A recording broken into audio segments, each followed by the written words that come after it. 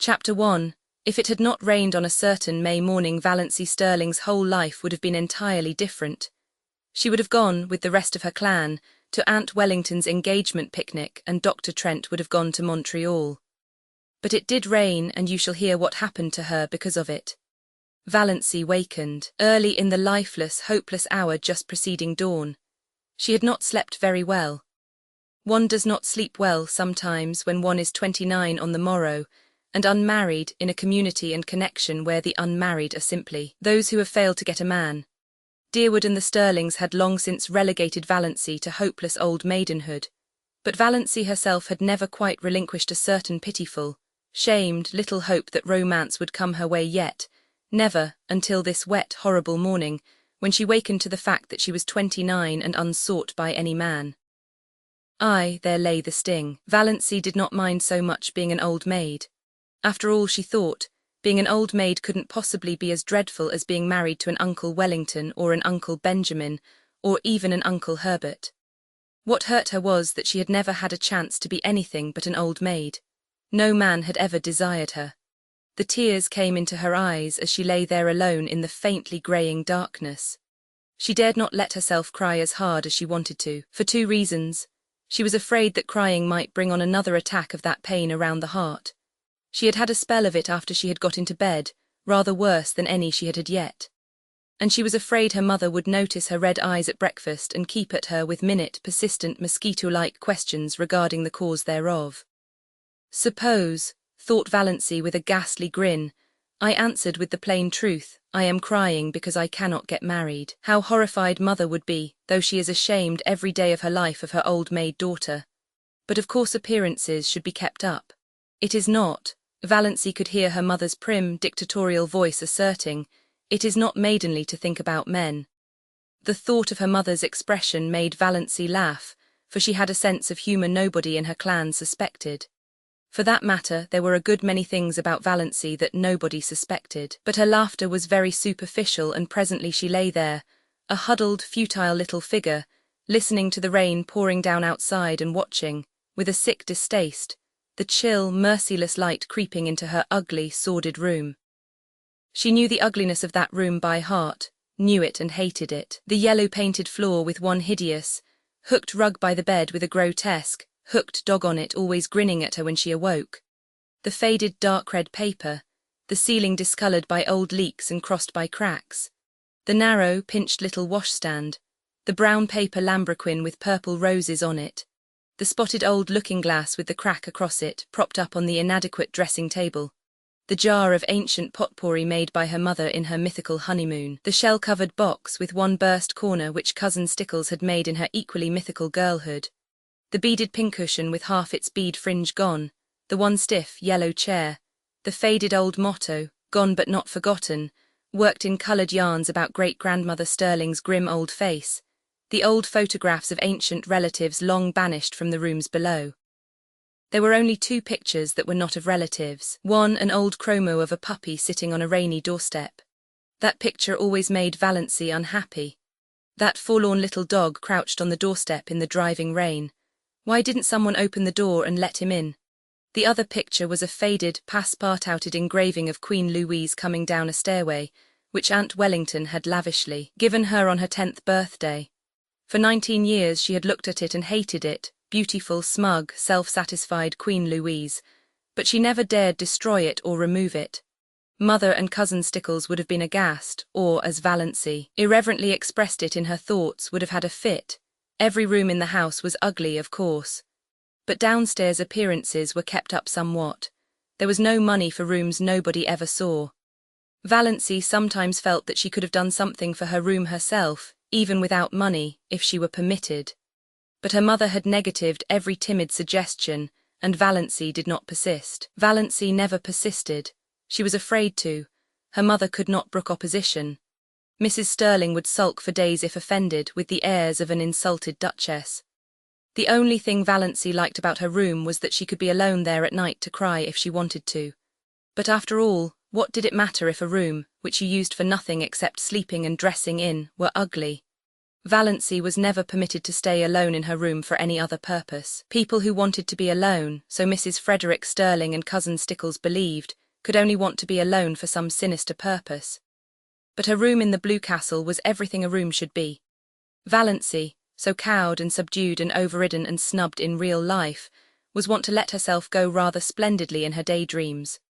Nobody in the Stirling clan, or its ramifications, suspected this, least of all her mother and Cousin Stickles. They never knew that Valancy had two homes, the ugly red brick box of a home on Elm Street and the Blue Castle in Spain.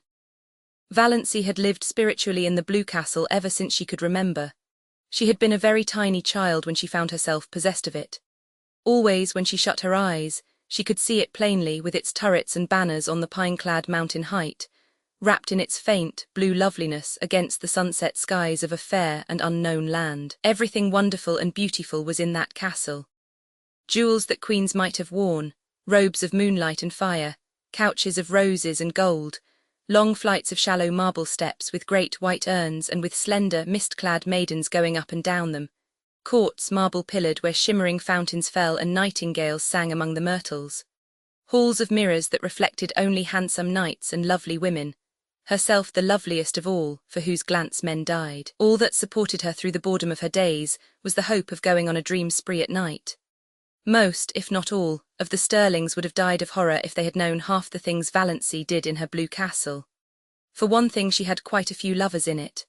Oh, only one at a time. One who wooed her with all the romantic ardour of the age of chivalry, and won her after long devotion and many deeds of daring-do, and was wedded to her with pomp and circumstance in the great banner-hung chapel of the Blue Castle. At 12, this lover was a fair lad with golden curls and heavenly blue eyes. At 15, he was tall and dark and pale, but still necessarily handsome. At 20, he was ascetic, dreamy, spiritual. At 25, he had a clean-cut jaw, slightly grim, and a face strong and rugged rather than handsome. Valancy never grew older than 25 in her Blue Castle, but recently, very recently, her hero had had reddish, tawny hair, a twisted smile and a mysterious past. I don't say Valancy deliberately murdered these lovers as she outgrew them. One simply faded away as another came. Things are very convenient in this respect in Blue Castles. But on this morning of her day of fate, Valancy could not find the key of her Blue Castle. Reality pressed on her too hardly, barking at her heels like a maddening little dog. She was 29, lonely, undesired, ill-favoured, the only homely girl in a handsome clan with no past and no future. As far as she could look back, life was drab and colourless, with not one single crimson or purple spot anywhere. As far as she could look forward, it seemed certain to be just the same until she was nothing but a solitary little withered leaf clinging to a wintry bough. The moment when a woman realises that she has nothing to live for, neither love, duty, purpose nor hope, holds for her the bitterness of death. And I just have to go on living because I can't stop. I may have to live 80 years, thought Valancy in a kind of panic. We're all horribly long-lived, it sickens me to think of it. She was glad it was raining, or rather, she was drearily satisfied that it was raining. There would be no picnic that day. This annual picnic, whereby Aunt and Uncle Wellington, one always thought of them in that succession, inevitably celebrated their engagement at a picnic 30 years before, had been, of late years, a veritable nightmare to Valancy. By an impish coincidence, it was the same day as her birthday, and after she had passed 25, nobody let her forget it. Much as she hated going to the picnic, it would never have occurred to her to rebel against it. There seemed to be nothing of the revolutionary in her nature, and she knew exactly what everyone would say to her at the picnic. Uncle Wellington, whom she disliked and despised even though he had fulfilled the highest Stirling aspiration, marrying money, would say to her in a pig's whisper, "Not thinking of getting married yet, my dear," and then go off into the bellow of laughter with which he invariably concluded his dull remarks. Aunt Wellington, of whom Valancy stood in abject awe, would tell her about Olive's new chiffon dress and Cecil's last devoted letter. Valancy would have to look as pleased and interested, as if the dress and letter had been hers, or else Aunt Wellington would be offended. And Valancy had long ago decided that she would rather offend God than Aunt Wellington, because God might forgive her, but Aunt Wellington never would. Aunt Alberta, enormously fat, with an amiable habit of always referring to her husband as he, as if he were the only male creature in the world, who could never forget that she had been a great beauty in her youth, would condole with Valancy on her sallow skin. "I don't know why all the girls of today are so sunburned. When I was a girl, my skin was roses and cream. I was counted the prettiest girl in Canada, my dear." Perhaps Uncle Herbert wouldn't say anything, or perhaps he would remark jocularly, "How fat you're getting, Doss." And then everybody would laugh over the excessively humorous idea of poor, scrawny little Doss getting fat. Handsome, solemn Uncle James, whom Valancy disliked but respected because he was reputed to be very clever, and was therefore the clan oracle, brains being none too plentiful in the Stirling connection, would probably remark with the owl-like sarcasm that had won him his reputation, "I suppose you're busy with your hope chest these days." And Uncle Benjamin would ask some of his abominable conundrums, between wheezy chuckles, and answer them himself. What is the difference between Doss and a mouse? The mouse wishes to harm the cheese and Doss wishes to charm the he's. Valancy had heard him ask that riddle 50 times, and every time she wanted to throw something at him. But she never did. In the first place, the Stirlings simply did not throw things.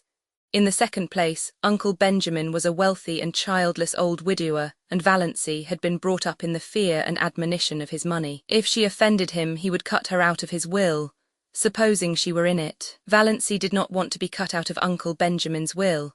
She had been poor all her life and knew the galling bitterness of it, so she endured his riddles and even smiled tortured little smiles over them. Aunt Isabel, downright and disagreeable as an east wind, would criticize her in some way. Valancy could not predict just how, for Aunt Isabel never repeated a criticism. She found something new with which to jab you every time. Aunt Isabel prided herself on saying what she thought, but didn't like it so well when other people said what they thought to her. Valancy never said what she thought. Cousin Georgiana, named after her great-great-grandmother, who had been named after George IV, would recount dolorously the names of all relatives and friends who had died since the last picnic and wonder, which of us will be the first to go next? Oppressively competent, Aunt Mildred would talk endlessly of her husband and her odious prodigies of babies to Valancy, because Valancy would be the only one she could find to put up with it. For the same reason, Cousin Gladys, really first Cousin Gladys once removed, according to the strict way in which the Stirlings tabulated relationship, a tall, thin lady who admitted she had a sensitive disposition, would describe minutely the tortures of her neuritis.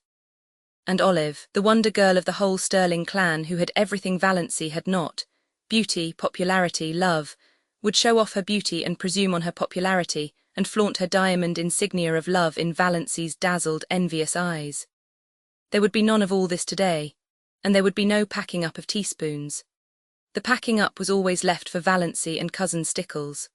And once, 6 years ago, a silver teaspoon from Aunt Wellington's wedding set had been lost. Valancy never heard the last of that silver teaspoon. Its ghost appeared Banquo-like at every subsequent family feast.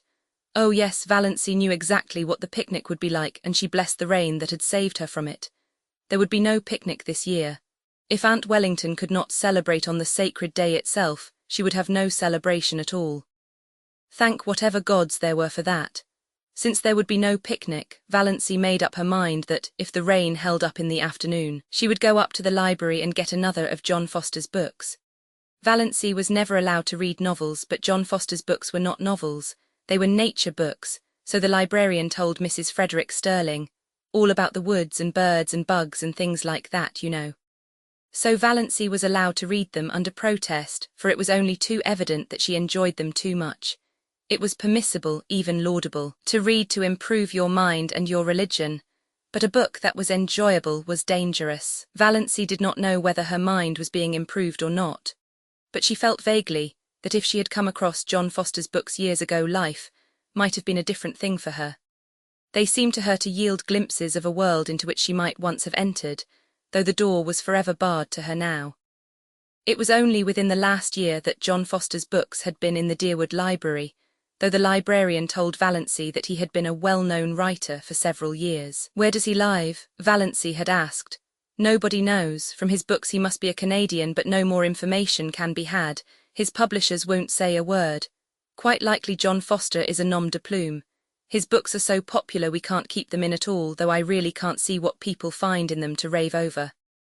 I think they are wonderful, said Valancy timidly. Oh, well, Miss Clarkson smiled in a patronizing fashion that relegated Valancy's opinions to limbo. "I can't say I care much for bugs myself. But certainly Foster seems to know all there is to know about them."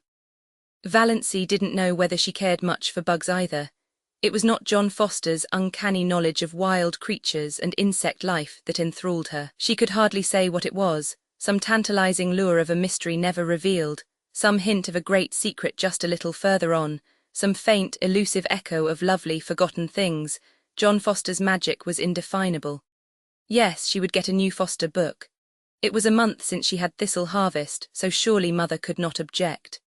Valancy had read it 4 times, she knew whole passages off by heart, and she almost thought she would go and see Dr. Trent about that queer pain around the heart. It had come rather often lately, and the palpitations were becoming annoying, not to speak of an occasional dizzy moment and a queer shortness of breath. But could she go to see him without telling anyone? It was a most daring thought. None of the Stirlings ever consulted a doctor without holding a family council and getting Uncle James' approval. Then they went to Dr. Ambrose Marsh of Port Lawrence, who had married second cousin Adelaide Stirling. But Valancy disliked Dr. Ambrose Marsh. And besides, she could not get to Port Lawrence, 15 miles away, without being taken there.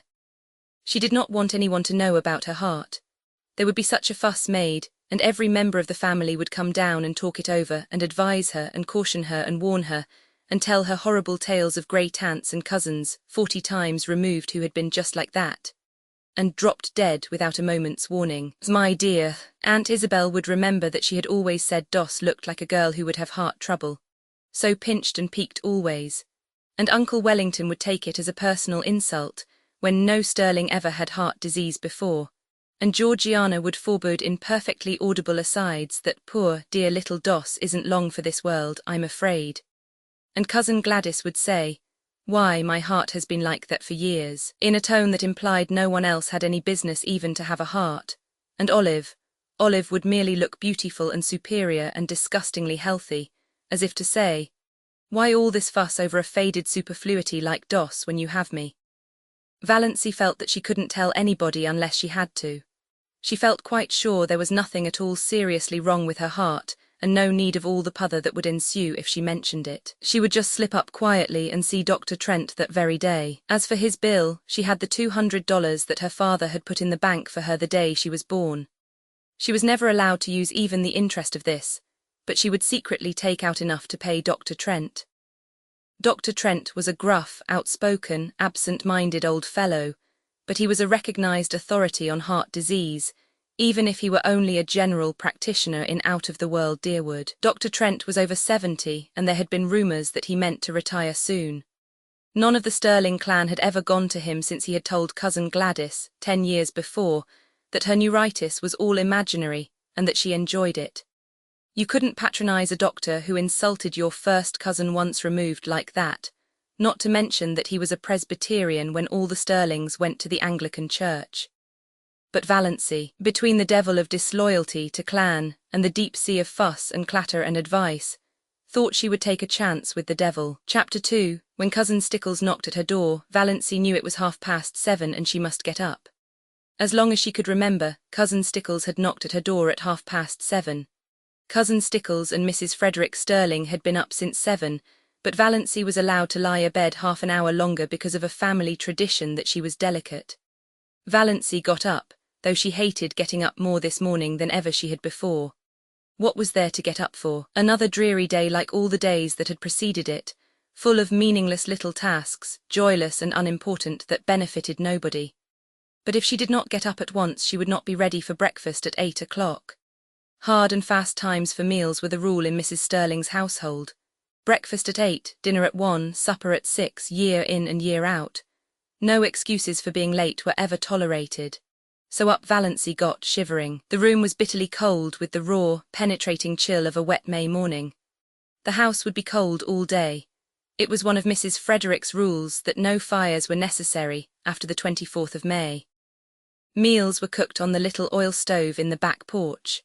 And though May might be icy and October frost-bitten, no fires were lighted until the 21st of October by the calendar. On the 21st of October, Mrs. Frederick began cooking over the kitchen range, and lighted a fire in the sitting-room stove in the evenings. It was whispered about in the connection that the late Frederick Stirling had caught the cold which resulted in his death during Valancy's first year of life, because Mrs. Frederick would not have a fire on the 20th of October. She lighted it the next day, but that was a day too late for Frederick Stirling. Valancy took off and hung up in the closet her nightdress of coarse, unbleached cotton, with high neck and long, tight sleeves. She put on undergarments of a similar nature, a dress of brown gingham, thick black stockings and rubber-heeled boots. Of late years she had fallen into the habit of doing her hair with the shade of the window by the looking-glass pulled down. The lines on her face did not show so plainly then, but this morning she jerked the shade to the very top and looked at herself in the leprous mirror with a passionate determination to see herself as the world saw her. The result was rather dreadful. Even a beauty would have found that harsh, unsoftened sidelight trying. Valancy saw straight black hair, short and thin, always lustreless despite the fact that she gave it 100 strokes of the brush, neither more nor less, every night of her life, and faithfully rubbed Redfern's hair vigour into the roots, more lustreless than ever in its morning roughness. Fine, straight black brows, a nose she had always felt was much too small even for her small, three-cornered white face. A small, pale mouth that always fell open a trifle over little, pointed white teeth, a figure thin and flat-breasted, rather below the average height. She had somehow escaped the family high cheekbones, and her dark brown eyes, too soft and shadowy to be black, had a slant that was almost oriental. Apart from her eyes she was neither pretty nor ugly, just insignificant-looking, she concluded bitterly. How plain the lines around her eyes and mouth were in that merciless light, and never had her narrow white face looked so narrow and so white. She did her hair in a pompadour. Pompadours had long gone out of fashion, but they had been in when Valancy first put her hair up, and Aunt Wellington had decided that she must always wear her hair so. It is the only way that becomes you.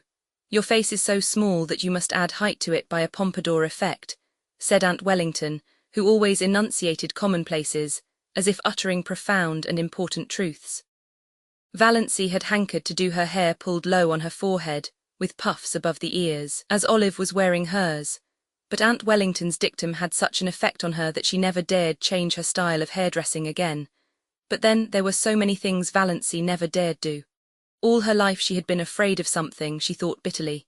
From the very dawn of recollection, when she had been so horribly afraid of the big black bear that lived, so Cousin Stickles told her, in the closet under the stairs. And I always will be, I know it, I can't help it. I don't know what it would be like not to be afraid of something. Afraid of her mother's sulky fits, afraid of offending Uncle Benjamin, afraid of becoming a target for Aunt Wellington's contempt, afraid of Aunt Isabel's biting comments, afraid of Uncle James' disapproval, afraid of offending the whole clan's opinions and prejudices, afraid of not keeping up appearances, afraid to say what she really thought of anything, afraid of poverty in her old age. Fear, fear, fear, she could never escape from it. It bound her and enmeshed her like a spider's web of steel. Only in her blue castle could she find temporary release, and this morning Valancy could not believe she had a blue castle. She would never be able to find it again. 29, unmarried, undesired, what had she to do with the fairy-like chatelane of the blue castle? She would cut such childish nonsense out of her life forever, and face reality unflinchingly. She turned from her unfriendly mirror and looked out. The ugliness of the view always struck her like a blow. The ragged fence, the tumble-down old carriage shop in the next lot, plastered with crude, violently coloured advertisements, the grimy railway station beyond, with the awful derelicts that were always hanging around it even at this early hour. In the pouring rain everything looked worse than usual, especially the beastly advertisement, "Keep that schoolgirl complexion." Valancy had kept her schoolgirl complexion. That was just the trouble. There was not a gleam of beauty anywhere, exactly like my life, thought Valancy drearily. Her brief bitterness had passed. She accepted facts as resignedly as she had always accepted them. She was one of the people whom life always passes by. There was no altering that fact. In this mood Valancy went down to breakfast. Chapter 3. Breakfast was always the same. Oatmeal porridge, which Valancy loathed, toast and tea, and 1 teaspoonful of marmalade. Mrs. Frederick thought 2 teaspoonfuls extravagant, but that did not matter to Valancy, who hated marmalade too. The chilly, gloomy little dining room was chillier and gloomier than usual. The rain streamed down outside the window. departed Stirlings in atrocious gilt frames, wider than the pictures, glowered down from the walls. And yet Cousin Stickles wished Valancy many happy returns of the day. "Sit up straight, Doss," was all her mother said. Valancy sat up straight. She talked to her mother and Cousin Stickles of the things they always talked of. She never wondered what would happen if she tried to talk of something else. She knew, therefore she never did it. Mrs. Frederick was offended with Providence for sending a rainy day when she wanted to go to a picnic, so she ate her breakfast in a sulky silence, for which Valancy was rather grateful. But Christine Stickles whined endlessly on as usual, complaining about everything: the weather, the leak in the pantry, the price of oatmeal and butter. Valancy felt at once she had buttered her toast too lavishly, the epidemic of mumps in Deerwood. "Doss will be sure to catch them," she foreboded. "Doss must not go where she is likely to catch mumps," said Mrs. Frederick shortly. Valancy had never had mumps, or whooping cough, or chicken pox, or measles, or anything. She should have had nothing but horrible colds every winter. Doss winter colds were a sort of tradition in the family. Nothing, it seemed, could prevent her from catching them. Mrs. Frederick and Cousin Stickles did their heroic best. One winter they kept Valancy housed up from November to May in the warm sitting-room. She was not even allowed to go to church, and Valancy took cold after cold and ended up with bronchitis in June. "None of my family were ever like that," said Mrs. Frederick, implying that it must be a Stirling tendency. "The Stirlings seldom take colds," said Cousin Stickles resentfully. She had been a Stirling. "I think," said Mrs. Frederick, "that if a person makes up her mind not to have colds, she will not have colds." So that was the trouble. It was all Valancy's own fault. But on this particular morning Valancy's unbearable grievance was that she was called Doss. She had endured it for 29 years, and all at once she felt she could not endure it any longer. Her full name was Valancy Jane. Valancy Jane was rather terrible, but she liked Valancy with its odd outland tang. It was always a wonder to Valancy that the Stirlings had allowed her to be so christened. She had been told that her maternal grandfather, old Amos Wansbarrow, had chosen the name for her. Her father had tacked on the Jane by way of civilizing it, and the whole connection got out of the difficulty by nicknaming her Doss. She never got Valancy from anyone but outsiders. "Mother," she said timidly, "would you mind calling me Valancy after this? Doss seems so I don't like it." Mrs. Frederick looked at her daughter in astonishment. She wore glasses with enormously strong lenses that gave her eyes a peculiarly disagreeable appearance. "What is the matter with Doss? It seems so childish," faltered Valancy. Oh, Mrs. Frederick had been a Wansbarrow, and the Wansbarrow smile was not an asset. "I see. Well, it should suit you then. You are childish enough in all conscience, my dear child." "I am 29, said the dear child desperately. "I wouldn't proclaim it from the housetops if I were you, dear," said Mrs. Frederick. 29, I had been married 9 years when I was 29. "I was married at 17, said Cousin Stickles proudly. Valancy looked at them furtively. Mrs. Frederick, except for those terrible glasses and the hooked nose that made her look more like a parrot than a parrot itself could look, was not ill-looking. At 20 she might have been quite pretty, but Cousin Stickles. And yet Christine Stickles had once been desirable in some man's eyes. Valancy felt that Cousin Stickles, with her broad, flat, wrinkled face, a mole right on the end of her dumpy nose, bristling hairs on her chin, wrinkled yellow neck, pale, protruding eyes, and thin, puckered mouth, had yet this advantage over her, this right to look down on her. And even yet Cousin Stickles was necessary to Mrs. Frederick. Valancy wondered pitifully what it would be like to be wanted by someone, needed by someone. No one in the whole world needed her or would miss anything from life if she dropped suddenly out of it. She was a disappointment to her mother. No one loved her. She had never so much as had a girl friend. "I haven't even a gift for friendship," she had once admitted to herself pitifully. "Doss, you haven't eaten your crusts," said Mrs. Frederick rebukingly. It rained all the forenoon without cessation. Valancy pieced a quilt. Valancy hated piecing quilts, and there was no need of it. The house was full of quilts. There were 3 big chests packed with quilts in the attic. Mrs. Frederick had begun storing away quilts when Valancy was 17, and she kept on storing them, though it did not seem likely that Valancy would ever need them. But Valancy must be at work, and fancy work materials were too expensive. Idleness was a cardinal sin in the Stirling household. When Valancy had been a child, she had been made to write down every night, in a small, hated black notebook, all the minutes she had spent in idleness that day. On Sundays, her mother made her tot them up and pray over them. On this particular forenoon of this day of destiny, Valancy spent only 10 minutes in idleness. At least, Mrs. Frederick and Cousin Stickles would have called it idleness. She went to her room to get a better thimble, and she opened Thistle Harvest guiltily at random. The woods are so human, wrote John Foster, that to know them one must live with them. An occasional saunter through them, keeping to the well-trodden paths, will never admit us to their intimacy. If we wish to be friends, we must seek them out and win them by frequent, reverent visits at all hours, by morning, by noon, and by night, and at all seasons, in spring, in summer, in autumn, in winter. Otherwise we can never really know them, and any pretense we may make to the contrary will never impose on them. They have their own effective way of keeping aliens at a distance and shutting their hearts to mere casual sightseers. It is of no use to seek the woods from any motive, except sheer love of them. They will find us out at once and hide all their sweet, old-world secrets from us. But if they know we come to them because we love them, they will be very kind to us, and give us such treasures of beauty and delight as are not bought or sold in any marketplace. For the woods, when they give at all, give unstintedly and hold nothing back from their true worshippers.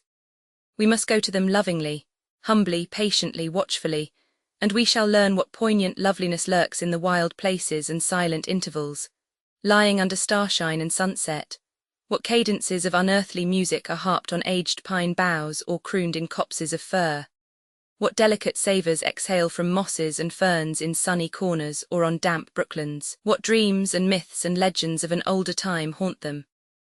Then the immortal heart of the woods will beat against ours, and its subtle life will steal into our veins and make us its own forever, so that no matter where we go or how widely we wander, we shall yet be drawn back to the forest to find our most enduring kinship. Doss called her mother from the hall below.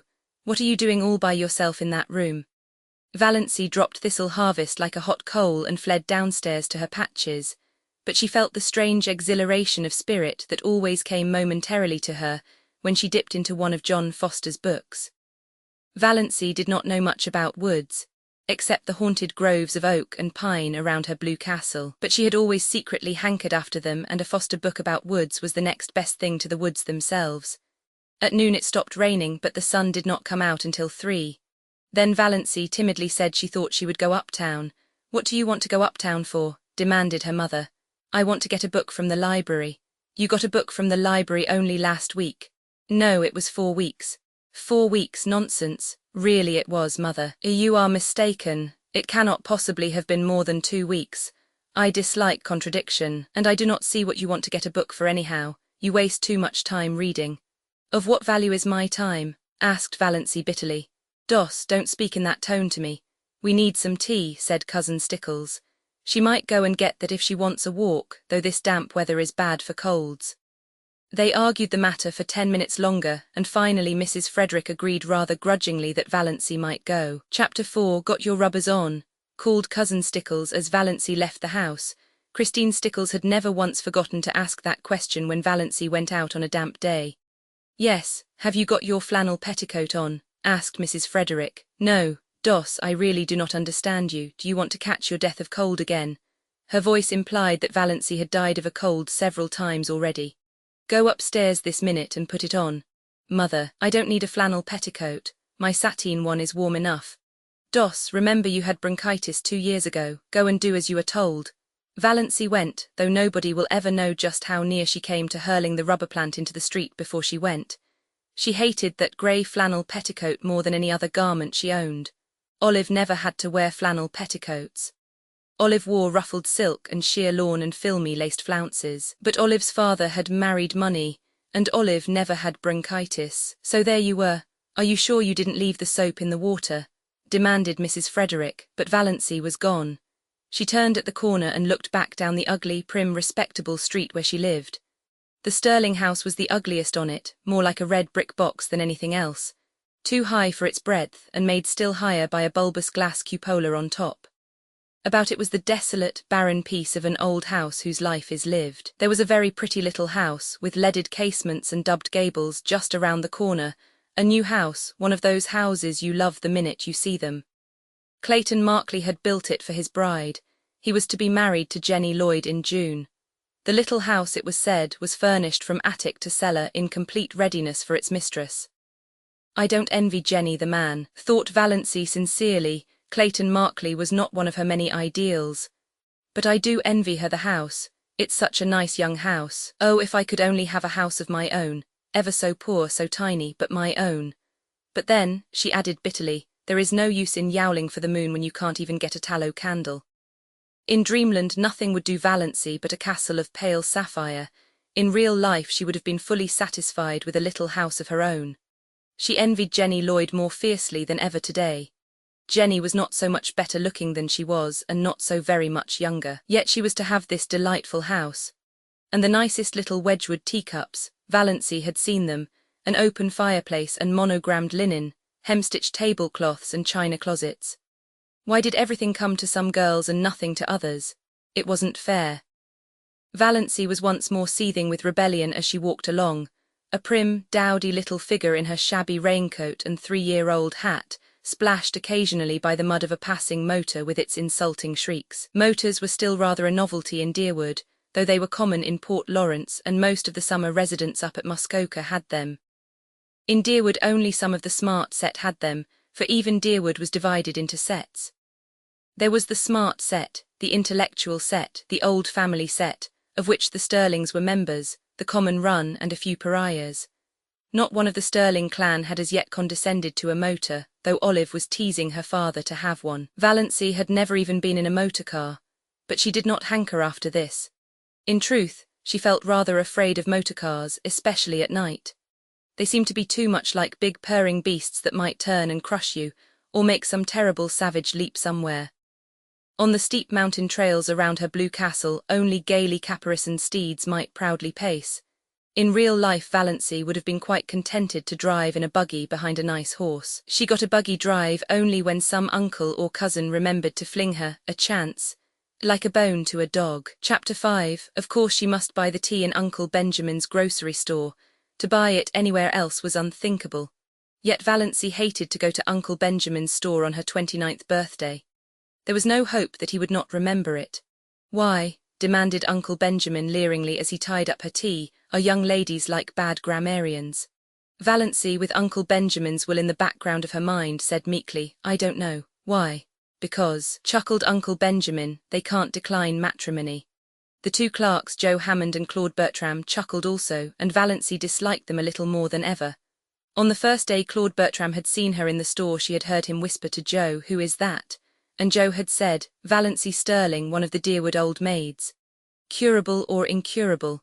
Claude had asked with a snicker, evidently thinking the question very clever. Valancy smarted anew with the sting of that old recollection. 29, Uncle Benjamin was saying. Dear me, Dos, you're dangerously near the second corner and not even thinking of getting married yet.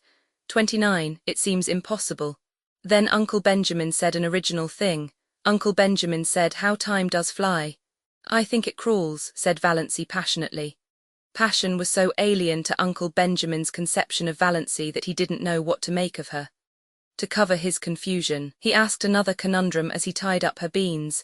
Cousin Stickles had remembered at the last moment that they must have beans. Beans were cheap and filling. What 2 ages are apt to prove illusory? Asked Uncle Benjamin, and not waiting for Valancy to give it up, he added, mere age and marriage.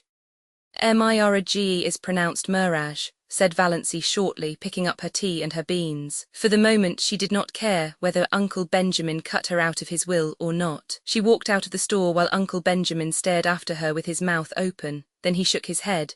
Poor Dos is taking it hard, he said. Valancy was sorry by the time she reached the next crossing. Why had she lost her patience like that? Uncle Benjamin would be annoyed and would likely tell her mother that Dos had been impertinent to me, and her mother would lecture her for a week. I've held my tongue for 20 years, thought Valancy. Why couldn't I have held it once more? Yes, it was just 20, Valancy reflected, since she had first been twitted with her loverless condition. She remembered the bitter moment perfectly. She was just 9 years old, and she was standing alone on the school playground, while the other little girls of her class were playing a game in which you must be chosen by a boy as his partner before you could play. Nobody had chosen Valancy. Little, pale, black-haired Valancy, with her prim, long-sleeved apron and odd, slanted eyes. "Oh," said a pretty little girl to her, "I'm so sorry for you, you haven't got a beau." Valancy had said defiantly, as she continued to say for 20 years, "I don't want a beau." But this afternoon Valancy once and for all stopped saying that. "I'm going to be honest with myself anyhow," she thought savagely. "Uncle Benjamin's riddles hurt me because they are true. I do want to be married, I want a house of my own, I want a husband of my own, I want sweet, little fat babies of my own." Valancy stopped suddenly, aghast at her own recklessness. She felt sure that Rev. Dr. Stirling, who passed her at this moment, read her thoughts and disapproved of them thoroughly. Valancy was afraid of Dr. Stirling, had been afraid of him ever since the Sunday, 23 years before, when he had first come to St. Albans. Valancy had been too late for Sunday school that day, and she had gone into the church timidly and sat in their pew. No one else was in the church, nobody except the new rector, Dr. Stirling. Dr. Stirling stood up in front of the choir door, beckoned to her, and said sternly, "Little boy, come up here." Valancy had stared around her. There was no little boy, there was no one in all the huge church but herself. This strange man with the blue glasses couldn't mean her, she was not a boy. "Little boy," repeated Dr. Stirling more sternly still, shaking his forefinger fiercely at her, "come up here at once." Valancy arose as if hypnotized and walked up the aisle. She was too terrified to do anything else. What dreadful thing was going to happen to her? What had happened to her? Had she actually turned into a boy? She came to a stop in front of Dr. Stirling. Dr. Stirling shook his forefinger, such a long, knuckly forefinger, at her and said, "Little boy, take off your hat." Valancy took off her hat. She had a scrawny little pigtail hanging down her back, but Dr. Stirling was short-sighted and did not perceive it. "Little boy, go back to your seat and always take off your hat in church. Remember?" Valancy went back to her seat carrying her hat like an automaton. Presently her mother came in. "Doss," said Mrs. Stirling, "what do you mean by taking off your hat? Put it on instantly." Valancy put it on instantly. She was cold with fear lest Dr. Stirling should immediately summon her up front again. She would have to go, of course. It never occurred to her that one could disobey the rector, and the church was full of people now. Oh, what would she do if that horrible, stabbing forefinger were shaken at her again before all those people? Valancy sat through the whole service in an agony of dread and was sick for a week afterwards. Nobody knew why. Mrs. Frederick again bemoaned herself of her delicate child. Dr. Stirling found out his mistake and laughed over it to Valancy, who did not laugh. She never got over her dread of Dr. Stirling. And now to be caught by him on the street corner thinking such things. Valancy got her John Foster book, Magic of Wings, his latest, all about birds, said Miss Clarkson. She had almost decided that she would go home instead of going to see Dr. Trent. Her courage had failed her. She was afraid of offending Uncle James, afraid of angering her mother, afraid of facing gruff, shaggy-browed old Dr. Trent, who would probably tell her, as he had told Cousin Gladys, that her trouble was entirely imaginary and that she only had it because she liked to have it. No, she would not go. She would get a bottle of Redfern's purple pills instead. Redfern's purple pills were the standard medicine of the Stirling clan. Had they not cured second cousin Geraldine when 5 doctors had given her up? Valancy always felt very sceptical concerning the virtues of the purple pills, but there might be something in them, and it was easier to take them than to face Dr. Trent alone. She would glance over the magazines in the reading room a few minutes and then go home. Valancy tried to read a story, but it made her furious. On every page was a picture of the heroine surrounded by adoring men, and here was she, Valancy Stirling, who could not get a solitary beau. Valancy slammed the magazine shut. She opened Magic of Wings. Her eyes fell on the paragraph that changed her life. "Fear is the original sin," wrote John Foster. "Almost all the evil in the world has its origin in the fact that someone is afraid of something. It is a cold, slimy serpent coiling about you. It is horrible to live with fear, and it is of all things degrading." Valancy shut Magic of Wings and stood up. She would go and see Dr. Trent. Chapter 6. The ordeal was not so dreadful after all. Dr. Trent was as gruff and abrupt as usual, but he did not tell her her ailment was imaginary. After he had listened to her symptoms and asked a few questions and made a quick examination, he sat for a moment looking at her quite intently. Valancy thought he looked as if he was sorry for her. She caught her breath for a moment. Was the trouble serious? Oh, it couldn't be. Surely it really hadn't bothered her much, only lately it had got a little worse. Dr. Trent opened his mouth, but before he could speak the telephone at his elbow rang sharply. He picked up the receiver. Valancy, watching him, saw his face change suddenly as he listened. Low, yes, yes, what? Yes, yes, a brief interval, my God. Dr. Trent dropped the receiver, dashed out of the room and upstairs without even a glance at Valancy. She heard him rushing madly about overhead, barking out a few remarks to somebody, presumably his housekeeper. Then he came tearing downstairs with a club bag in his hand, snatched his hat and coat from the rack, jerked open the street door and rushed down the street in the direction of the station. Valancy sat alone in the little office, feeling more absolutely foolish than she had ever felt before in her life. Foolish and humiliated. So this was all that had come of her heroic determination to live up to John Foster and cast fear aside. Not only was she a failure as a relative and non-existent as a sweetheart or friend, but she was not even of any importance as a patient. Dr. Trent had forgotten her very presence in his excitement over whatever message had come by the telephone. She had gained nothing by ignoring Uncle James and flying in the face of family tradition. For a moment she was afraid she was going to cry. It was all so ridiculous. Then she heard Dr. Trent's housekeeper coming down the stairs. Valancy rose and went to the office door. The doctor forgot all about me, she said with a twisted smile. Well, that's too bad, said Mrs. Patterson sympathetically. But it wasn't much wonder, poor man. That was a telegram they phoned over from the port. His son has been terribly injured in an auto accident in Montreal. The doctor had just 10 minutes to catch the train. I don't know what he'll do if anything happens to Ned. He's just bound up in the buoy. You'll have to come again, Miss Stirling. I hope it's nothing serious. Oh no, nothing serious, agreed Valancy. She felt a little less humiliated. It was no wonder poor Dr. Trent had forgotten her at such a moment. Nevertheless, she felt very flat and discouraged as she went down the street. Valancy went home by the shortcut of Lover's Lane. She did not often go through Lover's Lane, but it was getting near supper time and it would never do to be late. Lover's Lane wound back of the village, under great elms and maples, and deserved its name. It was hard to go there at any time and not find some canoodling couple, or young girls in pairs, arms intertwined, earnestly talking over their little secrets. Valancy didn't know which made her feel more self-conscious and uncomfortable. This evening she encountered both. She met Connie Hale and Kate Bailey, in new pink organdy dresses with flowers stuck coquettishly in their glossy, bare hair. Valancy had never had a pink dress or worn flowers in her hair. Then she passed a young couple she didn't know, dandering along, oblivious to everything but themselves. The young man's arm was around the girl's waist quite shamelessly. Valancy had never walked with a man's arm about her. She felt that she ought to be shocked. They might leave that sort of thing for the screening twilight at least. But she wasn't shocked. In another flash of desperate, stark honesty, she owned to herself that she was merely envious. When she passed them, she felt quite sure they were laughing at her, pitying her. There's that queer little old maid, Valancy Stirling. They say she never had a beau in her whole life. Valancy fairly ran to get out of Lover's Lane. Never had she felt so utterly colourless and skinny and insignificant. Just where Lover's Lane debouched on the street, an old car was parked. Valancy knew that car well, by sound at least, and everybody in Deerwood knew it. This was before the phrase Tin Lizzie had come into circulation, in Deerwood at least. But if it had been known, this car was the tinniest of Lizzies, though it was not a Ford but an old grey Slosson. Nothing more battered and disreputable could be imagined. It was Barney Snaith's car, and Barney himself was just scrambling up from under it, in overalls plastered with mud.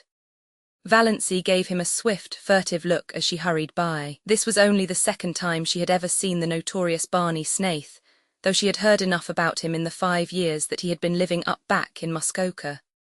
The first time had been nearly a year ago on the Muskoka Road. He had been crawling out from under his car then too, and he had given her a cheerful grin as she went by, a little whimsical grin that gave him the look of an amused gnome. He didn't look bad. She didn't believe he was bad, in spite of the wild yarns that were always being told of him.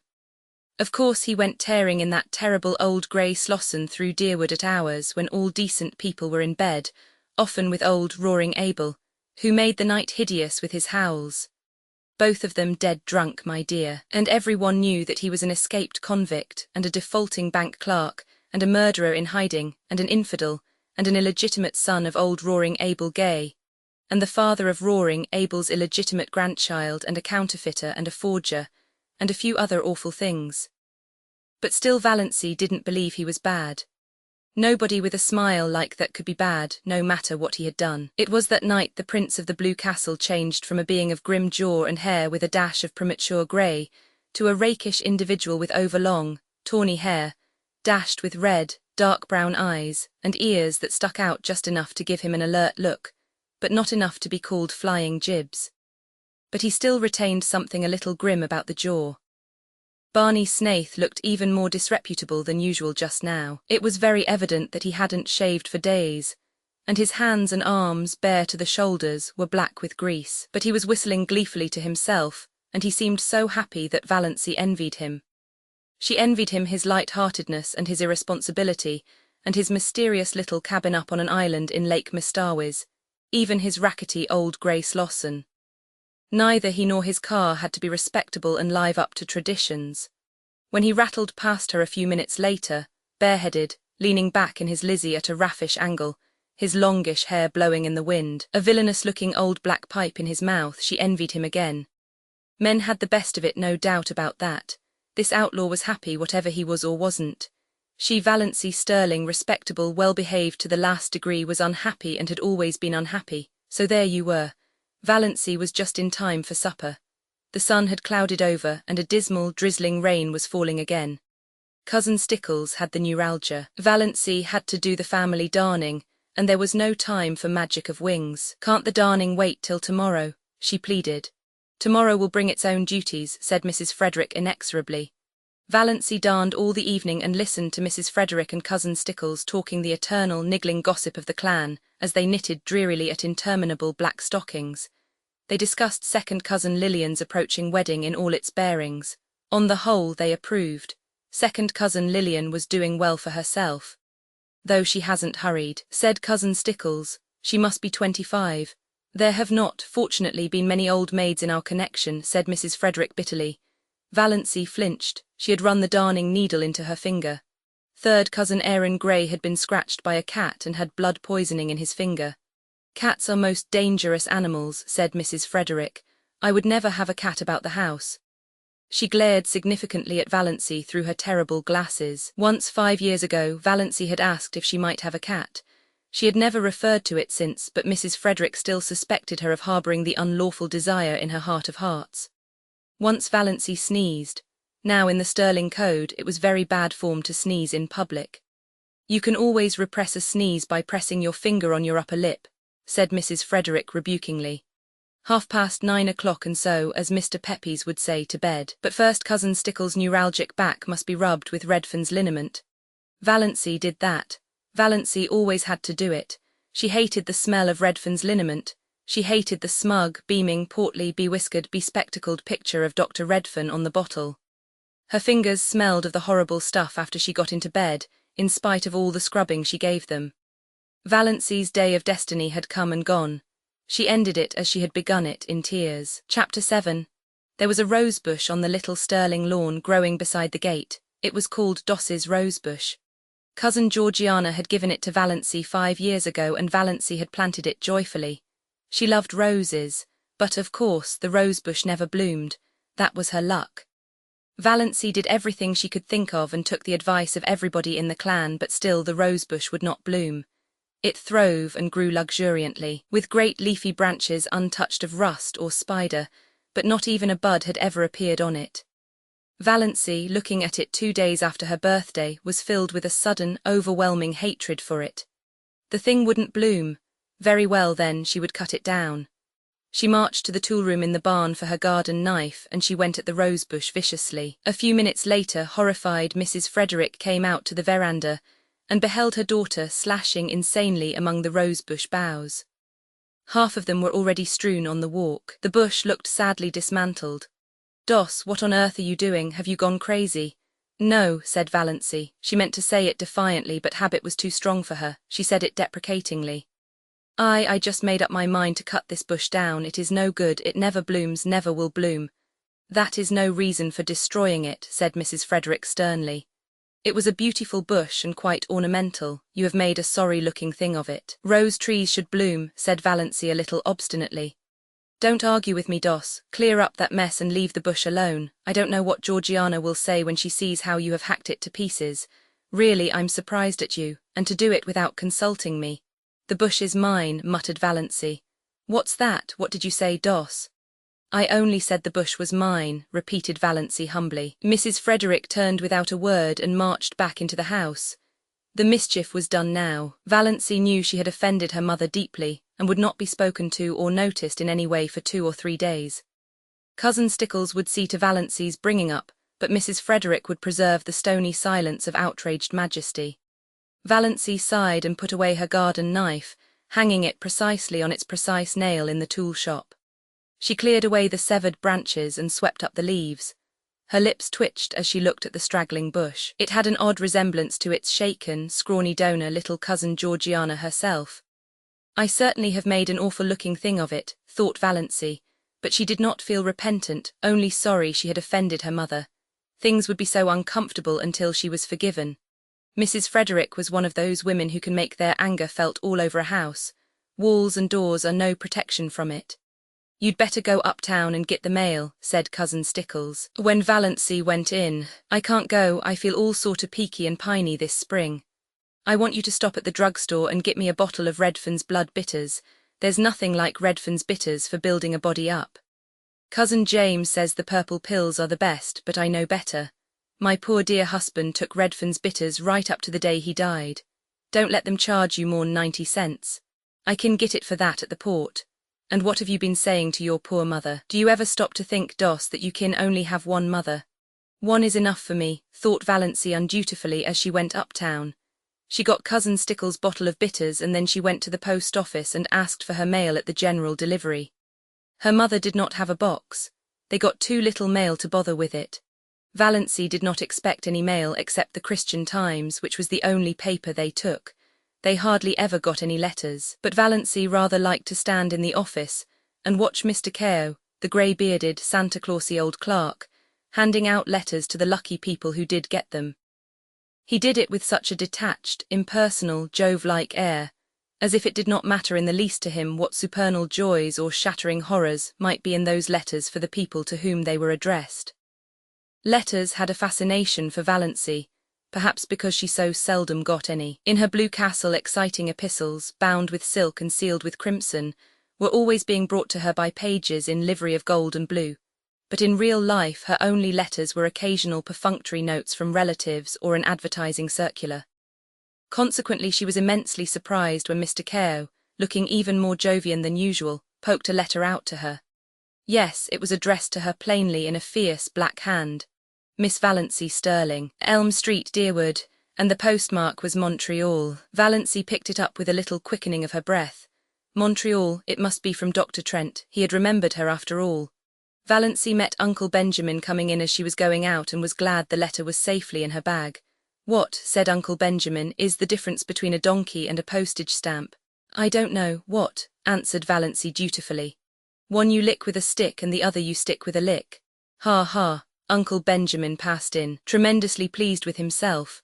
Cousin Stickles pounced on the Times when Valancy got home, but it did not occur to her to ask if there were any letters.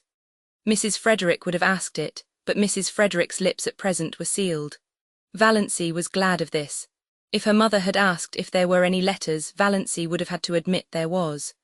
Then she would have had to let her mother and Cousin Stickles read the letter and all would be discovered. Her heart acted strangely on the way upstairs and she sat down by her window for a few minutes before opening her letter. She felt very guilty and deceitful. She had never before kept a letter secret from her mother. Every letter she had ever written or received had been read by Mrs. Frederick. That had never mattered. Valancy had never had anything to hide. But this did matter. She could not have anyone see this letter, but her fingers trembled with a consciousness of wickedness and unfilial conduct as she opened it, trembled a little too, perhaps with apprehension. She felt quite sure there was nothing seriously wrong with her heart, but one never knew. Dr. Trent's letter was like himself, blunt, abrupt, concise, wasting no words. Dr. Trent never beat about the bush. Dear Miss Stirling, and then a page of black, positive writing. Valancy seemed to read it at a glance. She dropped it on her lap. Her face ghost white. Dr. Trent told her that she had a very dangerous and fatal form of heart disease, angina pectoris, evidently complicated with an aneurysm, whatever that was, and in the last stages. He said without mincing matters that nothing could be done for her. If she took great care of herself she might live a year, but she might also die at any moment. Dr. Trent never troubled himself about euphemisms. She must be careful to avoid all excitement and all severe muscular efforts. She must eat and drink moderately, she must never run, she must go upstairs and uphill with great care. Any sudden jolt or shock might be fatal. She was to get the prescription he enclosed filled and carry it with her always, taking a dose whenever her attacks came on. And he was hers truly, H.B. Trent. Valancy sat for a long while by her window. Outside was a world drowned in the light of a spring afternoon, skies entrancingly blue, winds perfumed and free, lovely, soft, blue hazes at the end of every street. Over at the railway station a group of young girls was waiting for a train. She heard their gay laughter as they chattered and joked. The train roared in and roared out again. But none of these things had any reality. Nothing had any reality except the fact that she had only another year to live. When she was tired of sitting at the window, she went over and lay down on her bed, staring at the cracked, discoloured ceiling. The curious numbness that follows on a staggering blow possessed her. She did not feel anything except a boundless surprise and incredulity, behind which was the conviction that Dr. Trent knew his business, and that she, Valancy Stirling, who had never lived, was about to die. When the gong rang for supper, Valancy got up and went downstairs mechanically, from force of habit. She wondered that she had been let alone so long, but of course her mother would not pay any attention to her just now. Valancy was thankful for this. She thought the quarrel over the rosebush had been really, as Mrs. Frederick herself might have said, providential. She could not eat anything, but both Mrs. Frederick and Cousin Stickles thought this was because she was deservedly unhappy over her mother's attitude, and her lack of appetite was not commented on. Valancy forced herself to swallow a cup of tea, and then sat and watched the others eat, with an odd feeling that years had passed since she had sat with them at the dinner table. She found herself smiling inwardly to think what a commotion she could make if she chose. Let her merely tell them what was in Dr. Trent's letter, and there would be as much fuss made as if, Valancy thought bitterly, they really cared two straws about her. Dr. Trent's housekeeper got word from him today, said Cousin Stickles, so suddenly that Valancy jumped guiltily. Was there anything in thought waves? Mrs. Judd was talking to her uptown. They think his son will recover, but Dr. Trent wrote that if he did he was going to take him abroad as soon as he was able to travel and wouldn't be back here for a year at least. That will not matter much to us, said Mrs. Frederick majestically. He is not our doctor, I would not. Here she looked or seemed to look accusingly right through Valancy, have him to doctor a sick cat. May I go upstairs and lie down, said Valancy faintly. I have a headache. What has given you a headache? Asked Cousin Stickles, since Mrs. Frederick would not. The question had to be asked. Valancy could not be allowed to have headaches without interference. You ain't in the habit of having headaches, I hope you're not taking the mumps. Here, try a spoonful of vinegar. Piffle, said Valancy rudely, getting up from the table. She did not care just then if she were rude. She had had to be so polite all her life. If it had been possible for Cousin Stickles to turn pale she would have. As it was not, she turned yellower. Are you sure you ain't feverish, Doss? You sound like it. You go and get right into bed, said Cousin Stickles, thoroughly alarmed, and I'll come up and rub your forehead and the back of your neck with Redfern's liniment. Valancy had reached the door, but she turned. I won't be rubbed with Redfern's liniment, she said. Cousin Stickles stared and gasped. What do you mean? I said I wouldn't be rubbed with Redfern's liniment, repeated Valancy. Horrid, sticky stuff, and it has the vilest smell of any liniment I ever saw. It's no good, I want to be left alone, that's all. Valancy went out, leaving Cousin Stickles aghast. She's feverish, she must be feverish, ejaculated Cousin Stickles. Mrs. Frederick went on eating her supper. It did not matter whether Valancy was or was not feverish. Valancy had been guilty of impertinence to her. Chapter 8. Valancy did not sleep that night. She lay awake all through the long dark hours, thinking. She made a discovery that surprised her. She who had been afraid of almost everything in life was not afraid of death. It did not seem in the least terrible to her, and she need not now be afraid of anything else. Why had she been afraid of things? Because of life. Afraid of Uncle Benjamin because of the menace of poverty in old age. But now she would never be old, neglected, tolerated. Afraid of being an old maid all her life. But now she would not be an old maid very long. Afraid of offending her mother and her clan because she had to live with and among them and couldn't live peaceably if she didn't give in to them. But now she hadn't. Valancy felt a curious freedom.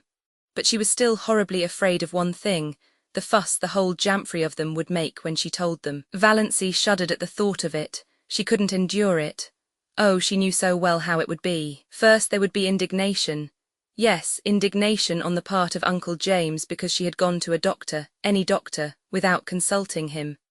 Indignation on the part of her mother for being so sly and deceitful, to your own mother, Doss. Indignation on the part of the whole clan because she had not gone to Dr. Marsh. Then would come the solicitude. She would be taken to Dr. Marsh, and when Dr. Marsh confirmed Dr. Trent's diagnosis, she would be taken to specialists in Toronto and Montreal. Uncle Benjamin would foot the bill with a splendid gesture of munificence, in thus assisting the widow and orphan, and talk forever after of the shocking fees specialists charged for looking wise and saying they couldn't do anything, and when the specialists could do nothing for her, Uncle James would insist on her taking purple pills. I've known them to effect a cure when all the doctors had given up, and her mother would insist on Redfern's blood bitters, and Cousin Stickles would insist on rubbing her over the heart every night with Redfern's liniment on the grounds that it might do good and couldn't do harm, and everybody else would have some pet dope for her to take. Dr. Stirling would come to her and say solemnly, "You are very ill, are you prepared for what may be before you?" Almost as if he were going to shake his forefinger at her, the forefinger that had not grown any shorter or less knobbly with age. And she would be watched and checked like a baby and never let do anything or go anywhere alone. Perhaps she would not even be allowed to sleep alone lest she die in her sleep. Cousin Stickles or her mother would insist on sharing her room and bed. Yes, undoubtedly they would. It was this last thought that really decided Valancy. She could not put up with it and she wouldn't. As the clock in the hall below struck 12, Valancy suddenly and definitely made up her mind that she would not tell anybody. She had always been told ever since she could remember that she must hide her feelings. It is not ladylike to have feelings, Cousin Stickles had once told her disapprovingly. Well, she would hide them with a vengeance, but though she was not afraid of death, she was not indifferent to it. She found that she resented it. It was not fair that she should have to die when she had never lived. Rebellion flamed up in her soul as the dark hours passed by, not because she had no future but because she had no past. I'm poor, I'm ugly, I'm a failure, and I'm near death, she thought. She could see her own obituary notice in the Deerwood Weekly Times, copied into the Port Lawrence Journal. A deep gloom was cast over Deerwood, etc., etc. Leaves a large circle of friends to mourn, etc., etc., etc. Lies, all lies. Gloom, forsooth, nobody would miss her. Her death would not matter a straw to anybody. Not even her mother loved her. Her mother who had been so disappointed that she was not a boy, or at least a pretty girl. Valancy reviewed her whole life between midnight and the early spring dawn. It was a very drab existence, but here and there an incident loomed out with a significance out of all proportion to its real importance. These incidents were all unpleasant in one way or another. Nothing really pleasant had ever happened to Valancy. I've never had one wholly happy hour in my life, not one, she thought. I've just been a colourless non-entity. I remember reading somewhere once that there is an hour in which a woman might be happy all her life if she could but find it. I've never found my hour, never, and I never will now. If I could only have had that hour, I'd be willing to die. Those significant incidents kept bobbing up in her mind like unbidden ghosts, without any sequence of time or place. For instance, that time when, at 16, she had blued a tubful of clothes too deeply. And the time when, at 8, she had stolen some raspberry jam from Aunt Wellington's pantry. Valancy never heard the last of those two misdemeanours. At almost every clan gathering they were raked up against her as jokes. Uncle Benjamin hardly ever missed retelling the raspberry jam incident. He had been the one to catch her, her face all stained and streaked. I have really done so few bad things that they have to keep harping on the old ones, thought Valancy. Why, I've never even had a quarrel with anyone. I haven't an enemy. What a spineless thing I must be not to have even one enemy. There was that incident of the dust pile at school when she was 7. Valancy always recalled it when Dr. Stirling referred to the text, "To him that hath shall be given, and from him that hath not shall be taken even that which he hath." Other people might puzzle over that text, but it never puzzled Valancy. The whole relationship between herself and Olive, dating from the day of the dust pile, was a commentary on it. She had been going to school a year, but Olive, who was a year younger, had just begun and had about her all the glamour of a new girl, and an exceedingly pretty girl at that. It was at recess, and all the girls, big and little, were out on the road in front of the school making dust piles. The aim of each girl was to have the biggest pile. Valancy was good at making dust piles, there was an art in it, and she had secret hopes of leading. But Olive, working off by herself, was suddenly discovered to have a larger dust pile than anybody. Valancy felt no jealousy. Her dust pile was quite big enough to please her. Then one of the older girls had an inspiration. "Let's put all our dust on Olive's pile and make a tremendous one," she exclaimed. A frenzy seemed to seize the girls. They swooped down on the dust piles with pails and shovels, and in a few seconds Olive's pile was a veritable pyramid. In vain Valancy, with scrawny, outstretched little arms, tried to protect hers. She was ruthlessly swept aside, her dust pile scooped up and poured on Olive's. Valancy turned away resolutely and began building another dust pile. Again a bigger girl pounced on it. Valancy stood before it, flushed, indignant, arms outspread. "Don't take it," she pleaded. "Please don't take it." "But why?" demanded the older girl. "Why won't you help to build Olive's bigger?" "I want my own little dust pile," said Valancy piteously. Her plea went unheeded. While she argued with one girl, another scraped up her dust pile. Valancy turned away, her heart swelling, her eyes full of tears. "Jealous, you're jealous," said the girls mockingly. "You were very selfish," said her mother coldly, when Valancy told her about it at night. That was the first and last time Valancy had ever taken any of her troubles to her mother. Valancy was neither jealous nor selfish. It was only that she wanted a dust pile of her own, small or big mattered not. A team of horses came down the street. Olive's dust pile was scattered over the roadway. The bell rang. The girls trooped into school and had forgotten the whole affair before they reached their seats. Valancy never forgot it. To this day she resented it in her secret soul. But was it not symbolical of her life? "I've never been able to have my own dust pile," thought Valancy. The enormous red moon she had seen rising right at the end of the street one autumn evening of her 6th year. She had been sick and cold with the awful, uncanny horror of it, so near to her, so big. She had run in trembling to her mother, and her mother had laughed at her. She had gone to bed and hidden her face under the clothes in terror lest she might look at the window and see that horrible moon glaring in at her through it. The boy who had tried to kiss her at a party when she was 15, she had not let him, she had evaded him and run. He was the only boy who had ever tried to kiss her. Now, 14 years later, Valancy found herself wishing that she had let him. The time she had been made to apologize to Olive for something she hadn't done. Olive had said that Valancy had pushed her into the mud and spoiled her new shoes on purpose. Valancy knew she hadn't. It had been an accident, and even that wasn't her fault, but nobody would believe her. She had to apologize and kiss Olive to make up. The injustice of it burned in her soul tonight. That summer when Olive had the most beautiful hat, trimmed with creamy yellow net, with a wreath of red roses and little ribbon bows under the chin. Valancy had wanted a hat like that more than she had ever wanted anything. She pleaded for one and had been laughed at. All summer she had to wear a horrid little brown sailor with elastic that cut behind her ears. None of the girls would go around with her because she was so shabby, nobody but Olive. People had thought Olive so sweet and unselfish. I was an excellent foil for her, thought Valancy. Even then she knew that. Valancy had tried to win a prize for attendance in Sunday school once, but Olive won it. There were so many Sundays Valancy had to stay home because she had colds.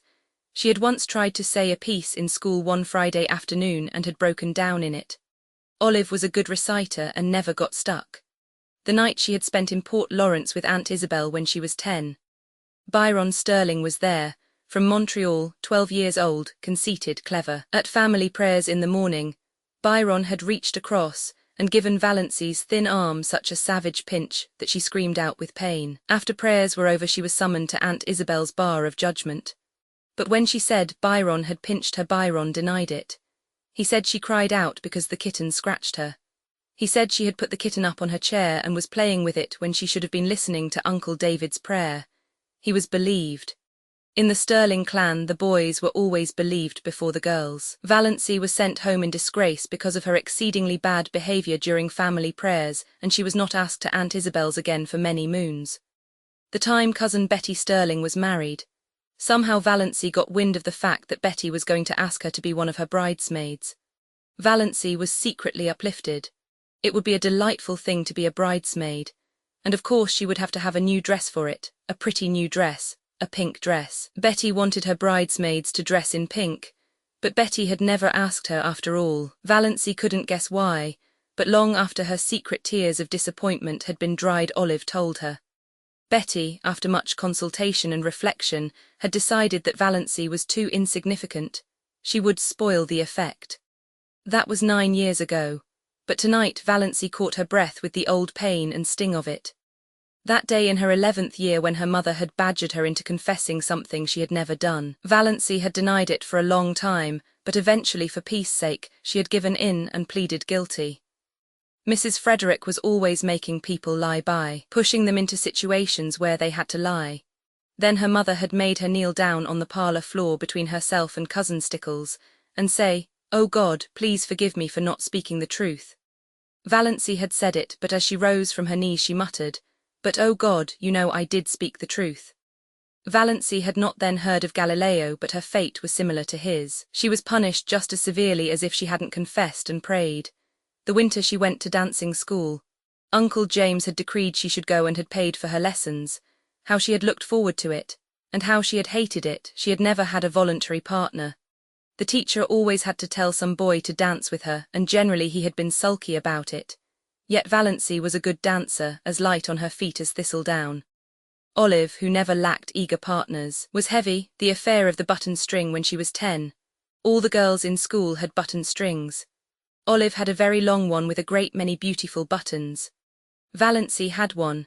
Most of the buttons on it were very commonplace, but she had 6 beauties that had come off Grandmother Stirling's wedding gown, sparkling buttons of gold and glass, much more beautiful than any Olive had. Their possession conferred a certain distinction on Valancy. She knew every little girl in school envied her the exclusive possession of those beautiful buttons. When Olive saw them on the button string she had looked at them narrowly but said nothing. Then, the next day Aunt Wellington had come to Elm Street and told Mrs. Frederick that she thought Olive should have some of those buttons. Grandmother Stirling was just as much Wellington's mother as Frederick's. Mrs. Frederick had agreed amiably. She could not afford to fall out with Aunt Wellington. Moreover, the matter was of no importance whatever. Aunt Wellington carried off 4 of the buttons, generously leaving 2 for Valancy. Valancy had torn these from her string and flung them on the floor. She had not yet learned that it was unladylike to have feelings, and had been sent surplus to bed for the exhibition. The night of Margaret Blunt's party. She had made such pathetic efforts to be pretty that night. Rob Walker was to be there, and 2 nights before, on the moonlit veranda of Uncle Herbert's cottage at Mistarwiz, Rob had really seemed attracted to her. At Margaret's party Rob never even asked her to dance, did not notice her at all. She was a wallflower as usual. That of course was years ago. People in Deerwood had long since given up inviting Valancy to dances. But to Valancy its humiliation and disappointment were of the other day. Her face burned in the darkness as she recalled herself, sitting there with her pitifully crimped, thin hair and the cheeks she had pinched for an hour before coming in an effort to make them red. All that came of it was a wild story that Valancy Stirling was rouged at Margaret Blunt's party. In those days in Deerwood that was enough to wreck your character forever. It did not wreck Valancy's or even damage it. People knew she couldn't be fast if she tried. They only laughed at her. "I've had nothing but a second-hand existence," decided Valancy. "All the great emotions of life have passed me by. I've never even had a grief, and have I ever really loved anybody? Do I really love Mother? No, I don't, that's the truth, whether it is disgraceful or not. I don't love her, I've never loved her. What's worse, I don't even like her, so I don't know anything about any kind of love. My life has been empty, empty. Nothing is worse than emptiness. Nothing." Valancy ejaculated the last "nothing" aloud passionately. Then she moaned and stopped thinking about anything for a while. One of her attacks of pain had come on. When it was over, something had happened to Valancy, perhaps the culmination of the process that had been going on in her mind ever since she had read Dr. Trent's letter. It was 3 o'clock in the morning, the wisest and most accursed hour of the clock, but sometimes it sets us free. "I've been trying to please other people all my life and failed," she said. "After this I shall please myself. I shall never pretend anything again. I've breathed an atmosphere of fibs and pretenses and evasions all my life. What a luxury it will be to tell the truth. I may not be able to do much that I want to do, but I won't do another thing that I don't want to do. Mother can pout for weeks, I shan't worry over it. Despair is a free man, hope is a slave." Valancy got up and dressed, with a deepening of that curious sense of freedom. When she had finished with her hair, she opened the window and hurled the jar of potpourri over into the next lot. It smashed gloriously against the schoolgirl complexion on the old carriage shop. "I'm sick of the fragrance of dead things," said Valancy. Chapter 9. Uncle Herbert and Aunt Alberta's silver wedding was delicately referred to among the Stirlings during the following weeks, as the time we first noticed poor Valancy was. A little, you understand. Not for worlds would any of the Stirlings have said out and out at first that Valancy had gone mildly insane, or even that her mind was slightly deranged. Uncle Benjamin was considered to have gone entirely too far when he had ejaculated, "She's dippy. I tell you, she's dippy," and was only excused because of the outrageousness of Valancy's conduct at the aforesaid wedding dinner. But Mrs. Frederick and Cousin Stickles had noticed a few things that made them uneasy before the dinner. It had begun with the rosebush, of course, and Valancy never was really quite right again. She did not seem to worry in the least over the fact that her mother was not speaking to her. You would never suppose she noticed it at all. She had flatly refused to take either purple pills or Redfern's bitters. She had announced coolly that she did not intend to answer to the name of Doss any longer. She had told Cousin Stickles that she wished she would give up wearing that brooch with Cousin Artemis Stickles' hair in it. She had moved her bed in her room to the opposite corner. She had read Magic of Wings Sunday afternoon. When Cousin Stickles had rebuked her, Valancy had said indifferently, "Oh, I forgot it was Sunday," and had gone on reading it. Cousin Stickles had seen a terrible thing. She had caught Valancy sliding down the banister. Cousin Stickles did not tell Mrs. Frederick this. Poor Amelia was worried enough as it was. But it was Valancy's announcement on Saturday night that she was not going to go to the Anglican church any more that broke through Mrs. Frederick's stony silence. "Not going to church any more? Doss, have you absolutely taken leave?" "Oh, I'm going to church," said Valancy airily. "I'm going to the Presbyterian church. But to the Anglican church I will not go." This was even worse. Mrs. Frederick had recourse to tears, having found outraged majesty had ceased to be effective. "What have you got against the Anglican church?" she sobbed. "Nothing, only just that you've always made me go there. If you'd made me go to the Presbyterian church, I'd want to go to the Anglican." "Is that a nice thing to say to your mother? Oh, how true it is that it is sharper than a serpent's tooth to have a thankless child. Is that a nice thing to say to your daughter?" said unrepentant Valancy. So Valancy's behaviour at the silver wedding was not quite the surprise to Mrs. Frederick and Christine Stickles that it was to the rest. They were doubtful about the wisdom of taking her, but concluded it would make talk if they didn't. Perhaps she would behave herself, and so for no outsider suspected there was anything queer about her. By a special mercy of Providence it had poured torrents Sunday morning, so Valancy had not carried out her hideous threat of going to the Presbyterian church. Valancy would not have cared in the least if they had left her at home. These family celebrations were all hopelessly dull, but the Stirlings always celebrated everything. It was a long-established custom. Even Mrs. Frederick gave a dinner party on her wedding anniversary, and Cousin Stickles had friends in to supper on her birthday. Valancy hated these entertainments because they had to pinch and save and contrive for weeks afterwards to pay for them. But she wanted to go to the silver wedding. It would hurt Uncle Herbert's feelings if she stayed away, and she rather liked Uncle Herbert. Besides, she wanted to look over all her relatives from her new angle. It would be an excellent place to make public her declaration of independence if occasion offered. "Put on your brown silk dress," said Mrs. Stirling, as if there were anything else to put on. Valancy had only the one festive dress, that snuffy brown silk Aunt Isabel had given her. Aunt Isabel had decreed that Valancy should never wear colours, they did not become her. When she was young they allowed her to wear white, but that had been tacitly dropped for some years. Valancy put on the brown silk. It had a high collar and long sleeves.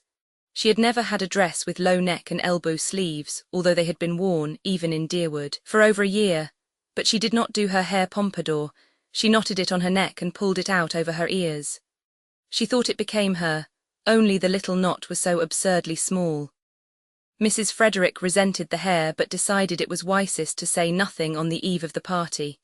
It was so important that Valancy should be kept in good humour, if possible, until it was over. Mrs. Frederick did not reflect that this was the first time in her life that she had thought it necessary to consider Valancy's humours. But then Valancy had never been queer before. On their way to Uncle Herbert's, Mrs. Frederick and Cousin Stickles walking in front, Valancy trotting meekly along behind. Roaring Abel drove past them. Drunk as usual, but not in the roaring stage. Just drunk enough to be excessively polite. He raised his disreputable old tartan cap with the air of a monarch saluting his subjects and swept them a grand bow. Mrs. Frederick and Cousin Stickles dared not cut Roaring Abel altogether. He was the only person in Deerwood who could be got to do odd jobs of carpentering and repairing when they needed to be done, so it would not do to offend him. But they responded with only the stiffest, slightest of bows. Roaring Abel must be kept in his place. Valancy, behind them, did a thing they were fortunately spared seeing. She smiled gaily and waved her hand to Roaring Abel. Why not? She had always liked the old sinner. He was such a jolly, picturesque, unashamed reprobate, and stood out against the drab respectability of Deerwood, and its customs like a flame-red flag of revolt and protest.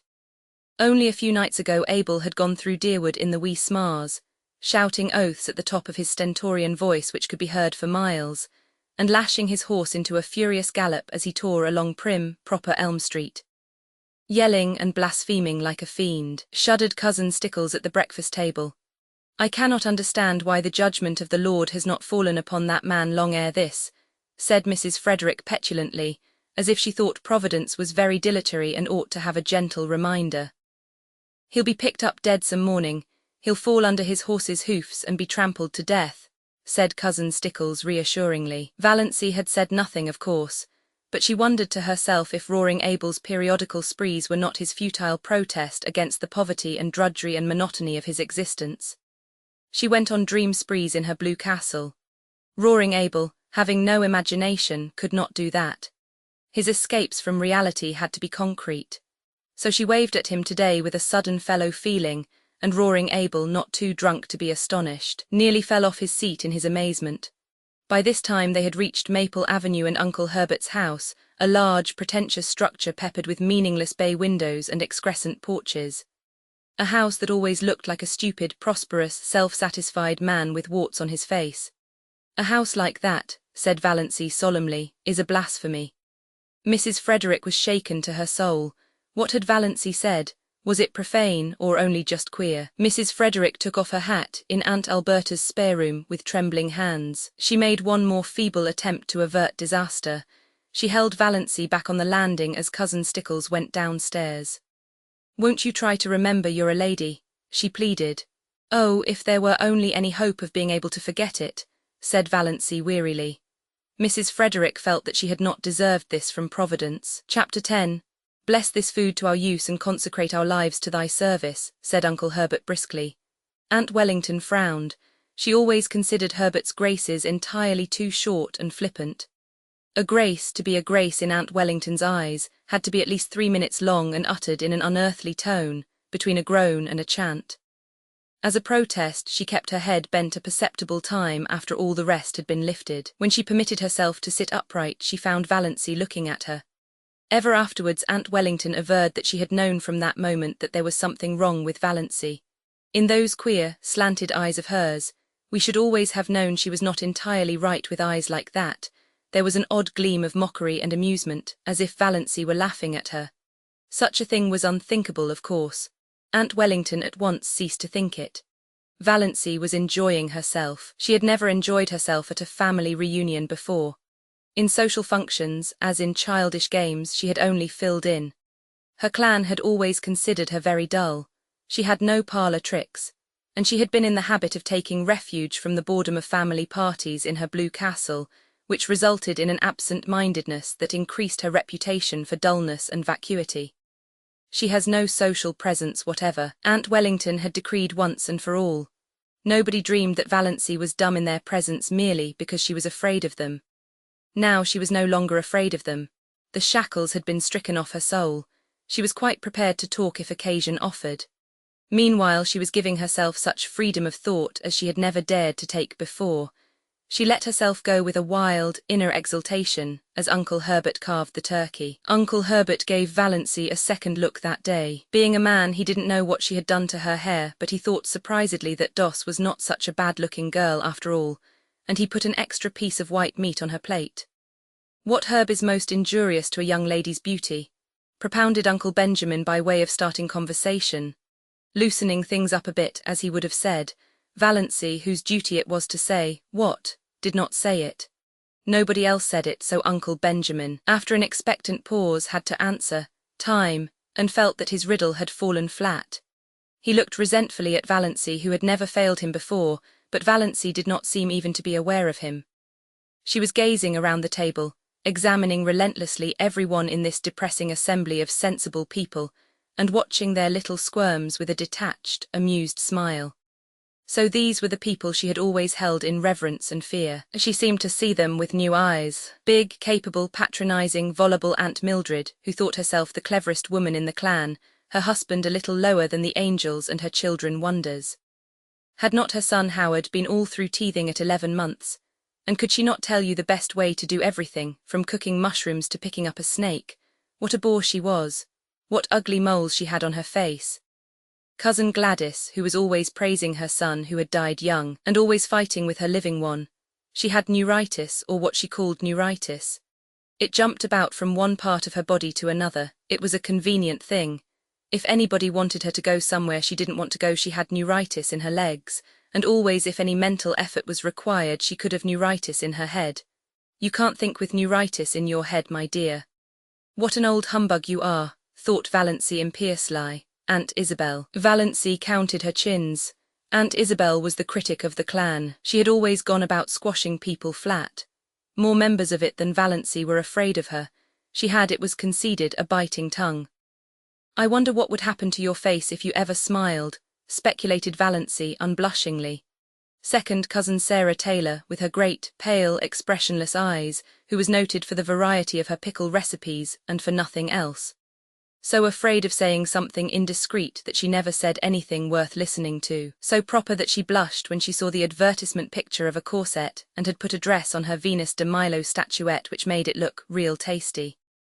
Little cousin Georgiana, not such a bad little soul, but dreary, very, always looking as if she had just been starched and ironed, always afraid to let herself go. The only thing she really enjoyed was a funeral. You knew where you were with a corpse, nothing more could happen to it. But while there was life there was fear. Uncle James, handsome, black with his sarcastic, trap-like mouth and iron-grey sideburns, whose favourite amusement was to write controversial letters to the Christian Times, attacking modernism.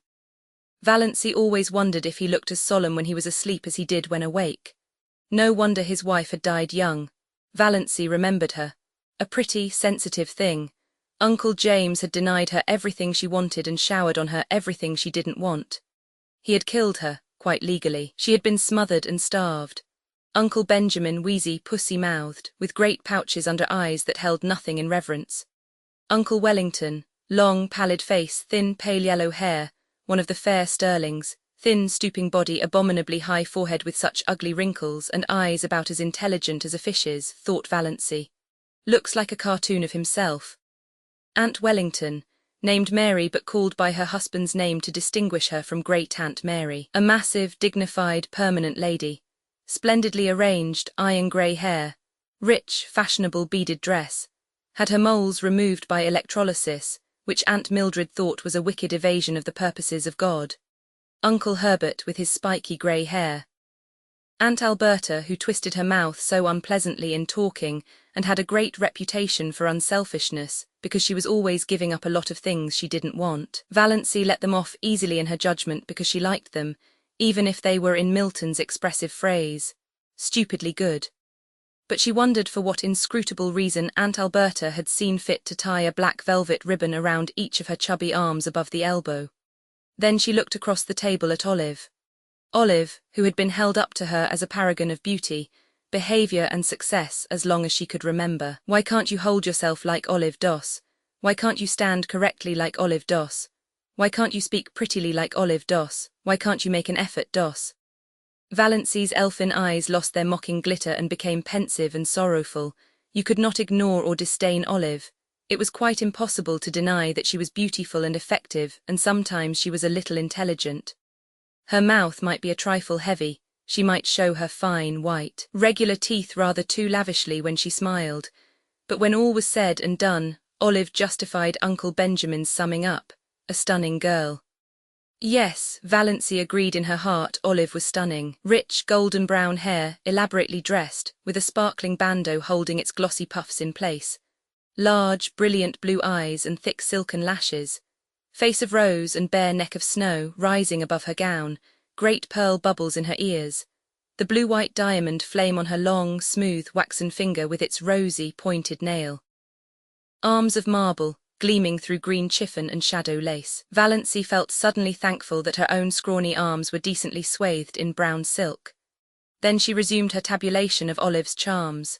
Tall, queenly, confident, everything that Valancy was not. Dimples, too, in cheeks and chin. A woman with dimples always gets her own way, thought Valancy, in a recurring spasm of bitterness at the fate which had denied her even one dimple. Olive was only a year younger than Valancy, though a stranger would have thought that there was at least 10 years between them. But nobody ever dreaded old maidenhood for her. Olive had been surrounded by a crowd of eager beaux since her early teens, just as her mirror was always surrounded by a fringe of cards, photographs, programs, and invitations. At 18, when she had graduated from Havergal College, Olive had been engaged to Will Desmond, lawyer in embryo. Will Desmond had died and Olive had mourned for him properly for 2 years. When she was 23, she had a hectic affair with Donald Jackson, but Aunt and Uncle Wellington disapproved of that, and in the end Olive dutifully gave him up. Nobody in the Stirling clan, whatever outsiders might say, hinted that she did so because Donald himself was cooling off. However that might be, Olive's third venture met with everybody's approval. Cecil Price was clever and handsome, and one of the Port Lawrence Prices. Olive had been engaged to him for 3 years. He had just graduated in civil engineering, and they were to be married as soon as he landed a contract. Olive's hope chest was full to overflowing with exquisite things, and Olive had already confided to Valancy what her wedding dress was to be. Ivory silk draped with lace white satin quatrain, lined with pale green georgette, heirloom veil of Brussels lace. Valancy knew also, though Olive had not told her, that the bridesmaids were selected and that she was not among them. Valancy had, after a fashion, always been Olive's confidante, perhaps because she was the only girl in the connection who could not bore Olive with return confidences. Olive always told Valancy all the details of her love affairs, from the days when the little boys in school used to persecute her with love letters. Valancy could not comfort herself by thinking these affairs mythical. Olive really had them. Many men had gone mad over her besides the 3 fortunate ones. I don't know what the poor idiots see in me that drives them to make such double idiots of themselves, Olive was wont to say. Valancy would have liked to say, I don't either, but truth and diplomacy both restrained her. She did know perfectly well. Olive Stirling was one of the girls about whom men do go mad just as indubitably as she, Valancy, was one of the girls at whom no man ever looked twice. And yet, thought Valancy, summing her up with a new and merciless conclusiveness, she's like a dewless morning. There's something lacking. Chapter 11. Meanwhile the dinner in its earlier stages was dragging its slow length along true to Stirling form. The room was chilly in spite of the calendar, and Aunt Alberta had the gas logs lighted. Everybody in the clan envied her those gas logs except Valancy. Glorious open fires blazed in every room of her blue castle when autumnal nights were cool, but she would have frozen to death in it before she would have committed the sacrilege of a gas log. Uncle Herbert made his hardy perennial joke when he helped Aunt Wellington to the cold meat. Mary, will you have a little lamb? Aunt Mildred told the same old story of once finding a lost ring in a turkey's crop. Uncle Benjamin told his favourite prosy tale of how he had once chased and punished a now famous man for stealing apples. Second cousin Jane described all her sufferings with an ulcerating tooth. Aunt Wellington admired the pattern of Aunt Alberta's silver teaspoons, and lamented the fact that one of her own had been lost. It spoiled the set, I could never get it matched, and it was my wedding present from dear old Aunt Matilda. Aunt Isabel thought the seasons were changing and couldn't imagine what had become of our good, old-fashioned springs. Cousin Georgiana as usual discussed the last funeral and wondered, audibly, which of us will be the next to pass away. Cousin Georgiana could never say anything as blunt as die. Valancy thought she could tell her but didn't. Cousin Gladys, likewise as usual, had a grievance. Her visiting nephews had nipped all the buds off her houseplants and chivied her brood of fancy chickens, squeezed some of them actually to death, my dear. Boys will be boys, reminded Uncle Herbert tolerantly. But they needn't be rampageous animals, retorted Cousin Gladys, looking round the table for appreciation of her wit. Everybody smiled except Valancy. Cousin Gladys remembered that. A few minutes later, when Ellen Hamilton was being discussed, Cousin Gladys spoke of her as one of those shy, plain girls who can't get husbands, and glanced significantly at Valancy. Uncle James thought the conversation was sagging to a rather low plane of personal gossip. He tried to elevate it by starting an abstract discussion on the greatest happiness. Everybody was asked to state his or her idea of the greatest happiness. Aunt Mildred thought the greatest happiness, for a woman, was to be a loving and beloved wife and mother. Aunt Wellington thought it would be to travel in Europe. Olive thought it would be to be a great singer like Tetrazzini. Cousin Gladys remarked mournfully that her greatest happiness would be to be free, absolutely free, from neuritis. Cousin Georgiana's greatest happiness would be to have her dear, dead brother Richard back, and Alberta remarked vaguely that the greatest happiness was to be found in the poetry of life, and hastily gave some directions to her maid to prevent anyone asking her what she meant. Mrs. Frederick said the greatest happiness was to spend your life in loving service for others, and Cousin Stickles and Aunt Isabel agreed with her.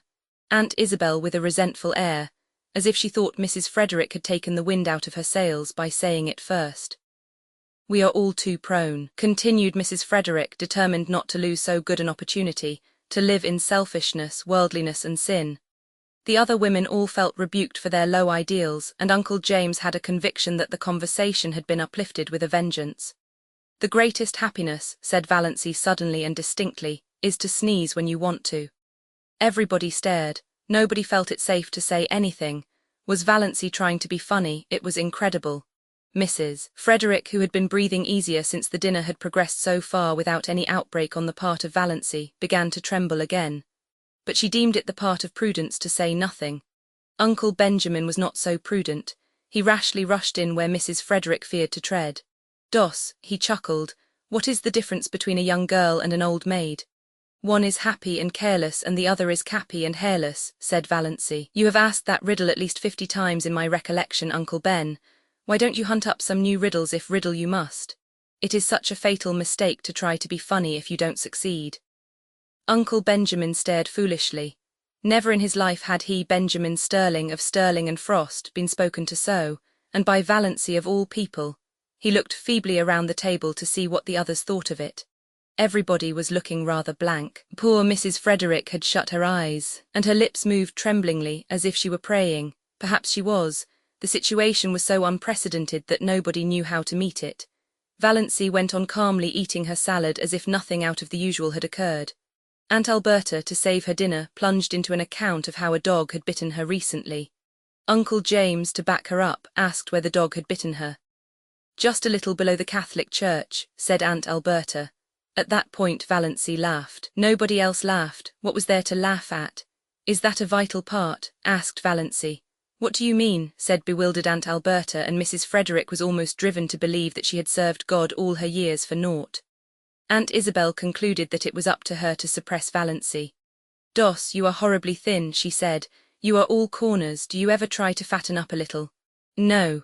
Valancy was not asking quarter or giving it. "But I can tell you where you'll find a beauty parlour in Port Lawrence where they can reduce the number of your chins." "Valancy," the protest was wrung from Mrs. Frederick. She meant her tone to be stately and majestic as usual, but it sounded more like an imploring whine, and she did not say "Doss." "She's feverish," said Cousin Stickles to Uncle Benjamin in an agonized whisper. "We've thought she seemed feverish for several days." "She's gone dippy, in my opinion," growled Uncle Benjamin. "If not, she ought to be spanked." "Yes, spanked." "You can't spank her." Cousin Stickles was much agitated. "She's 29 years old. So there is that advantage at least in being 29, said Valancy, whose ears had caught this aside. "Doss," said Uncle Benjamin, "when I am dead you may say what you please. As long as I am alive I demand to be treated with respect." "Oh, but you know we're all dead," said Valancy. "The whole Stirling clan. Some of us are buried and some aren't, yet. That is the only difference." "Doss," said Uncle Benjamin, thinking it might cow Valancy, "do you remember the time you stole the raspberry jam?" Valancy flushed scarlet, with suppressed laughter, not shame. She had been sure Uncle Benjamin would drag that jam in somehow. "Of course I do," she said. "It was good jam. I've always been sorry I hadn't time to eat more of it before you found me." Oh, look at Aunt Isabel's profile on the wall. Did you ever see anything so funny? Everybody looked, including Aunt Isabel herself, which of course destroyed it. But Uncle Herbert said kindly, I wouldn't eat any more if I were you, Doss. It isn't that I grudge it, but don't you think it would be better for yourself? Your stomach seems a little out of order. Don't worry about my stomach, old dear, said Valancy. It is all right, I'm going to keep right on eating. It's so seldom I get the chance of a satisfying meal. It was the first time anyone had been called old dear in Deerwood. The Stirlings thought Valancy had invented the phrase, and they were afraid of her from that moment. There was something so uncanny about such an expression. But in poor Mrs. Frederick's opinion, the reference to a satisfying meal was the worst thing Valancy had said yet. Valancy had always been a disappointment to her. Now she was a disgrace. She thought she would have to get up and go away from the table. Yet she dared not leave Valancy there. Aunt Alberta's maid came in to remove the salad plates and bring in the dessert. It was a welcome diversion. Everybody brightened up with a determination to ignore Valancy and talk as if she wasn't there. Uncle Wellington mentioned Barney Snaith. Eventually somebody did mention Barney Snaith at every Stirling function, Valancy reflected. Whatever he was an individual that could not be ignored. She resigned herself to listen.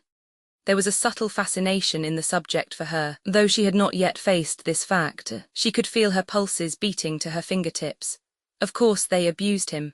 Nobody ever had a good word to say of Barney Snaith. All the old, wild tales were canvassed. The defaulting cashier, counterfeiter, infidel, murderer in hiding legends were thrashed out. Uncle Wellington was very indignant that such a creature should be allowed to exist at all in the neighbourhood of Deerwood. He didn't know what the police at Port Lawrence were thinking of. Everybody would be murdered in their beds some night. It was a shame that he should be allowed to be at large after all that he had done. What has he done? Asked Valancy suddenly. Uncle Wellington stared at her, forgetting that she was to be ignored. Done, he's done everything. What has he done? Repeated Valancy inexorably. What do you know that he has done? You're always running him down, and what has ever been proved against him? I don't argue with women, said Uncle Wellington. And I don't need proof. When a man hides himself up there on an island in Muskoka, year in and year out, and nobody can find out where he came from or how he lives or what he does there, that's proof enough. Find a mystery and you find a crime. The very idea of a man named Snaith, said second cousin Sarah. Why, the name itself is enough to condemn him. I wouldn't like to meet him in a dark lane, shivered cousin Georgiana. What do you suppose he would do to you? Asked Valancy. Murder me, said cousin Georgiana solemnly. Just for the fun of it, suggested Valancy.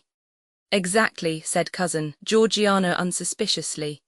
When there is so much smoke there must be some fire. I was afraid he was a criminal when he came here first. I felt he had something to hide. I am not often mistaken in my intuitions. Criminal, of course he's a criminal, said Uncle Wellington. Nobody doubts it, glaring at Valancy. Why, they say he served a term in the penitentiary for embezzlement. I don't doubt it. And they say he's in with that gang that are perpetrating all those bank robberies round the country. Who say? Asked Valancy. Uncle Wellington knotted his ugly forehead at her. What had got into this confounded girl anyway? He ignored the question. He has the identical look of a jailbird, snapped Uncle Benjamin. I noticed it the first time I saw him. A fellow by the hand of nature, marked, quoted and signed to do a deed of shame, declaimed Uncle James. He looked enormously pleased over managing to work that quotation in at last. He had been waiting all his life for the chance. One of his eyebrows is an arch and the other is a triangle, said Valancy. Is that why you think him so villainous? Uncle James lifted his eyebrows. Generally, when Uncle James lifted his eyebrows, the world came to an end. This time it continued to function. How do you know his eyebrows so well, Doss? Asked Olive, a trifle maliciously. Such a remark would have covered Valancy with confusion 2 weeks ago, and Olive knew it. Yes, how? Demanded Aunt Wellington. I've seen him twice and I looked at him closely, said Valancy composedly. I thought his face the most interesting one I ever saw. There is no doubt there is something fishy in the creature's past life, said Olive, who began to think she was decidedly out of the conversation, which had centred so amazingly around Valancy. But he can hardly be guilty of everything he's accused of, you know.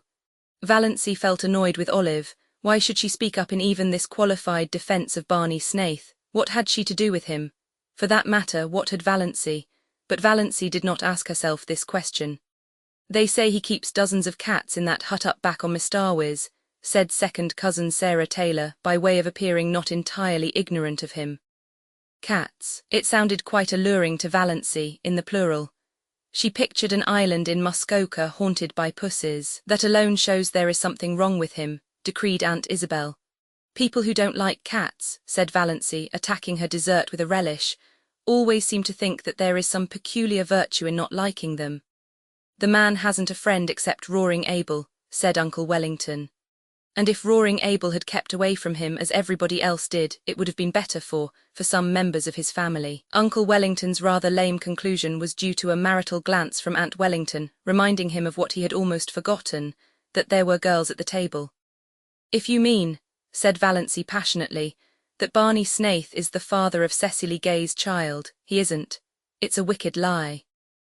In spite of her indignation, Valancy was hugely amused at the expression of the faces around that festal table. She had not seen anything like it since the day 17 years ago when at Cousin Gladys Thimble's party they discovered that she had got something in her head at school. Lice in her head. Valancy was done with euphemisms. Poor Mrs. Frederick was almost in a state of collapse. She had believed or pretended to believe that Valancy still supposed that children were found in parsley beds. Hush, hush, implored Cousin Stickles. I don't mean to hush, said Valancy perversely. I've hush-hushed all my life. I'll scream if I want to. Don't make me want to, and stop talking nonsense about Barney Snaith. Valancy didn't exactly understand her own indignation. What did Barney Snaith's imputed crimes and misdemeanors matter to her? And why, out of them all, did it seem most intolerable that he should have been poor, pitiful little Cecily Gay's false lover? For it did seem intolerable to her. She did not mind when they called him a thief and a counterfeiter and jailbird, but she could not endure to think that he had loved and ruined Cecily Gay.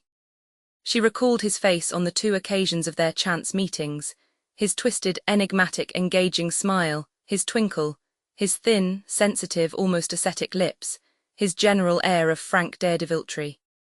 A man with such a smile and lips might have murdered or stolen, but he could not have betrayed. She suddenly hated everyone who said it or believed it of him. When I was a young girl I never thought or spoke about such matters, Doss, said Aunt Wellington crushingly. But I'm not a young girl, retorted Valancy uncrushed. Aren't you always rubbing that into me, and you are all evil-minded, senseless gossips? Can't you leave poor Cissy Gay alone? She's dying. Whatever she did, God or the devil has punished her enough for it. You needn't take a hand too. As for Barney Snaith, the only crime he has been guilty of is living to himself and minding his own business. He can, it seems, get along without you, which is an unpardonable sin, of course, in your little snobocracy. Valancy coined that concluding word suddenly and felt that it was an inspiration. That was exactly what they were, and not one of them was fit to mend another. Valancy, your poor father would turn over in his grave if he could hear you, said Mrs. Frederick. I dare say he would like that for a change, said Valancy brazenly. Doss, said Uncle James heavily, the 10 Commandments are fairly up to date still, especially the 5th, have you forgotten that? No, said Valancy, but I thought you had, especially the 9th. Have you ever thought, Uncle James, how dull life would be without the 10 Commandments? It is only when things are forbidden that they become fascinating. But her excitement had been too much for her. She knew by certain unmistakable warnings that one of her attacks of pain was coming on. It must not find her there. She rose from her chair. I am going home now. I only came for the dinner. It was very good, Aunt Alberta, although your salad dressing is not salt enough and a dash of cayenne would improve it. None of the flabbergasted silver wedding guests could think of anything to say until the lawn gate clanged behind Valancy in the dusk. Then, she's feverish, I've said right along she was feverish, moaned Cousin Stickles. Uncle Benjamin punished his pudgy left hand fiercely with his pudgy right. She's dippy, I tell you she's gone dippy, he snorted angrily. That's all there is about it, clean dippy. Oh, Benjamin, said Cousin Georgiana soothingly, don't condemn her too rashly. We must remember what dear old Shakespeare says, that charity thinketh no evil. Charity, poppycock, snorted Uncle Benjamin. I never heard a young woman talk such stuff in my life, as she just did, talking about things she ought to be ashamed to think of, much less mention. Blaspheming, insulting us. What she wants is a generous dose of spankweed, and I'd like to be the one to administer it. H. Uncle Benjamin gulped down the half of a scalding cup of coffee. Do you suppose that the mumps could work on a person that way? Wailed Cousin Stickles. I opened an umbrella in the house yesterday, sniffed Cousin Georgiana. I knew it betokened some misfortune. Have you tried to find out if she has a temperature? Asked Cousin Mildred. She wouldn't let Amelia put the thermometer under her tongue, whimpered Cousin Stickles. Mrs. Frederick was openly in tears, all her defences were down. I must tell you, she sobbed, that Valancy has been acting very strangely for over 2 weeks now. She hasn't been a bit like herself, Christine could tell you. I have hoped against hope that it was only one of her colds coming on. But it must be something worse. This is bringing on my neuritis again, said Cousin Gladys, putting her hand to her head. Don't cry, Amelia, said Herbert kindly, pulling nervously at his spiky grey hair. He hated family ructions. Very inconsiderate of Doss to start one at his silver wedding. Who could have supposed she had it in her? You'll have to take her to a doctor. This may be only a brainstorm. There are such things as brainstorms nowadays, aren't there? I suggested consulting a doctor to her yesterday, moaned Mrs. Frederick. And she said she wouldn't go to a doctor, wouldn't. Oh, surely I have had trouble enough. And she won't take Redfern's bitters, said Cousin Stickles. Or anything, said Mrs. Frederick. And she's determined to go to the Presbyterian church, said Cousin Stickles, repressing, however, to her credit be it said, the story of the banister. That proves she's dippy, growled Uncle Benjamin. I noticed something strange about her the minute she came in today. I noticed it before today. Uncle Benjamin was thinking of Mirzh. Everything she said today showed an unbalanced mind. That question, was it a vital part? Was there any sense at all in that remark? None whatever. There never was anything like that in the Stirlings. It must be from the Wantsparrows. Poor Mrs. Frederick was too crushed to be indignant. I never heard of anything like that in the Wantsparrows, she sobbed. Your father was odd enough, said Uncle Benjamin. Poor Pa was peculiar, admitted Mrs. Frederick tearfully, but his mind was never affected. He talked all his life exactly as Valancy did today, retorted Uncle Benjamin. And he believed he was his own great-great-grandfather born over again. I've heard him say it. Don't tell me that a man who believed a thing like that was ever in his right senses. Come, Amelia, stop sniffling. Of course Doss has made a terrible exhibition of herself today, but she's not responsible. Old maids are apt to fly off at a tangent like that. If she had been married when she should have been, she wouldn't have got like this. Nobody wanted to marry her, said Mrs. Frederick, who felt that somehow Uncle Benjamin was blaming her. Well, fortunately there's no outsider here, snapped Uncle Benjamin. We may keep it in the family yet. I'll take her over to see Dr. Marsh tomorrow. I know how to deal with pig-headed people. Won't that be best, James? We must have medical advice, certainly, agreed Uncle James. Well, that's settled. In the meantime, Amelia, act as if nothing had happened and keep an eye on her. Don't let her be alone. Above all, don't let her sleep alone. Renewed whimpers from Mrs. Frederick. I can't help it. Night before last I suggested she'd better have Christine sleep with her. She positively refused and locked her door. Oh, you don't know how she's changed. She won't work. At least she won't sew. She does her usual housework, of course, but she wouldn't sweep the parlour yesterday morning, though we always sweep it on Thursdays. She said she'd wait till it was dirty. Would you rather sweep a dirty room than a clean one? I asked her. She said, of course, I'd see something for my labour then. Think of it. Uncle Benjamin thought of it. The jar of potpourri, Cousin Stickles pronounced it as spelled, has disappeared from her room. I found the pieces in the next lot. She won't tell us what happened to it. I should never have dreamed it of Doss, said Uncle Herbert. She has always seemed such a quiet, sensible girl, a bit backward but sensible. The only thing you can be sure of in this world is the multiplication table, said Uncle James, feeling cleverer than ever. Well, let's cheer up, suggested Uncle Benjamin. Why are chorus girls like fine stock razors? Why?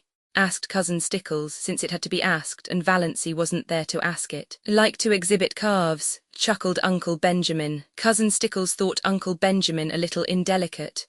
Before Olive too. But then he was a man. Uncle Herbert was thinking that things were rather dull now that Doss had gone. Chapter 12. Valancy hurried home through the faint blue twilight, hurried too fast perhaps. The attack she had when she thankfully reached the shelter of her own room was the worst yet. It was really very bad. She might die in one of those spells. It would be dreadful to die in such pain. Perhaps this was death. Valancy felt pitifully alone. When she could think at all, she wondered what it would be like to have someone with her who could sympathize. Someone who really cared. Just to hold her hand tight, if nothing else. Someone just to say, yes, I know, it's dreadful, be brave, you'll soon be better. Not someone merely fussy and alarmed. not her mother or cousin Stickles. Why did the thought of Barney Snaith come into her mind? Why did she suddenly feel, in the midst of this hideous loneliness of pain, that he would be sympathetic, sorry for anyone that was suffering? Why did he seem to her like an old, well-known friend? Was it because she had been defending him, standing up to her family for him? She was so bad at first that she could not even get herself a dose of Dr. Trent's prescription. But eventually she managed it, and soon after relief came. The pain left her and she lay on her bed, spent, exhausted in a cold perspiration. Oh, that had been horrible. She could not endure many more attacks like that. One didn't mind dying if death could be instant and painless, but to be hurt so in dying. Suddenly she found herself laughing. That dinner had been fun, and it had all been so simple. She had merely said the things she had always thought. Their faces, oh their faces. Uncle Benjamin, poor flabbergasted Uncle Benjamin. Valancy felt quite sure he would make a new will that very night. Olive would get Valancy's share of his fat hoard. Olive had always got Valancy's share of everything. Remember the dust pile. To laugh at her clan as she had always wanted to laugh was all the satisfaction she could get out of life now. But she thought it was rather pitiful that it should be so. Might she not pity herself a little when nobody else did? Valancy got up and went to her window. The moist, beautiful wind blowing across groves of young-leafed wild trees touched her face with the caress of a wise, tender old friend. The Lombardys in Mrs. Treadgold's lawn, off to the left, Valancy could just see them between the stable and the old carriage shop, were in dark purple silhouette against a clear sky, and there was a milk-white, pulsating star just over one of them, like a living pearl on a silver-green lake. Far beyond the station were the shadowy, purple-hooded woods around Lake Mistawis. A white, filmy mist hung over them, and just above it was a faint, young crescent. Valancy looked at it over her thin left shoulder. "I wish," she said whimsically, "that I may have one little dust pile before I die." Chapter 13. Uncle Benjamin found he had reckoned without his host when he promised so airily to take Valancy to a doctor. Valancy would not go. Valancy laughed in his face. "Why on earth should I go to Dr. Marsh? There's nothing the matter with my mind, though you all think I've suddenly gone crazy. Well, I haven't. I've simply grown tired of living to please other people and have decided to please myself. It will give you something to talk about besides my stealing the raspberry jam, so that's that." "Doss," said Uncle Benjamin solemnly and helplessly, "you are not like yourself." "Who am I like then?" asked Valancy. Uncle Benjamin was rather posed. "Your grandfather Wansparrow," he answered desperately. "Thanks." Valancy looked pleased. "That's a real compliment. I remember Grandfather Wansparrow. He was one of the few human beings I have known, almost the only one."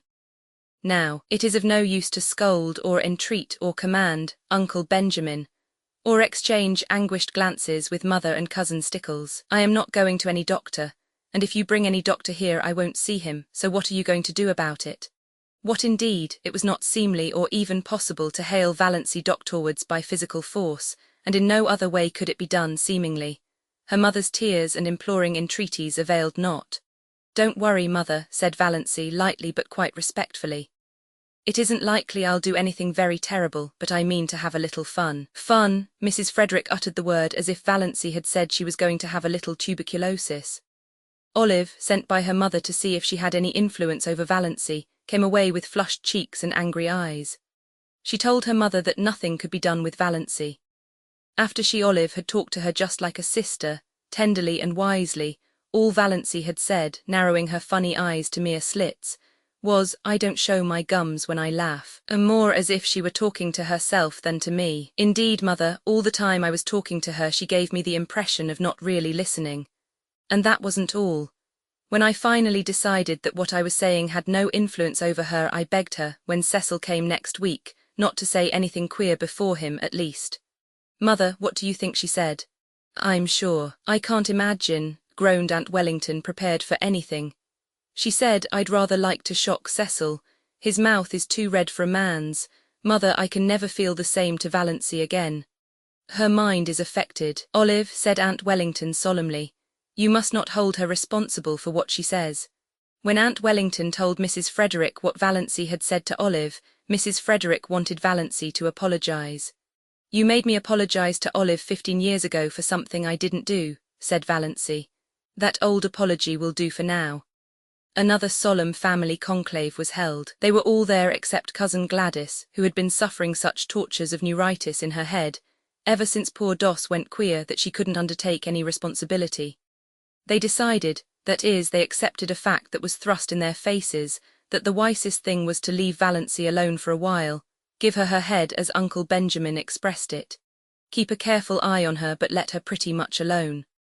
The term of watchful waiting had not been invented then, but that was practically the policy Valancy's distracted relatives decided to follow. "We must be guided by developments," said Uncle Benjamin. "It is, solemnly, easier to scramble eggs than unscramble them. Of course, if she becomes violent," Uncle James consulted Dr. Ambrose Marsh. Dr. Ambrose Marsh approved their decision. He pointed out to irate Uncle James, who would have liked to lock Valancy up somewhere out of hand, that Valancy had not, as yet, really done or said anything that could be construed as proof of lunacy. And without proof you cannot lock people up in this degenerate age. Nothing that Uncle James had reported seemed very alarming to Dr. Marsh, who put up his hand to conceal a smile several times. But then he himself was not a Stirling, and he knew very little about the old Valancy. Uncle James stalked out and drove back to Deerwood, thinking that Ambrose Marsh wasn't much of a doctor after all, and that Adelaide Stirling might have done better for herself. Chapter 14. Life cannot stop because tragedy enters it. Meals must be made ready though a son dies, and porches must be repaired even if your only daughter is going out of her mind. Mrs. Frederick, in her systematic way, had long ago appointed the second week in June for the repairing of the front porch, the roof of which was sagging dangerously. Roaring Abel had been engaged to do it many moons before, and Roaring Abel promptly appeared on the morning of the first day of the second week and fell to work. Of course he was drunk. Roaring Abel was never anything but drunk, but he was only in the first stage, which made him talkative and genial. The odour of whiskey on his breath nearly drove Mrs. Frederick and cousin Stickles wild at dinner. Even Valancy, with all her emancipation, did not like it. But she liked Abel, and she liked his vivid, eloquent talk, and after she washed the dinner dishes she went out and sat on the steps and talked to him. Mrs. Frederick and cousin Stickles thought it a terrible proceeding, but what could they do? Valancy only smiled mockingly at them when they called her in, and did not go. It was so easy to defy once you got started. The first step was the only one that really counted. They were both afraid to say anything more to her lest she might make a scene before Roaring Abel, who would spread it all over the country with his own characteristic comments and exaggerations. It was too cold a day, in spite of the June sunshine, for Mrs. Frederick to sit at the dining-room window and listen to what was said. She had to shut the window, and Valancy and Roaring Abel had their talk to themselves. But if Mrs. Frederick had known what the outcome of that talk was to be, she would have prevented it, if the porch was never repaired.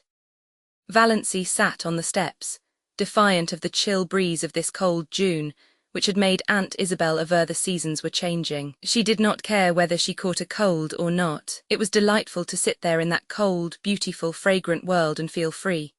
She filled her lungs with the clean, lovely wind and held out her arms to it, and let it tear her hair to pieces while she listened to Roaring Abel, who told her his troubles between intervals of hammering gaily in time to his Scotch songs. Valancy liked to hear him. Every stroke of his hammer fell true to the note. Old Abel Gay, in spite of his 70 years, was handsome still in a stately, patriarchal manner. His tremendous beard, falling down over his blue flannel shirt, was still a flaming, untouched red, though his shock of hair was white as snow, and his eyes were a fiery, youthful blue. His enormous reddish-white eyebrows were more like moustaches than eyebrows. Perhaps this was why he always kept his upper lip scrupulously shaved. His cheeks were red, and his nose ought to have been, but wasn't. It was a fine, upstanding, aquiline nose, such as the noblest Roman of them all might have rejoiced in. Abel was 6'2" in his stockings, broad-shouldered, lean-hipped. In his youth he had been a famous lover, finding all women too charming to bind himself to one. His years had been a wild, colourful panorama of follies and adventures, gallantries, fortunes and misfortunes. He had been 45 before he married, a pretty slip of a girl whom his goings-on killed in a few years. Abel was piously drunk at her funeral, and insisted on repeating the 55th chapter of Isaiah. Abel knew most of the Bible and all the Psalms by heart, while the minister, whom he disliked, prayed or tried to pray. Thereafter his house was run by an untidy old cousin who cooked his meals and kept things going after a fashion. In this unpromising environment little Cecilia Gay had grown up. Valancy had known Cissy Gay fairly well in the democracy of the public school, though Cissy had been 3 years younger than she. After they left school their paths diverged and she had seen nothing of her. Old Abel was a Presbyterian. That is, he got a Presbyterian preacher to marry him, baptize his child and bury his wife, and he knew more about Presbyterian theology than most ministers, which made him a terror to them in arguments. But Roaring Abel never went to church. Every Presbyterian minister who had been in Deerwood had tried his hand, once, at reforming Roaring Abel, but he had not been pestered of late. Mr. Bentley had been in Deerwood for 8 years, but he had not sought out Roaring Abel since the first 3 months of his pastorate. He had called on Roaring Abel then and found him in the theological stage of drunkenness, which always followed the sentimental maudlin one, and preceded the roaring, blasphemous one. The eloquently prayerful one, in which he realized himself temporarily and intensely as a sinner in the hands of an angry God, was the final one. Abel never went beyond it. He generally fell asleep on his knees and awakened sober, but he had never been dead drunk in his life. He told Mr. Bentley that he was a sound Presbyterian and sure of his election. He had no sins that he knew of to repent of. "Have you never done anything in your life that you are sorry for?" asked Mr. Bentley. Roaring Abel scratched his bushy white head and pretended to reflect. "Well, yes," he said finally. "There were some women I might have kissed and didn't. I've always been sorry for that." Mr. Bentley went out and went home. Abel had seen that Cissy was properly baptized, jovially drunk at the same time himself. He made her go to church and Sunday school regularly. The church people took her up and she was in turn a member of the mission band, the Girls' Guild and the Young Women's Missionary Society. She was a faithful, unobtrusive, sincere little worker. Everybody liked Cissy Gay and was sorry for her. She was so modest and sensitive and pretty in that delicate, elusive fashion of beauty, which fades so quickly if life is not kept in it by love and tenderness. But then liking and pity did not prevent them from tearing her in pieces like hungry cats when the catastrophe came. 4 years previously Cissy Gay had gone up to a Muskoka hotel as a summer waitress, and when she had come back in the fall she was a changed creature.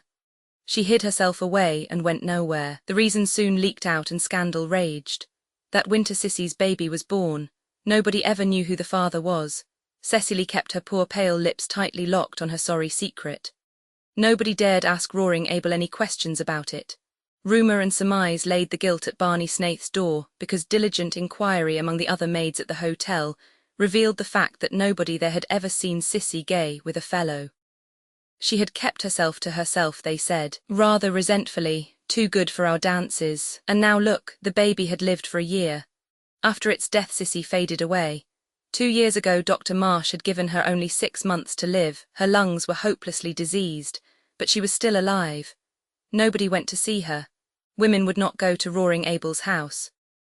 Mr. Bentley had gone once when he knew Abel was away, but the dreadful old creature who was scrubbing the kitchen floor told him Cissy wouldn't see anyone. The old cousin had died, and Roaring Abel had had 2 or 3 disreputable housekeepers, the only kind who could be prevailed on to go to a house where a girl was dying of consumption. But the last one had left, and Roaring Abel had now no one to wait on Cissy and do for him. This was the burden of his plaint to Valancy, and he condemned the hypocrites of Deerwood and its surrounding communities with some rich, meaty oaths that happened to reach Cousin Stickle's ears as she passed through the hall, and nearly finished the poor lady. Was Valancy listening to that? Valancy hardly noticed the profanity. Her attention was focused on the horrible thought of poor, unhappy, disgraced little Cissy Gay, ill and helpless in that forlorn old house out on the Mistawis Road, without a soul to help or comfort her. And this in a nominally Christian community in the year of grace 19 and some odd. Do you mean to say that Cissy is all alone there now, with nobody to do anything for her, nobody? Oh, she can move about a bit and get a bite and sup when she wants it. But she can't work. It's D hard for a man to work hard all day and go home at night tired and hungry and cook his own meals. Sometimes I'm sorry I kicked old Rachel Edwards out. Abel described Rachel picturesquely. Her face looked as if it had wore out 100 bodies, and she moped, talk about temper, temper's nothing to moping. She was too slow to catch worms. And dirty, dirty. I ain't unreasonable, I know a man has to eat his peck before he dies, but she went over the limit. What espios I saw that lady do. She'd made some pumpkin jam, had it on the table in glass jars with the tops off. The dog got up on the table and stuck his paw into one of them. What did she do? She just took hold of the dog and wrung the syrup off his paw back into the jar, then screwed the top on and set it in the pantry. I sets open the door and says to her, go. The dame went, and I fired the jars of pumpkin after her, 2 at a time. Thought I'd die laughing to see old Rachel run, with them pumpkin jars raining after her. She's told everywhere I'm crazy so nobody'll come for love or money. But Sissy must have someone to look after her, insisted Valancy, whose mind was centred on this aspect of the case. She did not care whether Roaring Abel had anyone to cook for him or not, but her heart was wrung for Cecilia Gay. Oh, as she gets on, Barney Snaith always drops in when he's passing and does anything she wants done. Brings her oranges and flowers and things. There's a Christian for you. Yet that sanctimonious, snivelling parcel of St. Andrew's people wouldn't be seen on the same side of the road with him. Their dogs'll go to heaven before they do, and their minister, slick as if the cat had licked him. There are plenty of good people, both in St. Andrew's and St. George's, who would be kind to Sissy if you would behave yourself, said Valancy severely. They're afraid to go near your place, because I'm such a sad old dog, but I don't bite, never bit anyone in my life. A few loose words spilled around don't hurt anyone, and I'm not asking people to come, don't want him poking and prying about. What I want is a housekeeper. If I shaved every Sunday and went to church, I'd get all the housekeepers I'd want. I'd be respectable then. But what's the use of going to church when it's all settled by predestination? Tell me that, miss. Is it? Said Valancy. Yes, can't get around it nohow, wish I could. I don't want either heaven or hell for steady, wish a man could have 'em mixed in equal proportions. Isn't that the way it is in this world? Said Valancy thoughtfully, but rather as if her thought was concerned with something else than theology. No, no, boomed Abel, striking a tremendous blow on a stubborn nail. There's too much hell here, entirely too much hell. That's why I get drunk so often. It sets you free for a little while, free from yourself, yes, by God, free from predestination. Ever try it? No, I've another way of getting free, said Valancy absently. But about Sissy now, she must have someone to look after her. What are you harping on Sis for? Seems to me you ain't bothered much about her up to now, you never even come to see her, and she used to like you so well. I should have, said Valancy. But never mind, you couldn't understand. The point is, you must have a housekeeper. Where am I to get one? I can pay decent wages if I could get a decent woman. D'you think I like old hags? Well, I do, said Valancy. Chapter 15. Let us be calm, said Uncle Benjamin. Let us be perfectly calm. Calm, Mrs. Frederick wrung her hands. How can I be calm? How could anybody be calm under such a disgrace as this? Why in the world did you let her go? Asked Uncle James. Let her, how could I stop her, James? It seems she packed the big valise and sent it away with Roaring Abel when he went home after supper, while Christine and I were out in the kitchen. Then Doss herself came down with her little satchel, dressed in her green serge suit. I felt a terrible premonition. I can't tell you how it was, but I seemed to know that Doss was going to do something dreadful. It's a pity you couldn't have had your premonition a little sooner, said Uncle Benjamin dryly. I said, Doss, where are you going? And she said, I am going to look for my blue castle. Wouldn't you think that would convince Marsh that her mind is affected? Interjected Uncle James. And I said, Valancy, what do you mean? And she said, I am going to keep house for Roaring Abel and Nurse Sissy. He will pay me $30 a month. I wonder I didn't drop dead on the spot. You shouldn't have let her go, you shouldn't have let her out of the house, said Uncle James. You should have locked the door, anything. She was between me and the front door, and you can't realize how determined she was. She was like a rock. That's the strangest thing of all about her. She used to be so good and obedient, and now she's neither to hold nor bind. But I said everything I could think of to bring her to her senses. I asked her if she had no regard for her reputation. I said to her solemnly, Doss, when a woman's reputation is once smirched, nothing can ever make it spotless again. Your character will be gone forever if you go to Roaring Abel's to wait on a bad girl like Sis Gay. And she said, I don't believe Sissy was a bad girl, but I don't care if she was. Those were her very words, I don't care if she was. She has lost all sense of decency, exploded Uncle Benjamin. Sissy Gay is dying, she said, and it's a shame and disgrace that she is dying in a Christian community with no one to do anything for her. Whatever she's been or done, she's a human being.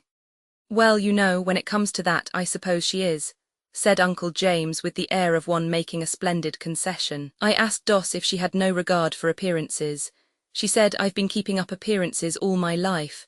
Now I'm going in for realities. Appearances can go hang. An outrageous thing, said Uncle Benjamin violently. An outrageous thing, which relieved his feelings but didn't help anyone else. Mrs. Frederick wept. Cousin Stickles took up the refrain between her moans of despair. I told her, we both told her, that Roaring Abel had certainly killed his wife in one of his drunken rages and would kill her. She laughed and said, I'm not afraid of Roaring Abel. He won't kill me, and he's too old for me to be afraid of his gallantries. What did she mean? What are gallantries? Mrs. Frederick saw that she must stop crying if she wanted to regain control of the conversation.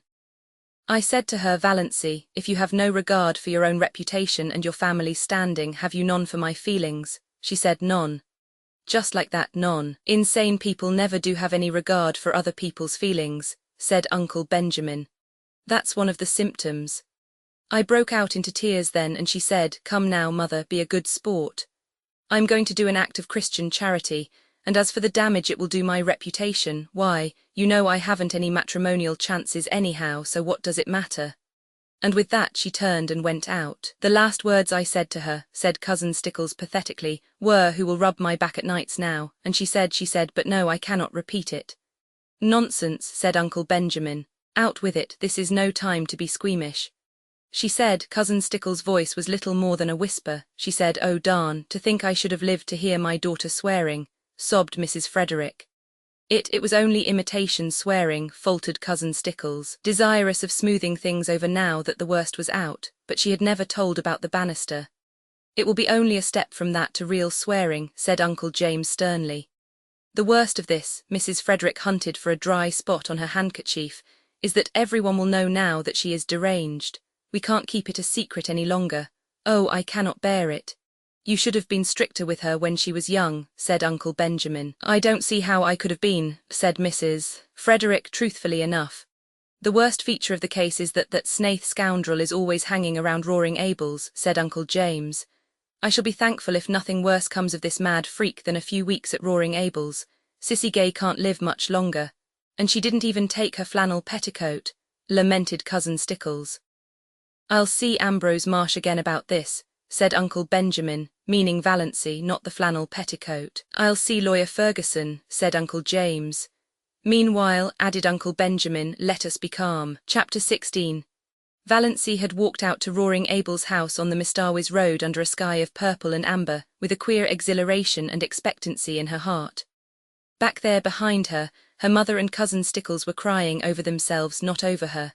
But here the wind was in her face, soft, dew-wet, cool, blowing along the grassy roads. Oh, she loved the wind. The robins were whistling sleepily in the firs along the way, and the moist air was fragrant with the tang of balsam. Big cars went purring past in the violet dusk. The stream of summer tourists to Muskoka had already begun, but Valancy did not envy any of their occupants. Muskoka cottages might be charming, but beyond, in the sunset skies, among the spires of the firs, her blue castle towered. She brushed the old years and habits and inhibitions away from her like dead leaves. She would not be littered with them. Roaring Abel's rambling, tumble-down old house was situated about 3 miles from the village, on the very edge of Up Back, as the sparsely settled, hilly, wooded country around Mistawis was called vernacularly. It did not, it must be confessed, look much like a blue castle. It had once been a snug place enough in the days when Abel Gay had been young and prosperous, and the punning, arched sign over the gate, A. Gay Carpenter, had been fine and freshly painted. Now it was a faded, dreary old place, with a leprous, patched roof and shutters hanging askew. Abel never seemed to do any carpenter jobs about his own house. It had a listless air, as if tired of life. There was a dwindling grove of ragged, crone-like old spruces behind it. The garden, which Sissy used to keep neat and pretty, had run wild.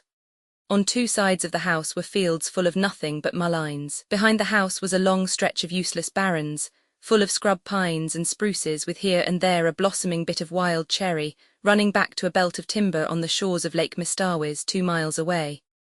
A rough, rocky, boulder-strewn lane ran through it to the woods, a lane white with pestiferous, beautiful daisies. Roaring Abel met Valancy at the door.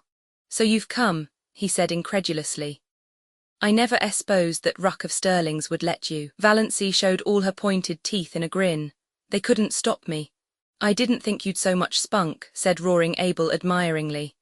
"And look at the nice ankles of her," he added as he stepped aside to let her in. If Cousin Stickles had heard this, she would have been certain that Valancy's doom, earthly and unearthly, was sealed.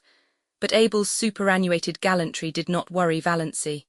Besides, this was the first compliment she had ever received in her life, and she found herself liking it. She sometimes suspected she had nice ankles, but nobody had ever mentioned it before.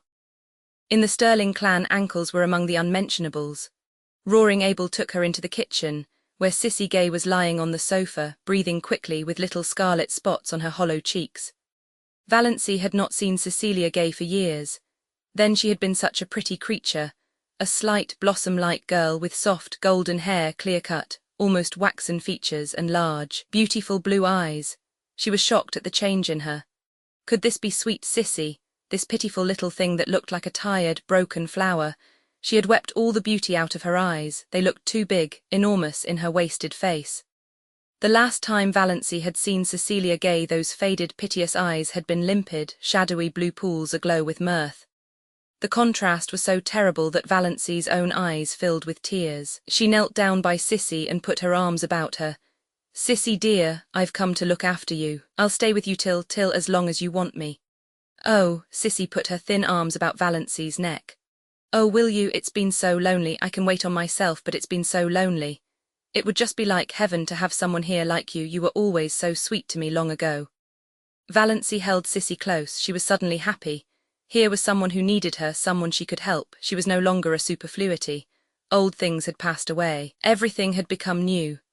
"Most things are predestinated, but some are just darn sheer luck," said Roaring Abel, complacently smoking his pipe in the corner. Chapter 17. When Valancy had lived for a week at Roaring Abel's, she felt as if years had separated her from her old life and all the people she had known in it. They were beginning to seem remote, dreamlike, far away, and as the days went on they seemed still more so until they ceased to matter altogether. She was happy. Nobody ever bothered her with conundrums or insisted on giving her purple pills. Nobody called her Doss or worried her about catching cold. There were no quilts to piece, no abominable rubber plant to water, no ice-cold maternal tantrums to endure. She could be alone whenever she liked, go to bed when she liked, sneeze when she liked. In the long, wondrous northern twilights when Sissy was asleep and Roaring Abel away, she could sit for hours on the shaky back veranda steps, looking out over the barrens to the hills beyond, covered with their fine, purple bloom, listening to the friendly wind singing wild, sweet melodies in the little spruces, and drinking in the aroma of the sunned grasses, until darkness flowed over the landscape like a cool, welcome wave. Sometimes of an afternoon, when Sissy was strong enough, the two girls went into the barrens and looked at the wood flowers, but they did not pick any. Valancy had read to Sissy the gospel thereof according to John Foster. It is a pity to gather wood flowers. They lose half their witchery away from the green and the flicker. The way to enjoy wood flowers is to track them down to their remote haunts, gloat over them, and then leave them with backward glances, taking with us only the beguiling memory of their grace and fragrance. Valancy was in the midst of realities after a lifetime of unrealities, and busy, very busy. The house had to be cleaned. Not for nothing had Valancy been brought up in the Stirling habits of neatness and cleanliness. If she found satisfaction in cleaning dirty rooms, she got her fill of it there. Roaring Abel thought she was foolish to bother doing so much more than she was asked to do, but he did not interfere with her. He was very well satisfied with his bargain. Valancy was a good cook. Abel said she got a flavour into things. The only fault he found with her was that she did not sing at her work. Folks should always sing at their work, he insisted. Sounds cheerful like. Not always, retorted Valancy. Fancy a butcher singing at his work, or an undertaker. Abel burst into his great broad laugh. There's no getting the better of you. You've got an answer every time. I should think the Stirlings would be glad to be rid of you. They don't like being sassed back. During the day Abel was generally away from home. If not working, then shooting or fishing with Barney Snaith. He generally came home at nights, always very late and often very drunk. The first night they heard him come howling into the yard, Sissy had told Valancy not to be afraid. Father never does anything, he just makes a noise. Valancy, lying on the sofa in Sissy's room, where she had elected to sleep. Lest Sissy should need attention in the night, Sissy would never have called her, was not at all afraid and said so. By the time Abel had got his horses put away, the roaring stage had passed and he was in his room at the end of the hall crying and praying. Valancy could still hear his dismal moans when she went calmly to sleep. For the most part, Abel was a good-natured creature, but occasionally he had a temper. Once Valancy asked him coolly, "What is the use of getting in a rage?" "It's such a relief," said Abel. They both burst out laughing together. "You're a great little sport," said Abel admiringly. "Don't mind my bad French, I don't mean a thing by it, just habit. Say, I like a woman that ain't afraid to speak up to me. Sis there was always too meek. That's why she got adrift, I like you." "All the same," said Valancy determinedly, "there is no use in sending things to hell as you're always doing. And I'm not going to have you tracking mud all over a floor I've just scrubbed. You must use the scraper whether you consign it to perdition or not." Sissy loved the cleanness and neatness. She had kept it so too until her strength failed. She was very pitifully happy because she had Valancy with her. It had been so terrible, the long, lonely days and nights with no companionship save those dreadful old women who came to work. Sissy had hated and feared them. She clung to Valancy like a child. There was no doubt that Sissy was dying. Yet at no time did she seem alarmingly ill. She did not even cough a great deal. Most days she was able to get up and dress, sometimes even to work about in the garden or the barrens for an hour or two. For a few weeks after Valancy's coming she seemed so much better that Valancy began to hope she might get well, but Sissy shook her head. "No, I can't get well. My lungs are almost gone, and I don't want to, I'm so tired, Valancy. Only dying can rest me, but it's lovely to have you here, you'll never know how much it means to me. But Valancy, you work too hard, you don't need to, father only wants his meals cooked. I don't think you are strong yourself, you turn so pale sometimes, and those drops you take, are you well, dear?" "I'm all right," said Valancy lightly, she would not have Sissy worried. "And I'm not working hard, I'm glad to have some work to do, something that really wants to be done." Then, Sissy slipped her hand wistfully into Valancy's. "Don't let's talk any more about my being sick. Let's just forget it. Let's pretend I'm a little girl again and you have come here to play with me. I used to wish that long ago, wish that you could come. I knew you couldn't, of course, but how I did wish it. You always seemed so different from the other girls, so kind and sweet, and as if you had something in yourself nobody knew about, some dear, pretty secret. Had you, Valancy?" "I had my blue castle," said Valancy, laughing a little. She was pleased that Sissy had thought of her like this. She had never suspected that anybody liked or admired or wondered about her. She told Sissy all about her blue castle. She had never told anyone about it before. "Everyone has a blue castle, I think," said Sissy softly. "Only everyone has a different name for it. I had mine, once." She put her two thin little hands over her face. She did not tell Valancy, then, who had destroyed her blue castle. But Valancy knew that, whoever it was not Barney Snaith. Chapter 18. Valancy was acquainted with Barney by now, well acquainted, it seemed, though she had spoken to him only a few times. But then she had felt just as well acquainted with him the first time they had met. She had been in the garden at twilight, hunting for a few stalks of white narcissus for Sissy's room, when she heard that terrible old grey Slosson coming down through the woods from Mistarwiz. One could hear it miles away. Valancy did not look up as it drew near, thumping over the rocks in that crazy lane. She had never looked up, though Barney had gone racketing past every evening since she had been at Roaring Abel's. This time he did not racket past. The old grey Slosson stopped with even more terrible noises than it made going. Valancy was conscious that Barney had sprung from it and was leaning over the ramshackle gate. She suddenly straightened up and looked into his face. Their eyes met. Valancy was suddenly conscious of a delicious weakness. Was one of her heart attacks coming on? But this was a new symptom. His eyes, which she had always thought brown, now seen close, were deep violet, translucent and intense. Neither of his eyebrows looked like the other. He was thin, too thin. She wished she could feed him up a bit. She wished she could sew the buttons on his coat and make him cut his hair and shave every day. There was something in his face, one hardly knew what it was. Tiredness, sadness, disillusionment. He had dimples in his thin cheeks when he smiled. All these thoughts flashed through Valancy's mind in that one moment while his eyes looked into hers. "Good evening, Miss Stirling." Nothing could be more commonplace and conventional. Anyone might have said it, but Barney Snaith had a way of saying things that gave them poignancy. When he said good evening, you felt that it was a good evening and that it was partly his doing that it was. Also, you felt that some of the credit was yours. Valancy felt all this vaguely, but she couldn't imagine why she was trembling from head to foot. It must be her heart, if only he didn't notice it. I'm going over to the port, Barney was saying. Can I acquire merit by getting or doing anything there for you or Sissy? Will you get some salt codfish for us? Said Valancy. It was the only thing she could think of. Roaring Abel had expressed a desire that day for a dinner of boiled salt codfish. When her knights came riding to the Blue Castle, Valancy had sent them on many a quest, but she had never asked any of them to get her salt codfish. Certainly, you're sure there's nothing else? Lots of room in Lady Jane Grey Slosson, and she always gets back some time, does Lady Jane? I don't think there's anything more, said Valancy. She knew he would bring oranges for Sissy anyhow, he always did. Barney did not turn away at once. He was silent for a little. Then he said, slowly and whimsically, Miss Stirling, you're a brick, you're a whole cartload of bricks, to come here and look after Sissy under the circumstances. There's nothing so bricky about that, said Valancy.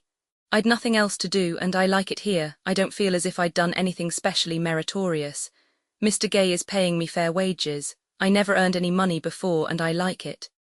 It seemed so easy to talk to Barney Snaith. Some way this terrible Barney Snaith of the lurid tales and mysterious past, as easy and natural as if talking to herself. All the money in the world couldn't buy what you're doing for Sissy Gay, said Barney. It's splendid and fine of you, and if there's anything I can do to help you in any way you have only to let me know. If Roaring Abel ever tries to annoy you. He doesn't, he's lovely to me. I like Roaring Abel, said Valancy frankly. So do I. But there's one stage of his drunkenness, perhaps you haven't encountered it yet, when he sings ribald songs. Oh yes, he came home last night like that. Sissy and I just went to our room and shut ourselves in where we couldn't hear him. He apologized this morning.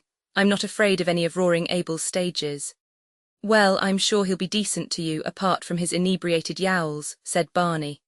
And I've told him he's got to stop damning things when you're around. Why? Asked Valancy slyly, with one of her odd, slanted glances and a sudden flake of pink on each cheek, born of the thought that Barney Snaith had actually done so much for her. I often feel like damning things myself. For a moment Barney stared. Was this elfin girl the little, old maidish creature who had stood there 2 minutes ago?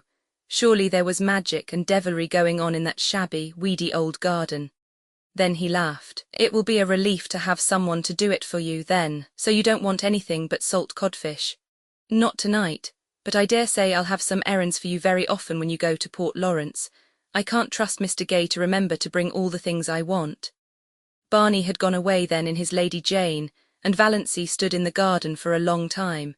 Since then he had called several times, walking down through the barrens, whistling. How that whistle of his echoed through the spruces on those June twilights. Valancy caught herself listening for it every evening, rebuked herself, then let herself go. Why shouldn't she listen for it? He always brought Sissy fruit and flowers. Once he brought Valancy a box of candy, the first box of candy she had ever been given. It seemed sacrilege to eat it. She found herself thinking of him in season and out of season. She wanted to know if he ever thought about her when she wasn't before his eyes, and if so, what. She wanted to see that mysterious house of his back on the Mistawis Island. Sissy had never seen it. Sissy, though she talked freely of Barney and had known him for 5 years, really knew little more of him than Valancy herself. But he isn't bad, said Sissy. Nobody need ever tell me he is. He can't have done a thing to be ashamed of. Then why does he lie as he does? Asked Valancy, to hear somebody defend him. I don't know, he's a mystery. And of course there's something behind it, but I know it isn't disgrace. Barney Snaith simply couldn't do anything disgraceful, Valancy. Valancy was not so sure. Barney must have done something, sometime. He was a man of education and intelligence.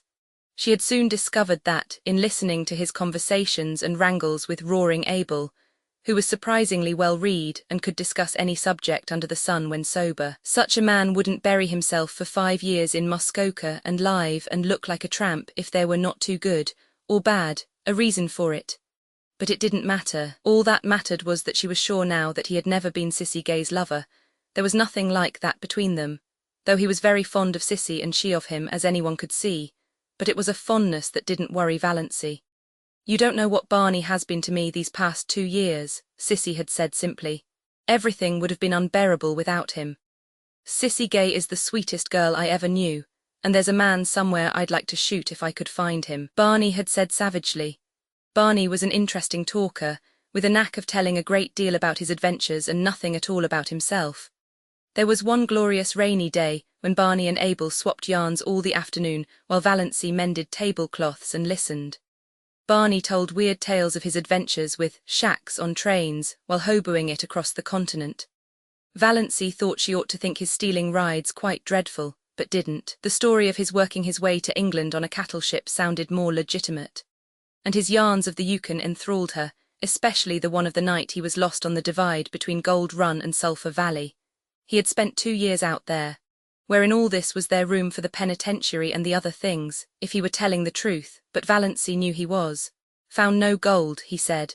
Came away poorer than when I went, but such a place to live. Those silences at the back of the north wind got me. I've never belonged to myself since. Yet he was not a great talker. He told a great deal in a few well-chosen words, how well-chosen Valancy did not realize, and he had a knack of saying things without opening his mouth at all.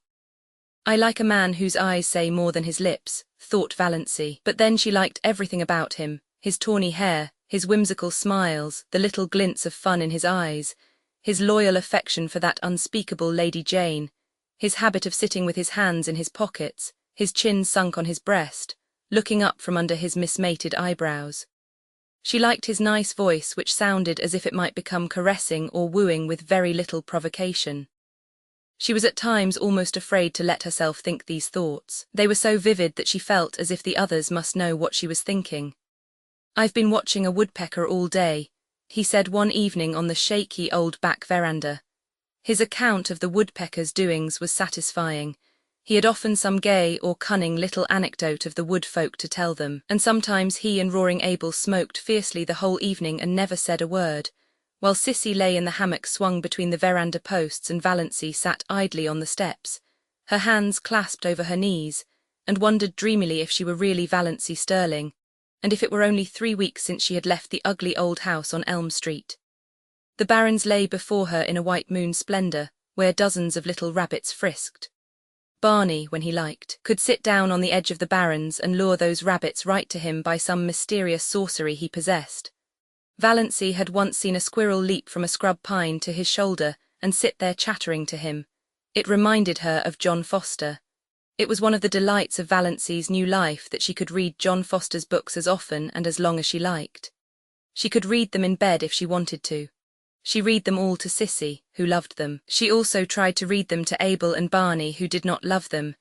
Abel was bored and Barney politely refused to listen at all. "Piffle," said Barney. Chapter 19. Of course, the Stirlings had not left the poor maniac alone all this time or refrained from heroic efforts to rescue her perishing soul and reputation.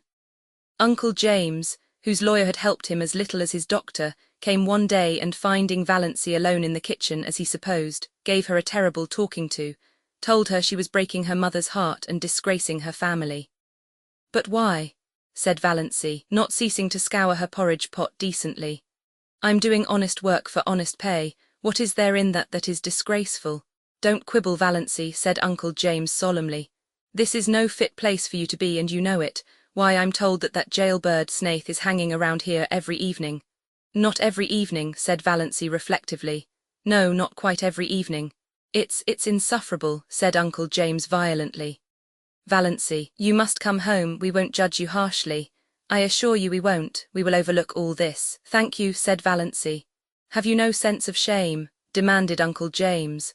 "Oh yes, but the things I am ashamed of are not the things you are ashamed of." Valancy proceeded to rinse her dishcloth meticulously. Still was Uncle James patient. He gripped the sides of his chair and ground his teeth. "We know your mind isn't just right, we'll make allowances, but you must come home. You shall not stay here with that drunken, blasphemous old scoundrel." "Were you by any chance referring to me, Mr. Stirling?" demanded Roaring Abel, suddenly appearing in the doorway of the back veranda where he had been smoking a peaceful pipe and listening to old Jim Stirling's tirade with huge enjoyment. His red beard fairly bristled with indignation and his huge eyebrows quivered, but cowardice was not among James Stirling's shortcomings. "I was, and furthermore, I want to tell you that you have acted an iniquitous part in luring this weak and unfortunate girl away from her home and friends, and I will have you punished yet for it." James Stirling got no further. Roaring Abel crossed the kitchen at a bound, caught him by his collar and his trousers, and hurled him through the doorway and over the garden paling with as little apparent effort as he might have employed in whisking a troublesome kitten out of the way. "The next time you come back here," he bellowed, "I'll throw you through the window, and all the better if the window is shut. Coming here, thinking yourself God to put the world to rights." Valancy candidly and unashamedly owned to herself that she had seen few more satisfying sights than Uncle James' coat-tails flying out into the asparagus bed. She had once been afraid of this man's judgment. Now she saw clearly that he was nothing but a rather stupid little village ting-god. Roaring Abel turned with his great broad laugh. "He'll think of that for years when he wakes up in the night. The Almighty made a mistake in making so many Stirlings, but since they are made, we've got to reckon with them. Too many to kill out. But if they come here bothering you, I'll shoo 'em off before a cat could lick its ear." The next time they sent Dr. Stirling. Surely Roaring Abel would not throw him into asparagus beds. Dr. Stirling was not so sure of this and had no great liking for the task. He did not believe Valancy Stirling was out of her mind. She had always been queer. He, Dr. Stirling, had never been able to understand her. Therefore, beyond doubt, she was queer. She was only just a little queerer than usual now. And Dr. Stirling had his own reasons for disliking Roaring Abel. When Dr. Stirling had first come to Deerwood, he had had a liking for long hikes around Mistarwis and Muskoka. On one of these occasions he had got lost, and after much wandering had fallen in with Roaring Abel with his gun over his shoulder. Dr. Stirling had contrived to ask his question in about the most idiotic manner possible. He said, "Can you tell me where I'm going?" "How the devil should I know where you're going, Gosling?" retorted Abel contemptuously. Dr. Stirling was so enraged that he could not speak for a moment or two, and in that moment Abel had disappeared in the woods. Dr. Stirling had eventually found his way home, but he had never hankered to encounter Abel Gay again. Nevertheless, he came now to do his duty. Valancy greeted him with a sinking heart. She had to own to herself that she was terribly afraid of Dr. Stirling still. She had a miserable conviction that if he shook his long, bony finger at her and told her to go home, she dared not disobey. "Mr. Gay," said Dr. Stirling politely and condescendingly, "may I see Miss Stirling alone for a few minutes?" Roaring Abel was a little drunk, just drunk enough to be excessively polite and very cunning. He had been on the point of going away when Dr. Stirling arrived, but now he sat down in a corner of the parlour and folded his arms. "No, no, mister," he said solemnly. "That wouldn't do at all. I've got the reputation of my household to keep up. I've got to chaperone this young lady. Can't have any sparkin' going on here behind my back." Outraged Dr. Stirling looked so terrible that Valancy wondered how Abel could endure his aspect, but Abel was not worried at all. "Do you know anything about it anyway?" he asked genially. "About what?" "Sparking," said Abel coolly. Poor Dr. Stirling, who had never married because he believed in a celibate clergy, would not notice this ribald remark. He turned his back on Abel and addressed himself to Valancy. "Miss Stirling, I am here in response to your mother's wishes. She begged me to come. I am charged with some messages from her. Will you," he wagged his forefinger, "will you hear them?" "Yes," said Valancy faintly, eyeing the forefinger. It had a hypnotic effect on her. "The first is this: if you will leave this house," interjected Roaring Abel. "HOUSE, troubled with an impediment in your speech, ain't you, mister? This place and return to your home. Mr. James Stirling will himself pay for a good nurse to come here and wait on Miss Gay." Back of her terror, Valancy smiled in secret. Uncle James must indeed regard the matter as desperate when he would loosen his purse strings like that. At any rate, her clan no longer despised her or ignored her. She had become important to them. "That's my business, mister," said Abel. "Miss Stirling can go if she pleases or stay if she pleases. I made a fair bargain with her, and she's free to conclude it when she likes. She gives me meals that stick to my ribs. She don't forget to put salt in the porridge. She never slams doors, and when she has nothing to say she don't talk. That's uncanny in a woman, you know, mister. I'm satisfied. If she isn't, she's free to go, but no woman comes here in Jim Stirling's pay. If anyone does," Abel's voice was uncannily bland and polite, "I'll spatter the road with her brains. Tell him that with A. Gay's compliments." "Dr. Stirling, a nurse is not what Sissy needs," said Valancy earnestly. "She isn't so ill as that yet. What she wants is companionship. Somebody she knows and likes just to live with her. You can understand that, I'm sure." "I understand that your motive is quite, commendable." Dr. Stirling felt that he was very broad-minded indeed. especially as in his secret soul he did not believe Valancy's motive was commendable. He hadn't the least idea what she was up to, but he was sure her motive was not commendable. When he could not understand a thing he straightway condemned it. Simplicity itself. But your first duty is to your mother, she needs you. She implores you to come home, she will forgive everything if you will only come home. That's a pretty little thought, remarked Abel meditatively as he ground some tobacco up in his hand. Dr. Stirling ignored him. She entreats, but I, Miss Stirling. Dr. Stirling remembered that he was an ambassador of Jehovah. I command. As your pastor and spiritual guide, I command you to come home with me this very day. Get your hat and coat and come now. Dr. Stirling shook his finger at Valancy. Before that pitiless finger she drooped and wilted visibly. She's giving in, thought roaring Abel. She'll go with him, beats all the power these preacher fellows have over women. Valancy was on the point of obeying Dr. Stirling. She must go home with him and give up. She would lapse back to Dos Stirling again and for her few remaining days or weeks be the cowed, futile creature she had always been. It was her fate, typified by that relentless, uplifted forefinger. She could no more escape from it than roaring Abel from his predestination. She eyed it as the fascinated bird eyes the snake. Another moment, fear is the original sin, suddenly said a still, small voice away back of Valancy's consciousness. Almost all the evil in the world has its origin in the fact that someone is afraid of something. Valancy stood up. She was still in the clutches of fear, but her soul was her own again. She would not be false to that inner voice. Dr. Stirling, she said slowly, I do not at present owe any duty to my mother. She is quite well, she has all the assistance and companionship she requires, she does not need me at all. I am needed here, I am going to stay here. There's spunk for you, said roaring Abel admiringly. Dr. Stirling dropped his forefinger. One could not keep on shaking a finger forever. Miss Stirling, is there nothing that can influence you? Do you remember your childhood days? Perfectly. And hate them. Do you realize what people will say, what they are saying? I can imagine it, said Valancy with a shrug of her shoulders. She was suddenly free of fear again. I haven't listened to the gossip of Deerwood tea parties and sewing circles 20 years for nothing. But Dr. Stirling, it doesn't matter in the least to me what they say, not in the least. Dr. Stirling went away then. A girl who cared nothing for public opinion, over whom sacred family ties had no restraining influence, who hated her childhood memories. Then cousin Georgiana came on her own initiative, for nobody would have thought it worthwhile to send her.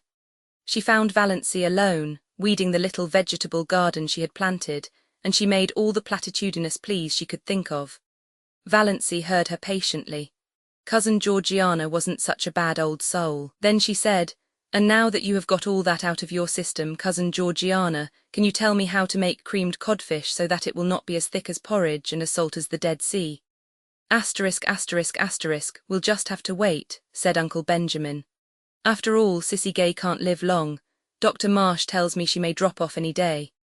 Mrs. Frederick wept. It would really have been so much easier to bear if Valancy had died. She could have worn mourning then. Chapter 20.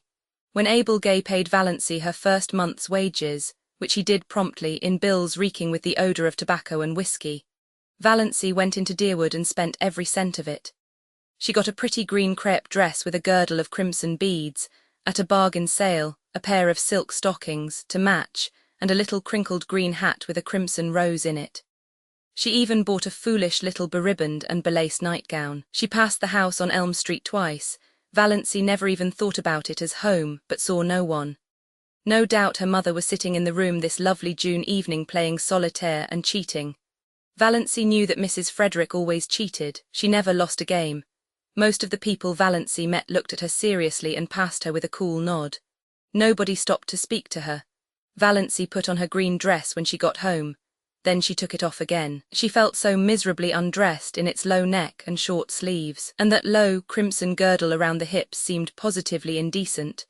She hung it up in the closet, feeling flatly that she had wasted her money.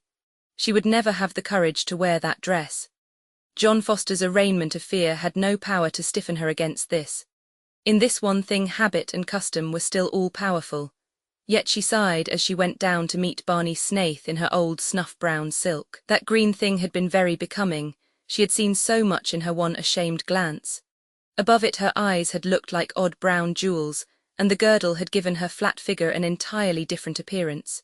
She wished she could have left it on. But there were some things John Foster did not know.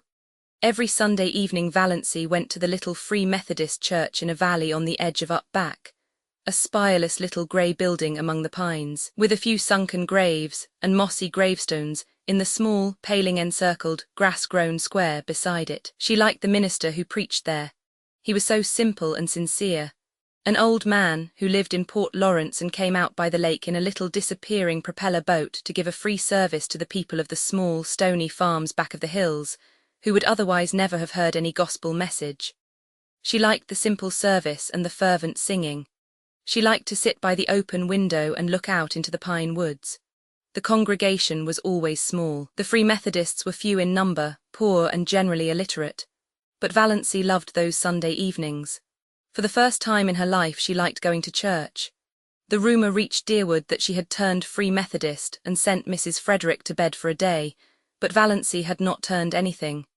She went to the church because she liked it, and because in some inexplicable way it did her good. Old Mr. Towers believed exactly what he preached, and somehow it made a tremendous difference. Oddly enough, Roaring Abel disapproved of her going to the Hill Church as strongly as Mrs. Frederick herself could have done.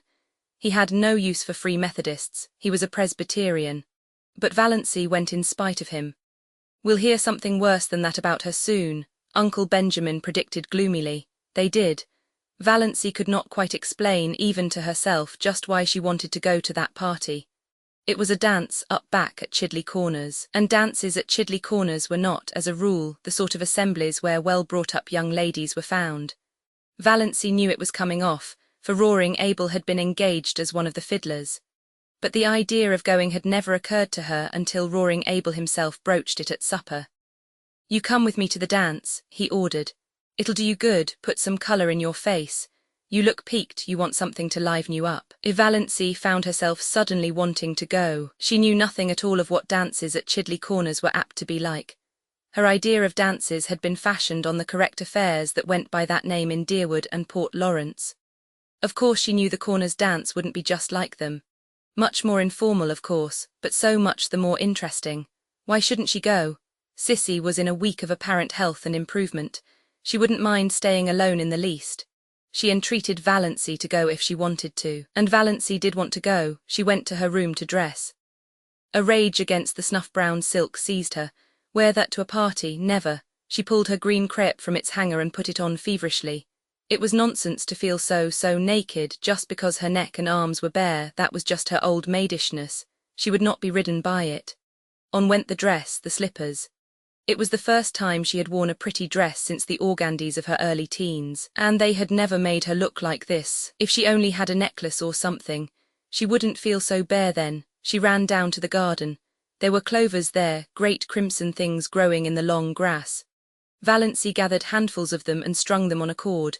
Fastened above her neck, they gave her the comfortable sensation of a collar and were oddly becoming. Another circlet of them went round her hair, dressed in the low puffs that became her.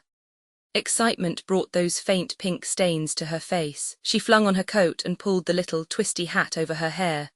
"You look so nice and different, dear," said Sissy.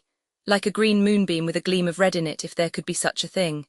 Valancy stooped to kiss her. "I don't feel right about leaving you alone, Sissy." "Oh, I'll be all right. I feel better tonight than I have for a long while. I've been feeling badly to see you sticking here so closely on my account.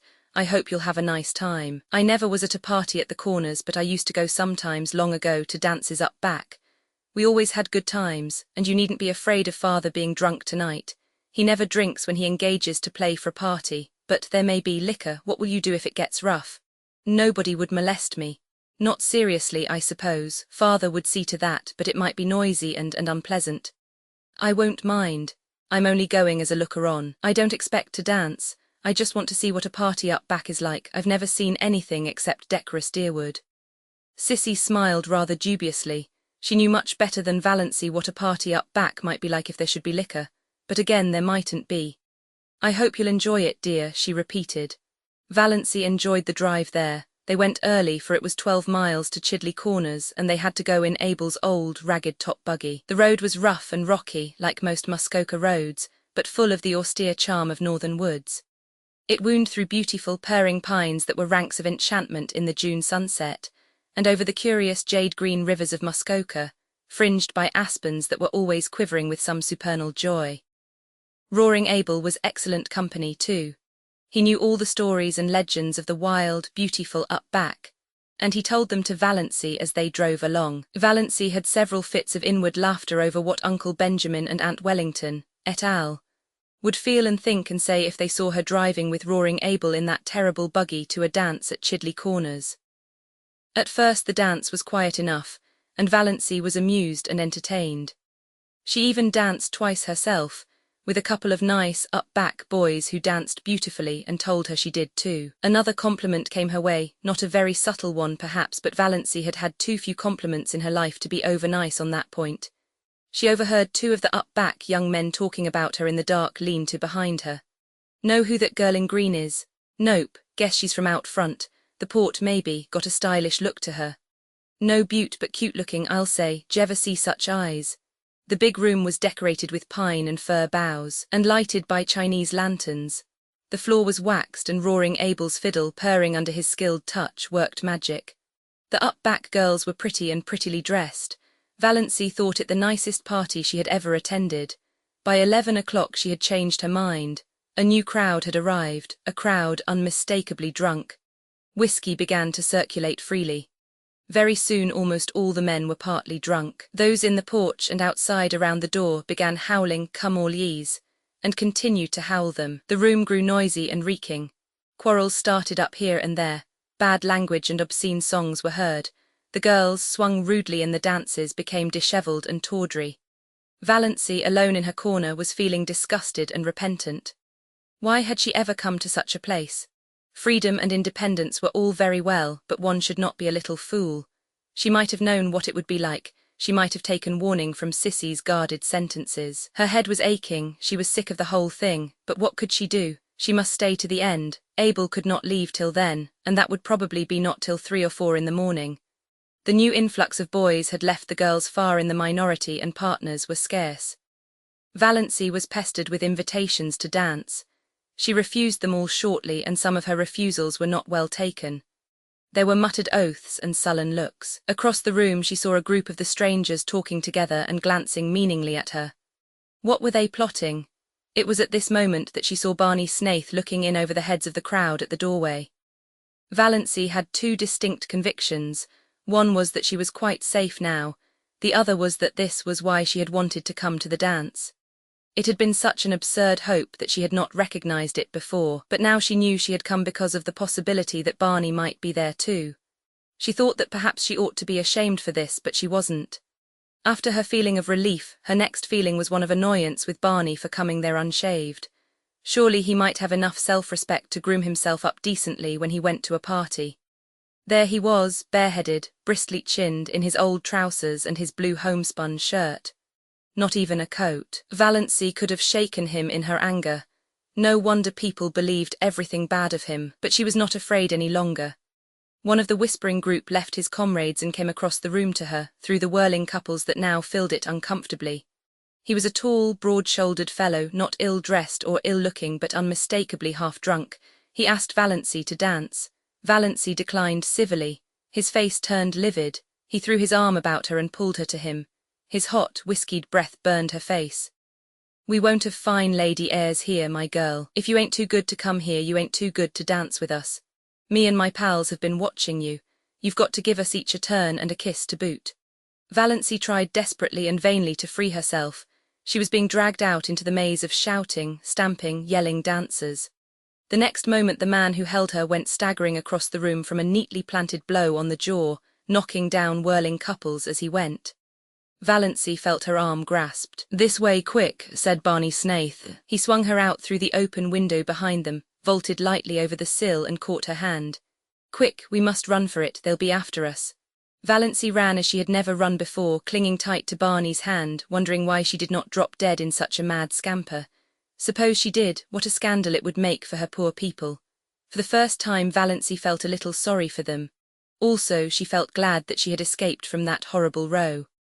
Also, glad that she was holding tight to Barney's hand. Her feelings were badly mixed, and she had never had so many in such a brief time in her life. They finally reached a quiet corner in the pine woods. The pursuit had taken a different direction and the whoops and yells behind them were growing faint. Valancy, out of breath with a crazily beating heart, collapsed on the trunk of a fallen pine. "Thanks," she gasped. "What a goose you were to come to such a place," said Barney. "I didn't know it would be like this," protested Valancy. "You should have known, Chidley Corners. It was just a name to me." Valancy knew Barney could not realize how ignorant she was of the regions up back. She had lived in Deerwood all her life and of course he supposed she knew. He didn't know how she had been brought up, there was no use trying to explain. "When I drifted in at Abel's this evening and Sissy told me you'd come here I was amazed. And downright scared. Sissy told me she was worried about you but hadn't liked to say anything to dissuade you for fear you'd think she was thinking selfishly about herself. So I came on up here instead of going to Deerwood." Valancy felt a sudden delightful glow irradiating soul and body under the dark pines. So he had actually come up to look after her. "As soon as they stop hunting for us we'll sneak around to the Muskoka Road. I left Lady Jane down there. I'll take you home." "I suppose you've had enough of your party." "Quite," said Valancy meekly. The first half of the way home neither of them said anything, it would not have been much use. Lady Jane made so much noise they could not have heard each other. Anyway, Valancy did not feel conversationally inclined. She was ashamed of the whole affair, ashamed of her folly in going, ashamed of being found in such a place by Barney Snaith. By Barney Snaith, reputed jailbreaker, infidel, forger and defaulter. Valancy's lips twitched in the darkness as she thought of it, but she was ashamed, and yet she was enjoying herself, was full of a strange exultation, bumping over that rough road beside Barney Snaith. The big trees shot by them.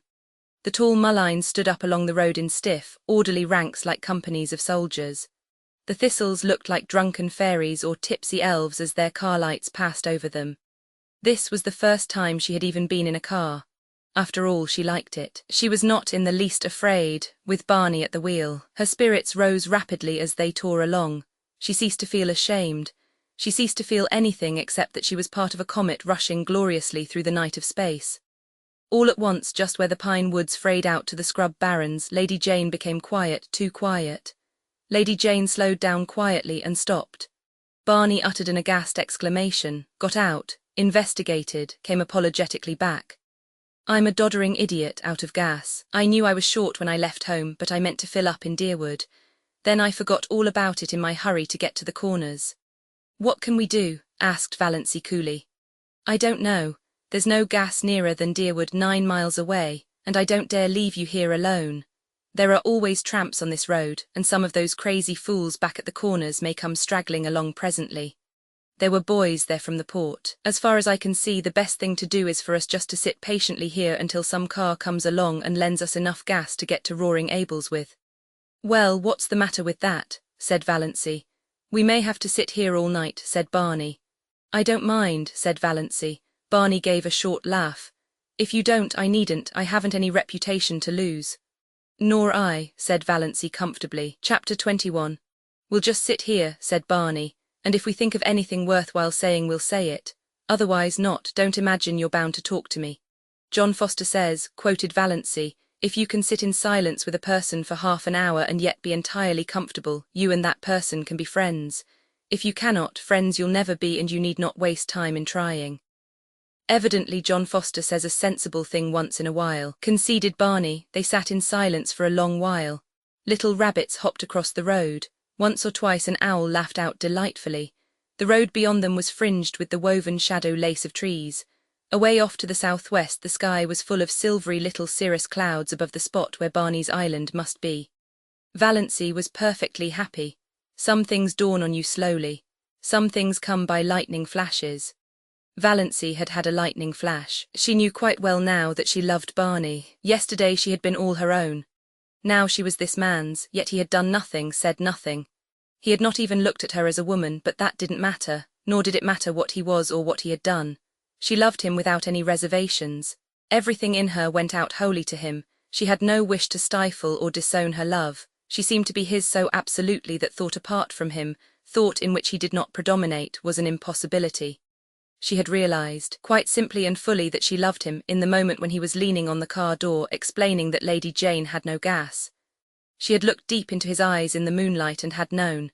In just that infinitesimal space of time, everything was changed. Old things passed away and all things became new. She was no longer unimportant, little old maid Valancy Stirling. She was a woman, full of love and therefore rich and significant, justified to herself. Life was no longer empty and futile, and death could cheat her of nothing. Love had cast out her last fear. Love, what a searing, torturing, intolerably sweet thing it was, this possession of body, soul and mind, with something at its core as fine and remote and purely spiritual as the tiny blue spark in the heart of the unbreakable diamond. No dream had ever been like this. She was no longer solitary. She was one of a vast sisterhood, all the women who had ever loved in the world. Barney need never know it, though she would not in the least have minded his knowing.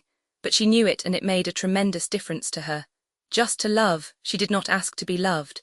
It was rapture enough just to sit there beside him in silence, alone in the summer night in the white splendor of moonshine, with the wind blowing down on them out of the pine woods. She had always envied the wind.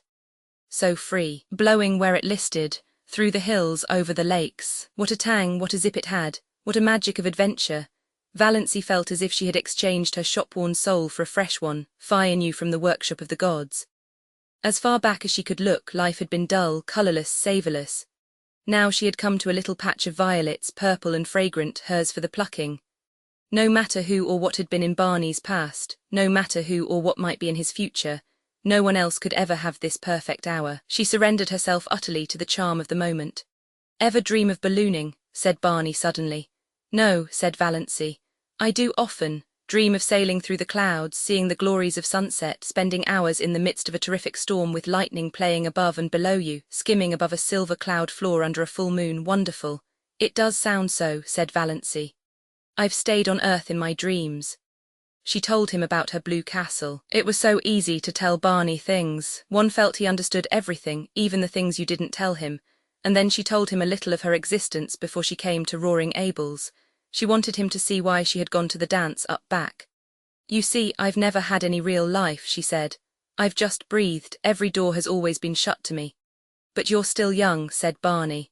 "Oh, I know, yes, I'm still young, but that's so different from young," said Valancy bitterly. For a moment she was tempted to tell Barney why her years had nothing to do with her future, but she did not. She was not going to think of death tonight. "Though I never was really young," she went on, "until tonight," she added in her heart. "I never had a life like other girls, you couldn't understand. Why, she had a desperate desire that Barney should know the worst about her. I didn't even love my mother. Isn't it awful that I don't love my mother?" "Rather awful for her," said Barney dryly. "Oh, she didn't know it. She took my love for granted. And I wasn't any use or comfort to her or anybody. I was just a vegetable, and I got tired of it. That's why I came to keep house for Mr. Gay and look after Sissy. And I suppose your people thought you'd gone mad." "They did, and do, literally," said Valancy. "But it's a comfort to them, they'd rather believe me mad than bad. There's no other alternative, but I've been living since I came to Mr. Gay's. It's been a delightful experience. I suppose I'll pay for it when I have to go back, but I'll have had it." "That's true," said Barney. "If you buy your experience it's your own, so it's no matter how much you pay for it. Somebody else's experience can never be yours. Well, it's a funny old world."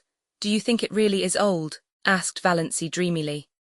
"I never believed that in June. It seems so young tonight somehow. In that quivering moonlight, like a young white girl waiting." "Moonlight here on the verge of up back is different from moonlight anywhere else," agreed Barney. "It always makes me feel so clean somehow, body and soul, and of course the age of gold always comes back in spring."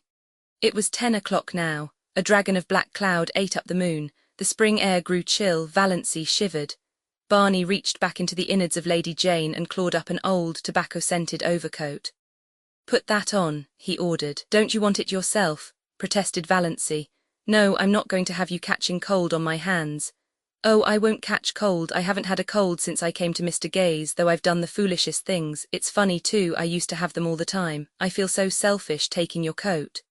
"You've sneezed 3 times. No use winding up your experience up back with grip or pneumonia." He pulled it up tight about her throat and buttoned it on her. Valancy submitted with secret delight. How nice it was to have someone look after you so. She snuggled down into the tobacco-y folds and wished the night could last forever. 10 minutes later a car swooped down on them from up back. Barney sprang from Lady Jane and waved his hand. The car came to a stop beside them. Valancy saw Uncle Wellington and Olive gazing at her in horror from it. So Uncle Wellington had got a car. and he must have been spending the evening up at Miss Darwy's with Cousin Herbert. Valancy almost laughed aloud at the expression on his face as he recognized her. The pompous, bewhiskered old humbug. "Can you let me have enough gas to take me to Deerwood?" Barney was asking politely, but Uncle Wellington was not attending to him. "Valancy, how came you here?" he said sternly. "By chance or God's grace," said Valancy. "With this jailbird at 10 o'clock at night," said Uncle Wellington. Valancy turned to Barney. The moon had escaped from its dragon, and in its light her eyes were full of deviltry. "Are you a jailbird? Does it matter?" said Barney, gleams of fun in his eyes. "Not to me, I only asked out of curiosity," continued Valancy. "Then I won't tell you, I never satisfy curiosity." He turned to Uncle Wellington and his voice changed subtly.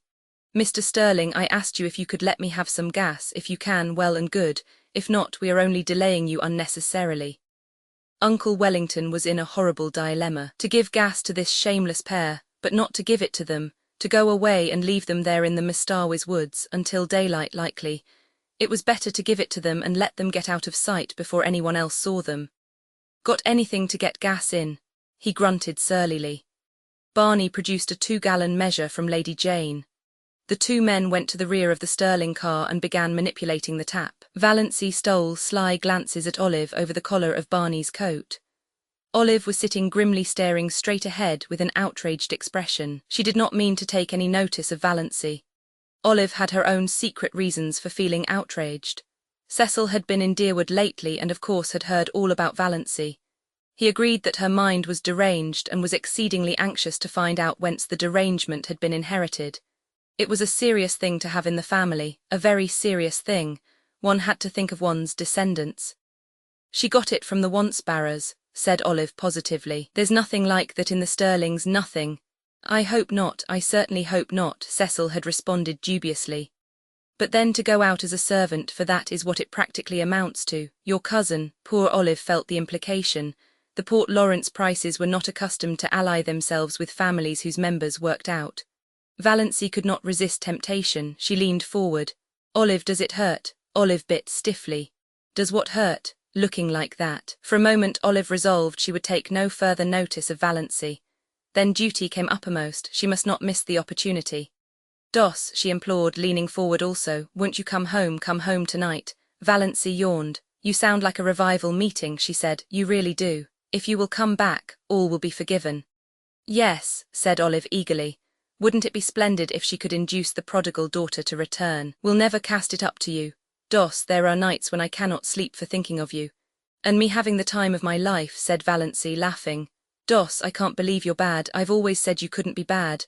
"I don't believe I can be," said Valancy. "I'm afraid I'm hopelessly proper. I've been sitting here for 3 hours with Barney Snaith and he hasn't even tried to kiss me. I wouldn't have minded if he had, Olive." Valancy was still leaning forward. Her little hat, with its crimson rose, was tilted down over one eye. Olive stared, in the moonlight Valancy's eyes, Valancy's smile. What had happened to Valancy? She looked not pretty. Doss couldn't be pretty, but provocative, fascinating, yes, abominably so. Olive drew back. It was beneath her dignity to say more. After all, Valancy must be both mad and bad. "Thanks, that's enough," said Barney behind the car. "Much obliged, Mr. Stirling. 2 gallons, 70 cents, thank you." Uncle Wellington climbed foolishly and feebly into his car. He wanted to give Snaith a piece of his mind, but dared not. Who knew what the creature might do if provoked? No doubt he carried firearms. Uncle Wellington looked indecisively at Valancy, but Valancy had turned her back on him and was watching Barney pour the gas into Lady Jane's maw. "Drive on," said Olive decisively. "There's no use in waiting here. Let me tell you what she said to me." "The little hussy, the shameless little hussy," said Uncle Wellington. Chapter 22. The next thing the Stirlings heard was that Valancy had been seen with Barney Snaith in a movie theatre in Port Lawrence and after it at supper in a Chinese restaurant there. This was quite true, and no one was more surprised at it than Valancy herself. Barney had come along in Lady Jane one dim twilight and told Valancy unceremoniously if she wanted a drive to hop in. "I'm going to the port. Will you go there with me?" His eyes were teasing and there was a bit of defiance in his voice. Valancy, who did not conceal from herself that she would have gone anywhere with him to any place, hopped in without more ado. They tore into and through Deerwood. Mrs. Frederick and Cousin Stickles, taking a little air on the veranda, saw them whirl by in a cloud of dust and sought comfort in each other's eyes. Valancy, who in some dim pre-existence had been afraid of a car, was hatless and her hair was blowing wildly round her face. She would certainly come down with bronchitis and die at Roaring Abel's. She wore a low-necked dress and her arms were bare. That snaith creature was in his shirt-sleeves smoking a pipe. They were going at the rate of 40 miles an hour, 60, Cousin Stickles averred. Lady Jane could hit the pike when she wanted to. Valancy waved her hand gaily to her relatives. As for Mrs. Frederick, she was wishing she knew how to go into hysterics. Was it for this, she demanded in hollow tones, that I suffered the pangs of motherhood? I will not believe, said Cousin Stickles solemnly, that our prayers will not yet be answered. Who will protect that unfortunate girl when I am gone?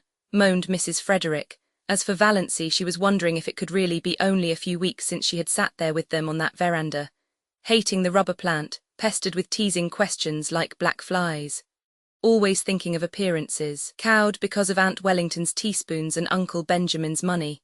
Poverty-stricken, afraid of everybody, envying Olive, a slave to moth-eaten traditions, nothing to hope for or expect, and now every day was a gay adventure. Lady Jane flew over the 15 miles between Deerwood and the port, through the port. The way Barney went past traffic policemen was not holy. The lights were beginning to twinkle out like stars in the clear lemon-hued twilight air. This was the only time Valancy ever really liked the town, and she was crazy with the delight of speeding. Was it possible she had ever been afraid of a car? She was perfectly happy, riding beside Barney. Not that she deluded herself into thinking it had any significance. She knew quite well that Barney had asked her to go on the impulse of the moment, an impulse born of a feeling of pity for her and her starved little dreams. She was looking tired after a wakeful night with a heart attack, followed by a busy day. She had so little fun. He'd give her an outing for once. Besides, Abel was in the kitchen, at the point of drunkenness where he was declaring he did not believe in God and beginning to sing ribald songs. It was just as well she should be out of the way for a while. Barney knew Roaring Abel's repertoire. They went to the movie. Valancy had never been to a movie. And then, finding a nice hunger upon them, they went and had fried chicken, unbelievably delicious, in the Chinese restaurant, after which they rattled home again, leaving a devastating trail of scandal behind them. Mrs. Frederick gave up going to church altogether. She could not endure her friends' pitying glances and questions. But Cousin Stickles went every Sunday. She said they had been given a cross to bear. Chapter 23. On one of Cissy's wakeful nights, she told Valancy her poor little story. They were sitting by the open window. Cissy could not get her breath lying down that night. An inglorious gibbous moon was hanging over the wooded hills, and in its spectral light Cissy looked frail and lovely and incredibly young. A child. It did not seem possible that she could have lived through all the passion and pain and shame of her story. He was stopping at the hotel across the lake. He used to come over in his canoe at night. We met in the pines down the shore. He was a young college student. His father was a rich man in Toronto. Oh, Valancy, I didn't mean to be bad, I didn't indeed, but I loved him so, I love him yet, I'll always love him. And I didn't know some things, I didn't understand. Then his father came and took him away. And after a little I found out. Oh, Valancy, I was so frightened, I didn't know what to do. I wrote him and he came. He said he would marry me, Valancy. And why? Oh, Valancy, he didn't love me anymore, I saw that at a glance. He was just offering to marry me because he thought he ought to, because he was sorry for me. He wasn't bad, but he was so young, and what was I that he should keep on loving me? Never mind making excuses for him, said Valancy a bit shortly. So you wouldn't marry him? I couldn't, not when he didn't love me anymore. Somehow, I can't explain, it seemed a worse thing to do than the other. He argued a little, but he went away. Do you think I did right, Valancy? Yes, I do, you did right, but don't blame him, dear, please don't, let's not talk about him at all, there's no need, I wanted to tell you how it was, I didn't want you to think me bad. I never did think so. Yes, I felt that, whenever you came, oh, Valancy, what you've been to me. I can never tell you, but God will bless you for it, I know he will, with what measure ye meet. Cissy sobbed for a few minutes in Valancy's arms, then she wiped her eyes. Well, that's almost all. I came home. I wasn't really so very unhappy. I suppose I should have been, but I wasn't. Father wasn't hard on me, and my baby was so sweet while he lived. I was even happy. I loved him so much, the dear little thing. He was so sweet, Valancy, with such lovely blue eyes, and little rings of pale gold hair like silk floss, and tiny dimpled hands. I used to bite his satin-smooth little face all over softly, so as not to hurt him, you know. I know, said Valancy, wincing. I know a woman always knows and dreams, and he was all mine, nobody else had any claim on him. When he died, oh, Valancy, I thought I must die too. I didn't see how anybody could endure such anguish and live. To see his dear little eyes and know he would never open them again, to miss his warm little body nestled against mine at night and think of him sleeping alone and cold, his wee face under the hard frozen earth. It was so awful for the first year. After that it was a little easier. One didn't keep thinking this day last year, but I was so glad when I found out I was dying. Who could endure life if it were not for the hope of death? Murmured Valancy softly. It was of course a quotation from some book of John Foster's. I'm glad I've told you all about it, sighed Sissy. I wanted you to know. Sissy died a few nights after that. Roaring Abel was away. When Valancy saw the change that had come over Sissy's face, she wanted to telephone for the doctor, but Sissy wouldn't let her. Valancy, why should you? He can do nothing for me. I've known for several days that this was near. Let me die in peace, dear, just holding your hand. Oh, I'm so glad you're here.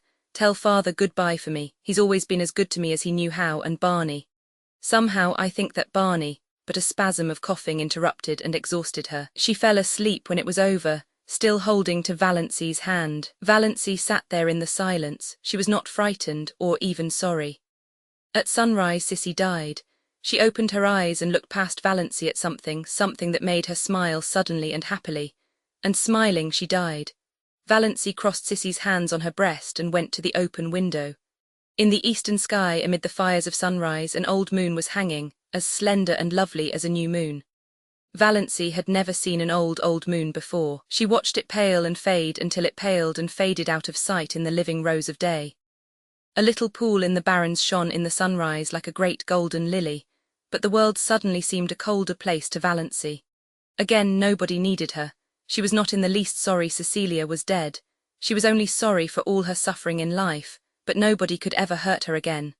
Valancy had always thought death dreadful, but Sissy had died so quietly, so pleasantly, and at the very last, something had made up to her for everything. She was lying there now in her white sleep, looking like a child, beautiful, all the lines of shame and pain gone. Roaring Abel drove in, justifying his name. Valancy went down and told him. The shock sobered him at once. He slumped down on the seat of his buggy, his great head hanging. Sissy dead, he said vacantly. I didn't think it would have come so soon. Dead. She used to run down the lane to meet me with a little white rose stuck in her hair. Sissy used to be a pretty little girl, and a good little girl. She has always been a good little girl, said Valancy. Chapter 24. Valancy herself made Sissy ready for burial. No hands but hers should touch that pitiful, wasted little body. The old house was spotless on the day of the funeral. Barney Snaith was not there. He had done all he could to help Valancy before it. He had shrouded the pale Cecilia in white roses from the garden and then had gone back to his island. But everybody else was there. All Deerwood and up back came. They forgave Sissy splendidly at last. Mr. Bradley gave a very beautiful funeral address. Valancy had wanted her old Free Methodist man, but Roaring Abel was obdurate. He was a Presbyterian and no one but a Presbyterian minister should bury his daughter. Mr. Bradley was very tactful. He avoided all dubious points, and it was plain to be seen he hoped for the best. 6 reputable citizens of Deerwood bore Cecilia Gay to her grave in decorous Deerwood Cemetery. Among them was Uncle Wellington. The Stirlings all came to the funeral, men and women. They had had a family conclave over it. Surely now that Sissy Gay was dead, Valancy would come home. She simply could not stay there with Roaring Abel. That being the case, the wisest course, decreed Uncle James, was to attend the funeral, legitimize the whole thing, so to speak, show Deerwood that Valancy had really done a most creditable deed in going to nurse poor Cecilia Gay, and that her family backed her up in it. Death, the miracle worker, suddenly made the thing quite respectable. If Valancy would return to home and decency while public opinion was under its influence, all might yet be well. Society was suddenly forgetting all Cecilia's wicked doings, and remembering what a pretty, modest little thing she had been, and motherless, you know, motherless. It was the psychological moment, said Uncle James, so the Stirlings went to the funeral. Even Cousin Gladys Neuritis allowed her to come. Cousin Stickles was there, her bonnet dripping all over her face, crying as woefully as if Sissy had been her nearest and dearest. Funerals always brought Cousin Stickles' own sad bereavement back. And Uncle Wellington was a pallbearer. Valancy, pale, subdued-looking, her slanted eyes smudged with purple, in her snuff-brown dress, moving quietly about, finding seats for people, consulting in undertones with minister and undertaker, marshalling the mourners into the parlour, was so decorous and proper and Stirlingish that her family took heart of grace. This was not, could not be, the girl who had sat all night in the woods with Barney Snaith, who had gone tearing bareheaded through Deerwood and Port Lawrence. This was the Valancy they knew, really surprisingly capable and efficient. Perhaps she had always been kept down a bit too much. Amelia really was rather strict, hadn't had a chance to show what was in her. So thought the Stirlings. And Edward Beck from the Port Road, a widower with a large family who was beginning to take notice, took notice of Valancy and thought she might make a mighty fine second wife. No beauty, but a 50-year-old widower, Mr. Beck told himself very reasonably, couldn't expect everything. Altogether, it seemed that Valancy's matrimonial chances were never so bright as they were at Cecilia Gay's funeral. What the Stirlings and Edward Beck would have thought had they known the back of Valancy's mind must be left to the imagination. Valancy was hating the funeral, hating the people who came to stare with curiosity at Cecilia's marble-white face, hating the smugness, hating the dragging, melancholy singing, hating Mr. Bradley's cautious platitudes. If she could have had her absurd way, there would have been no funeral at all. She would have covered Cissy over with flowers, shut her away from prying eyes, and buried her beside her nameless little baby in the grassy burying ground under the pines of the up-back church. With a bit of kindly prayer from the old Free Methodist minister, she remembered Cissy saying once, "I wish I could be buried deep in the heart of the woods where nobody would ever come to say, 'Cissy Gay is buried here,' and tell over my miserable story." But this, however, it would soon be over. Valancy knew if the Stirlings and Edward Beck didn't, exactly what she intended to do then. She had lain awake all the preceding night thinking about it and finally deciding on it. When the funeral procession had left the house, Mrs. Frederick sought out Valancy in the kitchen. "My child," she said tremulously, "you'll come home now." "Home," said Valancy absently. She was getting on an apron and calculating how much tea she must put to steep for supper. There would be several guests from up back, distant relatives of the Gays who had not remembered them for years. And she was so tired she wished she could borrow a pair of legs from the cat. "Yes, home," said Mrs. Frederick with a touch of asperity. "I suppose you won't dream of staying here now, alone with Roaring Abel." "Oh no, I'm not going to stay here," said Valancy. "Of course I'll have to stay for a day or two to put the house in order generally, but that will be all. Excuse me, mother, won't you? I've a frightful lot to do. All those up-back people will be here to supper." Mrs. Frederick retreated in considerable relief, and the Stirlings went home with lighter hearts. "We will just treat her as if nothing had happened when she comes back," decreed Uncle Benjamin. "That will be the best plan, just as if nothing had happened." Chapter 25. On the evening of the day after the funeral, Roaring Abel went off for a spree. He had been sober for 4 whole days and could endure it no longer. Before he went, Valancy told him she would be going away the next day. Roaring Abel was sorry and said so. A distant cousin from up back was coming to keep house for him, quite willing to do so now since there was no sick girl to wait on.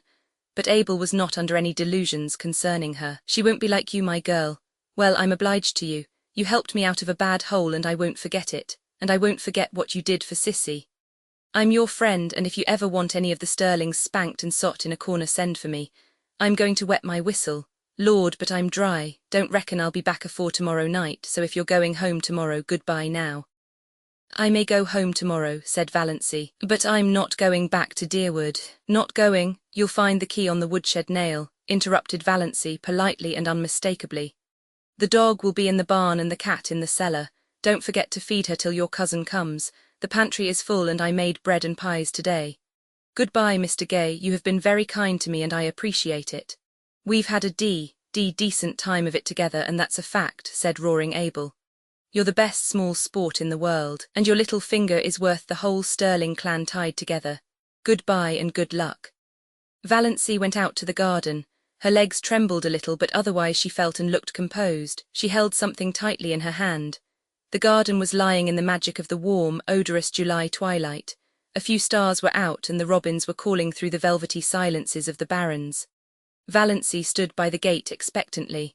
Would he come? If he did not, he was coming. Valancy heard Lady Jane Grey far back in the woods. Her breath came a little more quickly. Nearer and nearer, she could see Lady Jane now, bumping down the lane. Nearer, nearer, he was there. He had sprung from the car and was leaning over the gate, looking at her. "Going home, Miss Stirling?" "I don't know yet," said Valancy slowly. Her mind was made up with no shadow of turning, but the moment was very tremendous. "I thought I'd run down and ask if there was anything I could do for you," said Barney. Valancy took it with a canter. "Yes, there is something you can do for me," she said, evenly and distinctly. "Will you marry me?" For a moment Barney was silent. There was no particular expression on his face. Then he gave an odd laugh. "Come now, I knew luck was just waiting around the corner for me. All the signs have been pointing that way today." "Wait." Valancy lifted her hand. "I'm in earnest, but I want to get my breath after that question. Of course, with my bringing up, I realize perfectly well that this is one of the things a lady should not do. But why? Why? For 2 reasons. Valancy was still a little breathless, but she looked Barney straight in the eyes, while all the dead Stirlings revolved rapidly in their graves, and the living ones did nothing because they did not know that Valancy was at that moment proposing lawful marriage to the notorious Barney Snaith. "The first reason is I. Valancy tried to say "I love you" but could not. She had to take refuge in a pretended flippancy. "I'm crazy about you. The second is this." She handed him Dr. Trent's letter. Barney opened it with the air of a man thankful to find some safe, sane thing to do. As he read it, his face changed. He understood more perhaps than Valancy wanted him to. "Are you sure nothing can be done for you?" Valancy did not misunderstand the question. "Yes, you know Dr. Trent's reputation in regard to heart disease. I haven't long to live, perhaps only a few months, a few weeks. I want to live them. I can't go back to Deerwood. You know what my life was like there. And she managed it this time. I love you. I want to spend the rest of my life with you, that's all." Barney folded his arms on the gate and looked gravely enough at a white, saucy star that was winking at him just over roaring Abel's kitchen chimney. "You don't know anything about me. I may be a murderer." "No, I don't. You may be something dreadful. Everything they say of you may be true, but it doesn't matter to me." "You care that much for me, Valancy?" said Barney incredulously, looking away from the star and into her eyes, her strange, mysterious eyes. "I care that much," said Valancy in a low voice. She was trembling. He had called her by her name for the first time. It was sweeter than another man's caress could have been just to hear him say her name like that. "If we are going to get married," said Barney, speaking suddenly in a casual, matter-of-fact voice, "some things must be understood." "Everything must be understood," said Valancy. "I have things I want to hide," said Barney coolly. "You are not to ask me about them." "I won't," said Valancy. "You must never ask to see my mail. Never, and we are never to pretend anything to each other." "We won't," said Valancy. "You won't even have to pretend you like me. If you marry me, I know you're only doing it out of pity. And we'll never tell a lie to each other about anything, a big lie or a petty lie."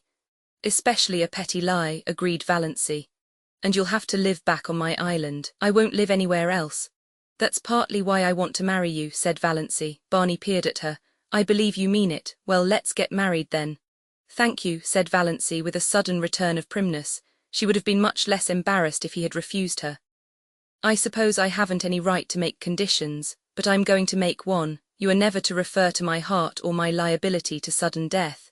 You are never to urge me to be careful. You are to forget, absolutely forget, that I'm not perfectly healthy. I have written a letter to my mother. Here it is. You are to keep it. I have explained everything in it. If I drop dead suddenly, as I likely will do, it will exonerate me in the eyes of your kindred from the suspicion of having poisoned you," said Barney with a grin. "Exactly." Valancy laughed gaily. "Dear me, I'm glad this is over. It has been a bit of an ordeal. You see, I'm not in the habit of going about asking men to marry me. It is so nice of you not to refuse me or offer to be a brother. I'll go to the port tomorrow and get a license. We can be married tomorrow evening. Dr. Stirling, I suppose." "Heavens, no," Valancy shuddered. "Besides, he wouldn't do it. He'd shake his forefinger at me and I'd jilt you at the altar. No, I want my old Mr. Towers to marry me." "Will you marry me as I stand?" demanded Barney. A passing car full of tourists honked loudly, it seemed derisively. Valancy looked at him. Blue homespun shirt, nondescript hat, muddy overalls, unshaved. "Yes," she said. Barney put his hands over the gate and took her little, cold ones gently in his. "Valancy," he said, trying to speak lightly, "of course I'm not in love with you. Never thought of such a thing as being in love. But do you know, I've always thought you were a bit of a dear." Chapter 26. The next day passed for Valancy like a dream. She could not make herself or anything she did seem real.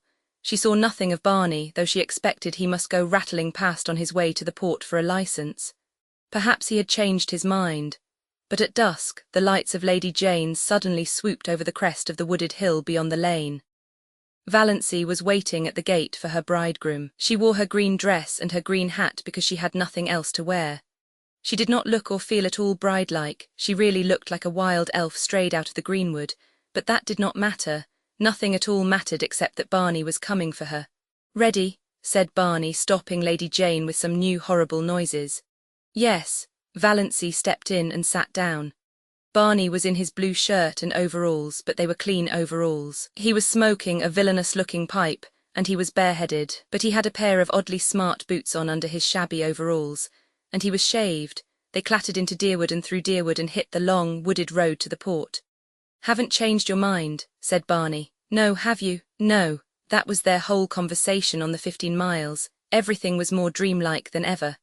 Valancy didn't know whether she felt happy, or terrified, or just plain fool. Then the lights of Port Lawrence were about them. Valancy felt as if she were surrounded by the gleaming, hungry eyes of hundreds of great, stealthy panthers. Barney briefly asked where Mr. Towers lived, and Valancy as briefly told him. They stopped before the shabby little house in an unfashionable street. They went into the small, shabby parlour. Barney produced his licence, so he had got it. Also a ring. This thing was real. She, Valancy Stirling, was actually on the point of being married. They were standing up together before Mr. Towers. Valancy heard Mr. Towers and Barney saying things. She heard some other person saying things. She herself was thinking of the way she had once planned to be married, away back in her early teens when such a thing had not seemed impossible.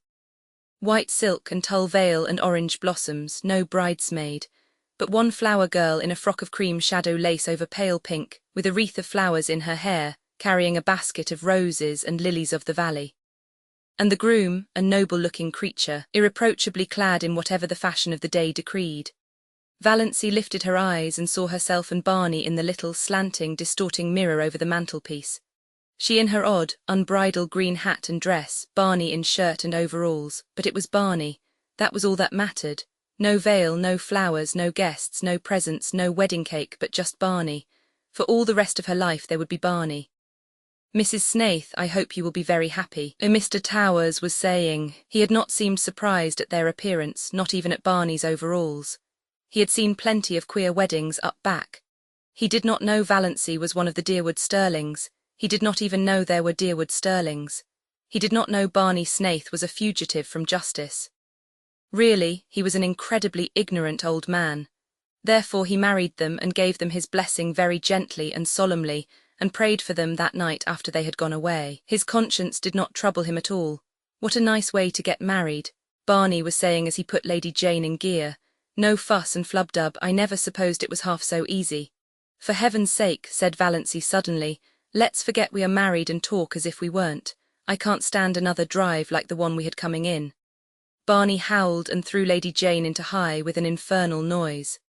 "And I thought I was making it easy for you," he said. "You didn't seem to want to talk." "I didn't, but I wanted you to talk. I don't want you to make love to me, but I want you to act like an ordinary human being. Tell me about this island of yours. What sort of a place is it?" "The jolliest place in the world. You're going to love it. The first time I saw it I loved it. Old Tom McMurray owned it then. He built the little shack on it, lived there in winter and rented it to Toronto people in summer. I bought it from him, became by that one simple transaction a landed proprietor owning a house and an island. There is something so satisfying in owning a whole island. And isn't an uninhabited island a charming idea? I'd wanted to own one ever since I'd read Robinson Crusoe. It seemed too good to be true. And beauty. Most of the scenery belongs to the government, but they don't tax you for looking at it, and the moon belongs to everybody. You won't find my shack very tidy. I suppose you'll want to make it tidy."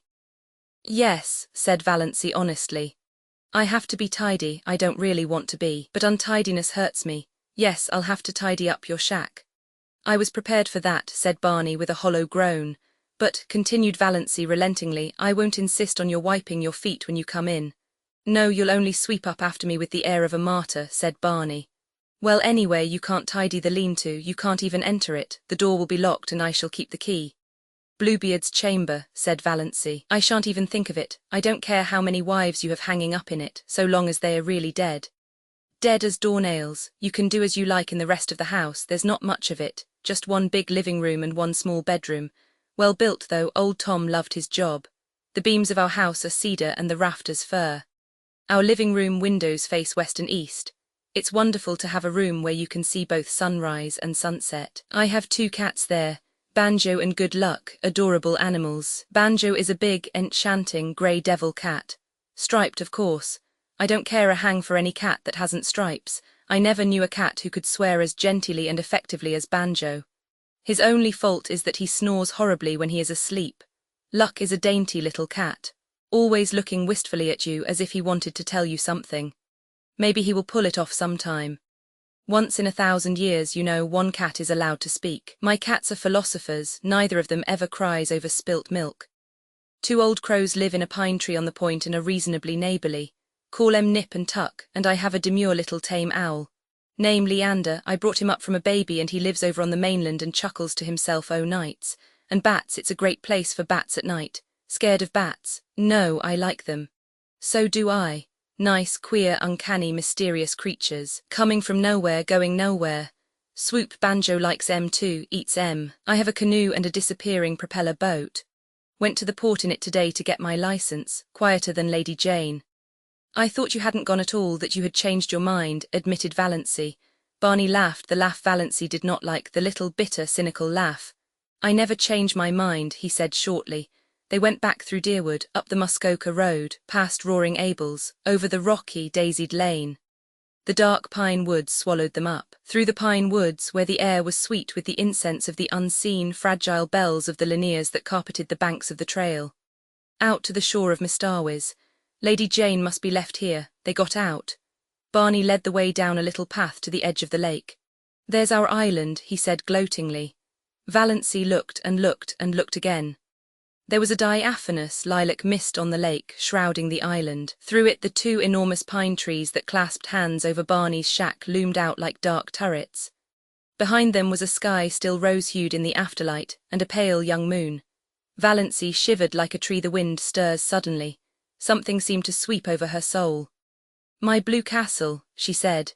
Oh, my blue castle. They got into the canoe and paddled out to it. They left behind the realm of everyday and things known and landed on a realm of mystery and enchantment where anything might happen, anything might be true. Barney lifted Valancy out of the canoe and swung her to a lichen-covered rock under a young pine tree. His arms were about her and suddenly his lips were on hers. Valancy found herself shivering with the rapture of her first kiss.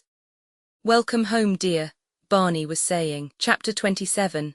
Cousin Georgiana came down the lane leading up to her little house. She lived half a mile out of Deerwood and she wanted to go into Amelia's and find out if Doss had come home yet. Cousin Georgiana was anxious to see Doss. She had something very important to tell her. Something, she was sure, Doss would be delighted to hear. Poor Doss. She had had rather a dull life of it. Cousin Georgiana owned to herself that she would not like to live under Amelia's thumb, but that would be all changed now. Cousin Georgiana felt tremendously important. For the time being she quite forgot to wonder which of them would go next. And here was Doss herself, coming along the road from Roaring Abel's in such a queer green dress and hat. Talk about luck. Cousin Georgiana would have a chance to impart her wonderful secret right away, with nobody else about to interrupt. It was, you might say, a providence. Valancy, who had been living for 4 days on her enchanted island, had decided that she might as well go into Deerwood and tell her relatives that she was married. Otherwise, finding that she had disappeared from Roaring Abel's, they might get out a search warrant for her. Barney had offered to drive her in, but she had preferred to go alone. She smiled very radiantly at Cousin Georgiana, who, she remembered, as of someone known a long time ago, had really been not a bad little creature. Valancy was so happy that she could have smiled at anybody, even Uncle James. She was not averse to Cousin Georgiana's company. Already, since the houses along the road were becoming numerous, she was conscious that curious eyes were looking at her from every window. I suppose you're going home, dear Doss, said Cousin Georgiana as she shook hands, furtively eyeing Valancy's dress and wondering if she had any petticoat on at all. Sooner or later, said Valancy cryptically. Then I'll go along with you. I've been wanting to see you very especially, Doss dear. I've something quite wonderful to tell you. Yes, said Valancy absently. What on earth was Cousin Georgiana looking so mysterious and important about? But did it matter? No, nothing mattered but Barney and the Blue Castle up back in Mistarwiz. Who do you suppose called to see me the other day? Asked Cousin Georgiana archly. Valancy couldn't guess. Edward Beck. Cousin Georgiana lowered her voice almost to a whisper.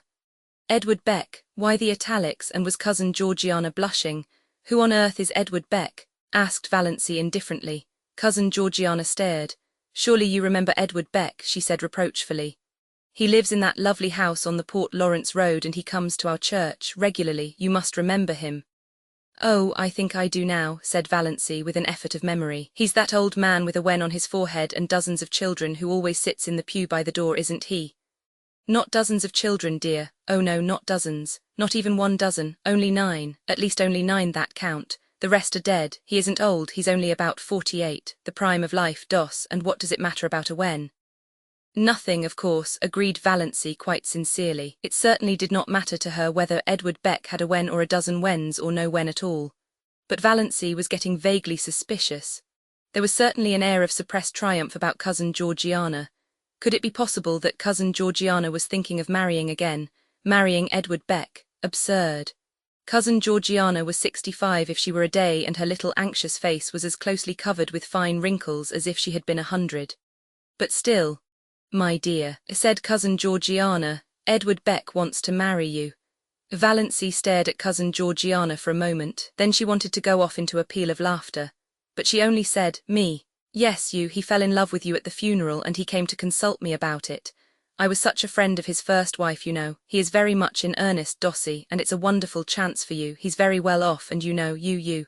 Am not so young as I once was, agreed Valancy. To her that hath shall be given. Do you really think I would make a good stepmother, Cousin Georgiana? I'm sure you would, you were always so fond of children. But 9 is such a family to start with, objected Valancy gravely. The 2 oldest are grown up and the 3rd almost. That leaves only 6 that really count. And most of them are boys, so much easier to bring up than girls.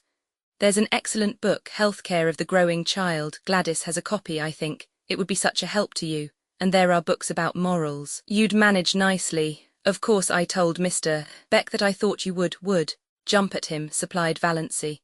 Oh no, dear, I wouldn't use such an indelicate expression. I told him I thought you would consider his proposal favourably. And you will, won't you, dearie? There's only one obstacle, said Valancy dreamily. You see, I'm married already. Married? Cousin Georgiana stopped stock still and stared at Valancy.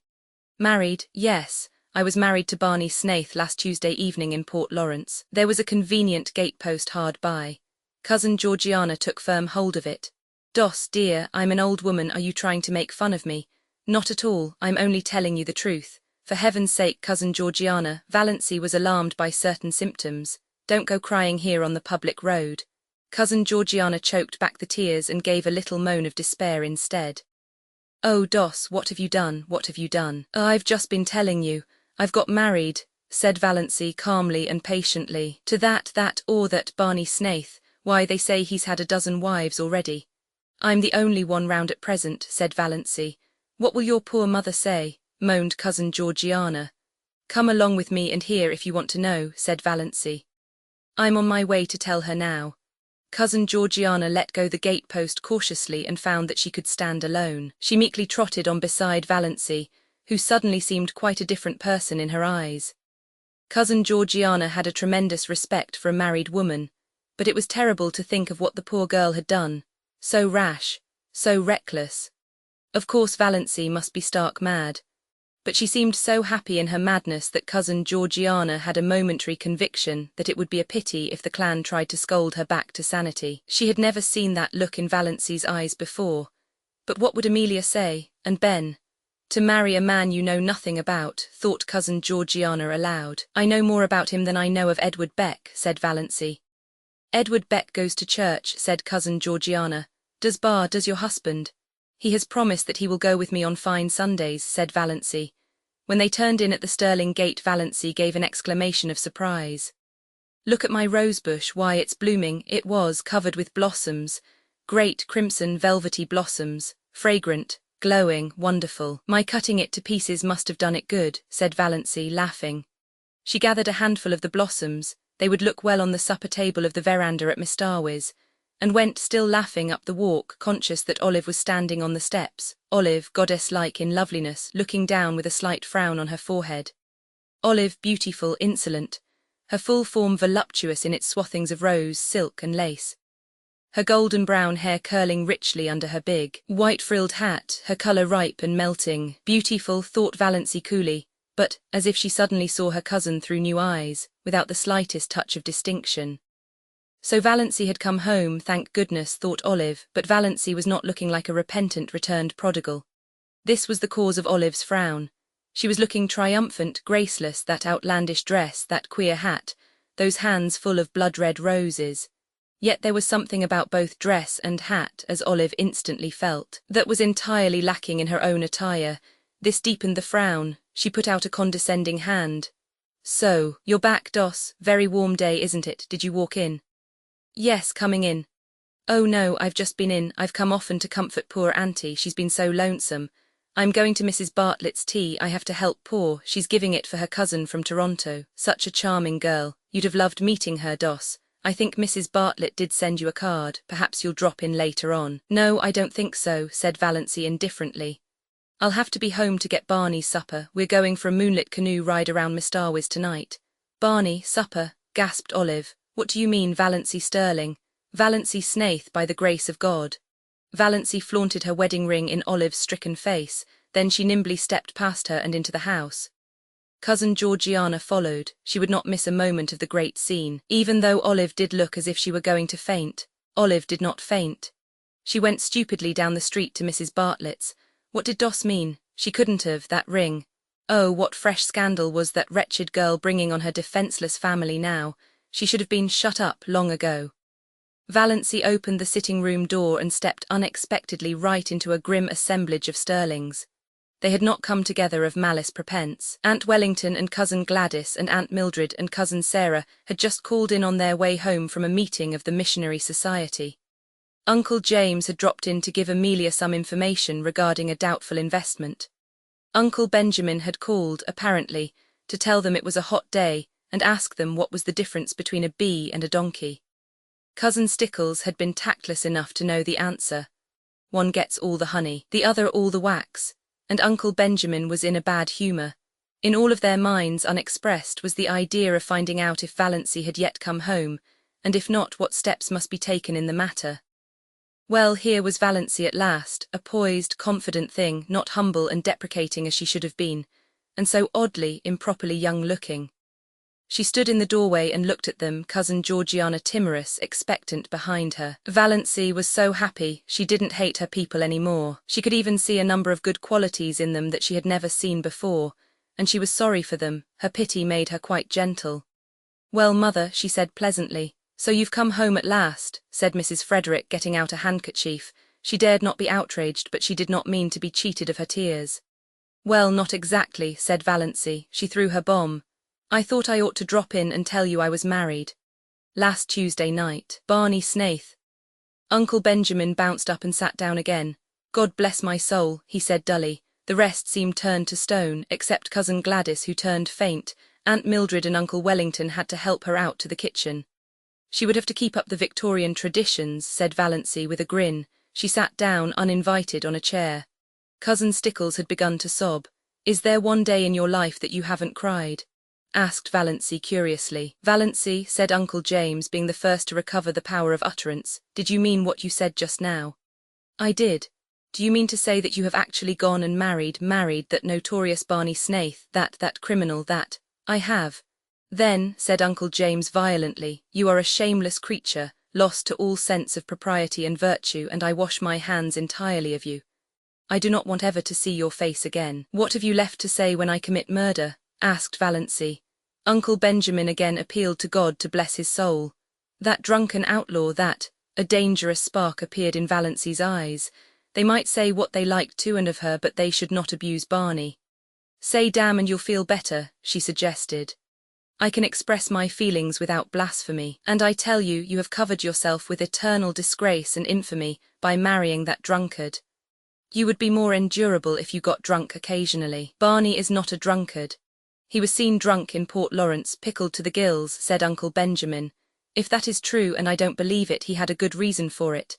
Now I suggest that you all stop looking tragic and accept the situation. I'm married, you can't undo that, and I'm perfectly happy. I suppose we ought to be thankful he has really married her, said Cousin Sarah by way of trying to look on the bright side. If he really has, said Uncle James, just washed his hands of Valancy. Who married you? Mr. Towers of Port Lawrence, by a Free Methodist, groaned Mrs. Frederick, as if to have been married by an imprisoned Methodist would have been a shade less disgraceful. It was the first thing she had said. Mrs. Frederick didn't know what to say. The whole thing was too horrible, too nightmarish. She was sure she must wake up soon. After all their bright hopes at the funeral. It makes me think of those what-you-call-ems, said Uncle Benjamin helplessly. Those yarns, you know, of fairies taking babies out of their cradles. Valancy could hardly be a changeling at 29, said Aunt Wellington satirically. She was the oddest-looking baby I ever saw anyway, averred Uncle Benjamin. I said so at the time, you remember, Amelia. I said I had never seen such eyes in a human head. I'm glad I never had any children, said Cousin Sarah. If they don't break your heart in one way, they do it in another. Isn't it better to have your heart broken than to have it wither up? Queried Valancy. Before it could be broken, it must have felt something splendid, that would be worth the pain. Dippy, clean dippy, muttered Uncle Benjamin with a vague, unsatisfactory feeling that somebody had said something like that before. Valancy, said Mrs. Frederick solemnly, do you ever pray to be forgiven for disobeying your mother? I should pray to be forgiven for obeying you so long, said Valancy stubbornly, but I don't pray about that at all. I just thank God every day for my happiness. I would rather, said Mrs. Frederick, beginning to cry rather belatedly, see you dead before me than listen to what you have told me today. Valancy looked at her mother and aunts and wondered if they could ever have known anything of the real meaning of love. She felt sorrier for them than ever. They were so very pitiable, and they never suspected it. Barney Snaith is a scoundrel to have deluded you into marrying him, said Uncle James violently. Oh, I did the deluding. I asked him to marry me, said Valancy with a wicked smile. Have you no pride? Demanded Aunt Wellington. Lots of it. I am proud that I have achieved a husband by my own unaided efforts. Cousin Georgiana here wanted to help me to Edward Beck. Edward Beck is worth $20,000 and has the finest house between here and Port Lawrence, said Uncle Benjamin. That sounds very fine, said Valancy scornfully, but it isn't worth that, she snapped her fingers, compared to feeling Barney's arms around me and his cheek against mine. Oh, Doss, said Cousin Stickles. Cousin Sarah said, oh, Doss. Aunt Wellington said, Valancy, you need not be indecent. Why, it surely isn't indecent to like to have your husband put his arm around you. I should think it would be indecent if you didn't. Why expect decency from her? Inquired Uncle James sarcastically. She has cut herself off from decency forevermore. She has made her bed, let her lie on it. Thanks, said Valancy very gratefully. How you would have enjoyed being Torquemada. Now I must really be getting back. Mother, may I have those 3 woolen cushions I worked last winter? Take them, take everything, said Mrs. Frederick. Oh, I don't want everything or much. I don't want my blue castle cluttered. Just the cushions. I'll call for them some day when we motor in. Valancy rose and went to the door. There she turned. She was sorrier than ever for them all. They had no blue castle in the purple solitudes of Mistawis. The trouble with you people is that you don't laugh enough, she said. Doss, dear, said Cousin Georgiana mournfully, some day you will discover that blood is thicker than water. Of course it is, but who wants water to be thick? Parried Valancy. We want water to be thin, sparkling, crystal clear. Cousin Stickles groaned. Valancy would not ask any of them to come and see her. She was afraid they would come out of curiosity. But she said, do you mind if I drop in and see you once in a while, Mother? My house will always be open to you, said Mrs. Frederick with a mournful dignity. You should never recognize her again, said Uncle James sternly as the door closed behind Valancy. I cannot quite forget that I am a mother, said Mrs. Frederick. My poor, unfortunate girl. I dare say the marriage isn't legal, said Uncle James comfortingly. He has probably been married 6 times before, but I am through with her. I have done all I could, Amelia, I think you will admit that. Henceforth Uncle James was terribly solemn about it. Valancy is to me as one dead. Mrs. Barney Snaith, said Cousin Georgiana, as if trying it out to see how it would sound. He has a score of aliases, no doubt, said Uncle Benjamin. For my part, I believe the man is half Indian. I haven't a doubt they are living in a wigwam. If he has married her under the name of Snaith and it isn't his real name, wouldn't that make the marriage null and void? asked Cousin Stickles hopefully. Uncle James shook his head. No, it is the man who marries, not the name.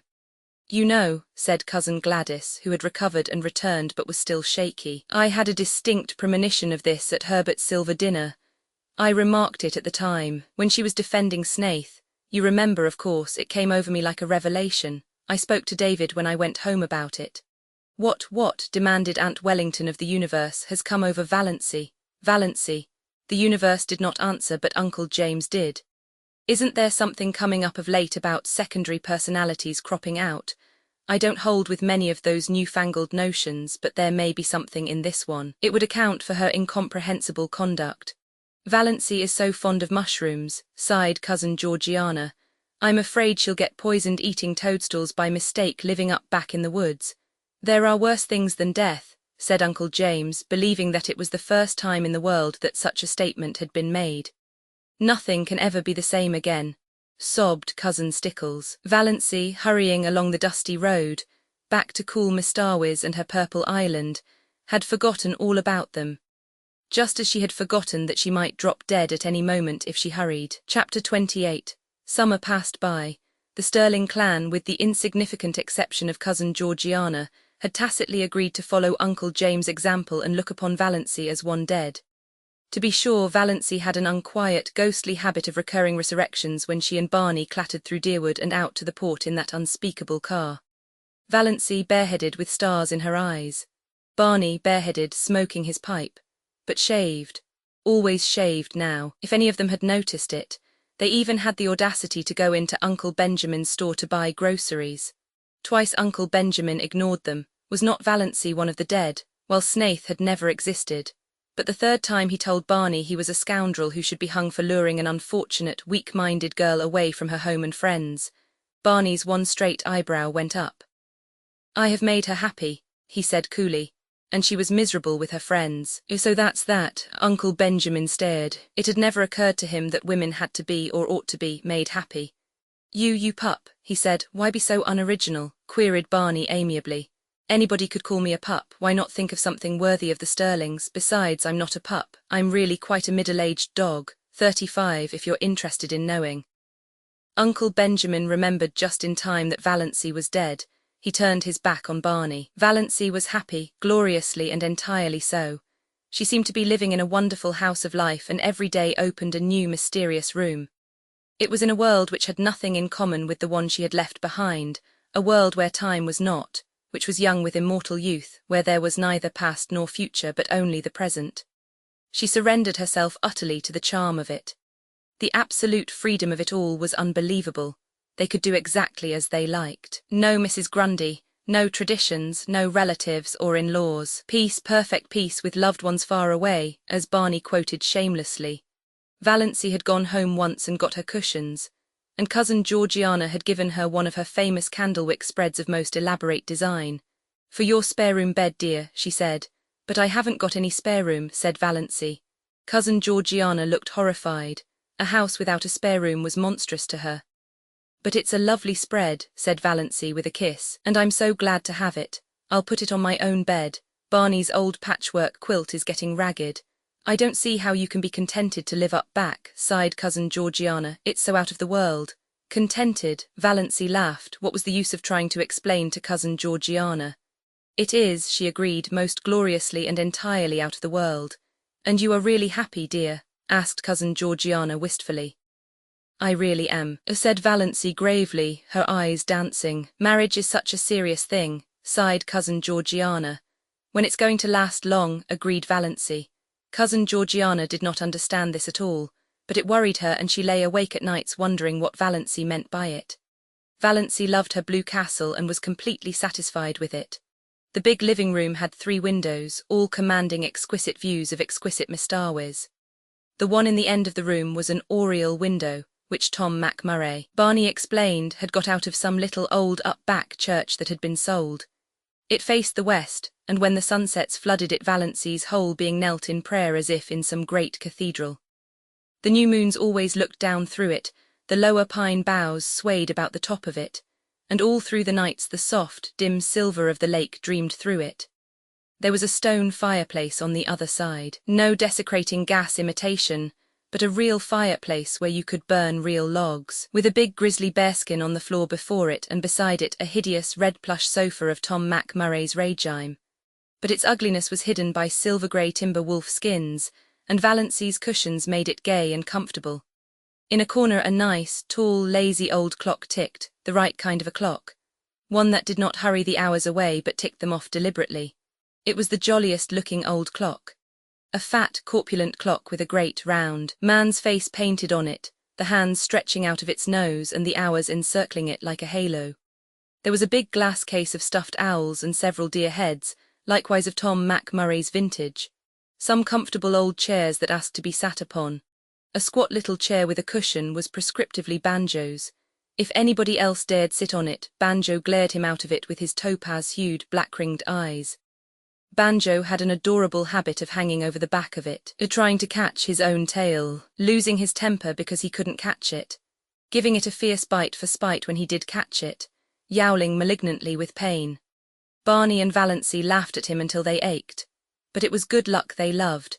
They were both agreed that Good Luck was so lovable that he practically amounted to an obsession. One side of the wall was lined with rough, homemade bookshelves filled with books, and between the two side windows hung an old mirror in a faded gilt frame, with fat cupids gamboling in the panel over the glass.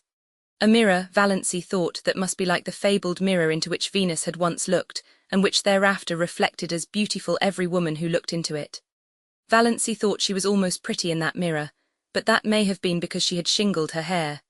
This was before the day of bobs and was regarded as a wild, unheard-of proceeding, unless you had typhoid. When Mrs. Frederick heard of it, she almost decided to erase Valancy's name from the family Bible. Barney cut the hair, square off at the back of Valancy's neck, bringing it down in a short black fringe over her forehead. It gave a meaning and a purpose to her little three-cornered face that it never had possessed before. Even her nose ceased to irritate her. Her eyes were bright, and her sallow skin had cleared to the hue of creamy ivory. The old family joke had come true. She was really fat at last, anyway, no longer skinny. Valancy might never be beautiful, but she was of the type that looks its best in the woods, elfin, mocking, alluring. Her heart bothered her very little. When an attack threatened, she was generally able to head it off with Dr. Trent's prescription. The only bad one she had was one night when she was temporarily out of medicine, and it was a bad one. For the time being, Valancy realized keenly that death was actually waiting to pounce on her any moment, but the rest of the time she did not, let herself remember it at all. Chapter 29. Valancy toiled not, neither did she spin. There was really very little work to do. She cooked their meals on a coal-oil stove, performing all her little domestic rites carefully and exultingly, and they ate out on the veranda that almost overhung the lake. Before them lay Miss Starwiz, like a scene out of some fairy tale of old time, and Barney smiling his twisted, enigmatical smile at her across the table. "What have you old Tom picked out when he built this shack?" Barney would say exultantly. Supper was the meal Valancy liked best. The faint laughter of winds was always about them, and the colours of Miss Starwiz, imperial and spiritual, under the changing clouds were something that cannot be expressed in mere words. Shadows, too, clustering in the pines until a wind shook them out and pursued them over Miss Starwiz. They lay all day along the shores, threaded by ferns and wild blossoms. They stole around the headlands in the glow of the sunset, until twilight wove them all into one great web of dusk. The cats, with their wise, innocent little faces, would sit on the veranda railing and eat the tidbits Barney flung them. And how good everything tasted! Valancy, amid all the romance of Miss Starwiz, never forgot that men had stomachs. Barney paid her no end of compliments on her cooking. After all, he admitted, there's something to be said for square meals. I've mostly got along by boiling 2 or 3 dozen eggs hard at once and eating a few when I got hungry, with a slice of bacon once in a while and a jorum of tea. Valancy poured tea out of Barney's little battered old pewter teapot of incredible age.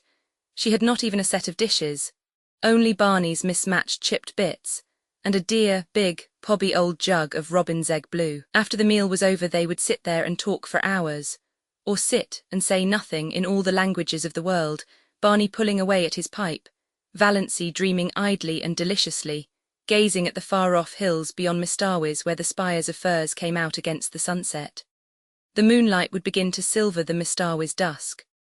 Bats would begin to swoop darkly against the pale, western gold.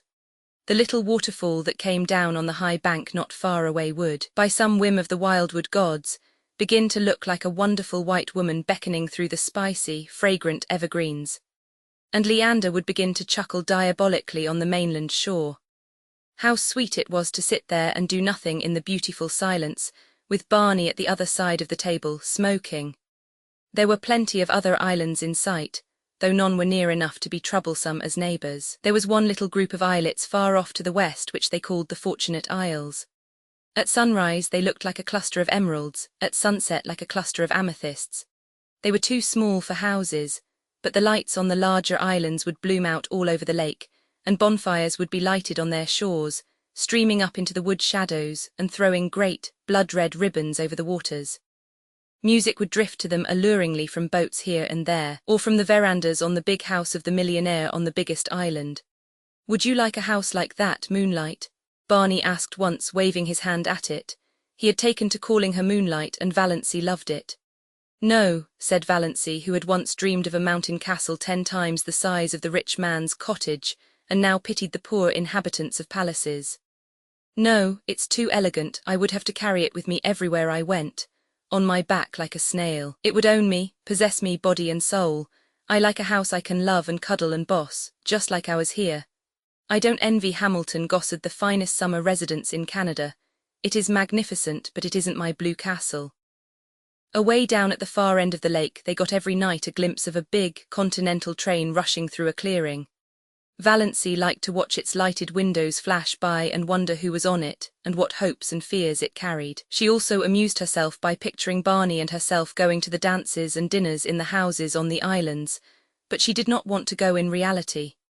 Once they did go to a masquerade dance in the pavilion at one of the hotels up the lake, and had a glorious evening, but slipped away in their canoe before unmasking time, back to the Blue Castle. "It was lovely, but I don't want to go again," said Valancy. So many hours a day Barney shut himself up in Bluebeard's chamber.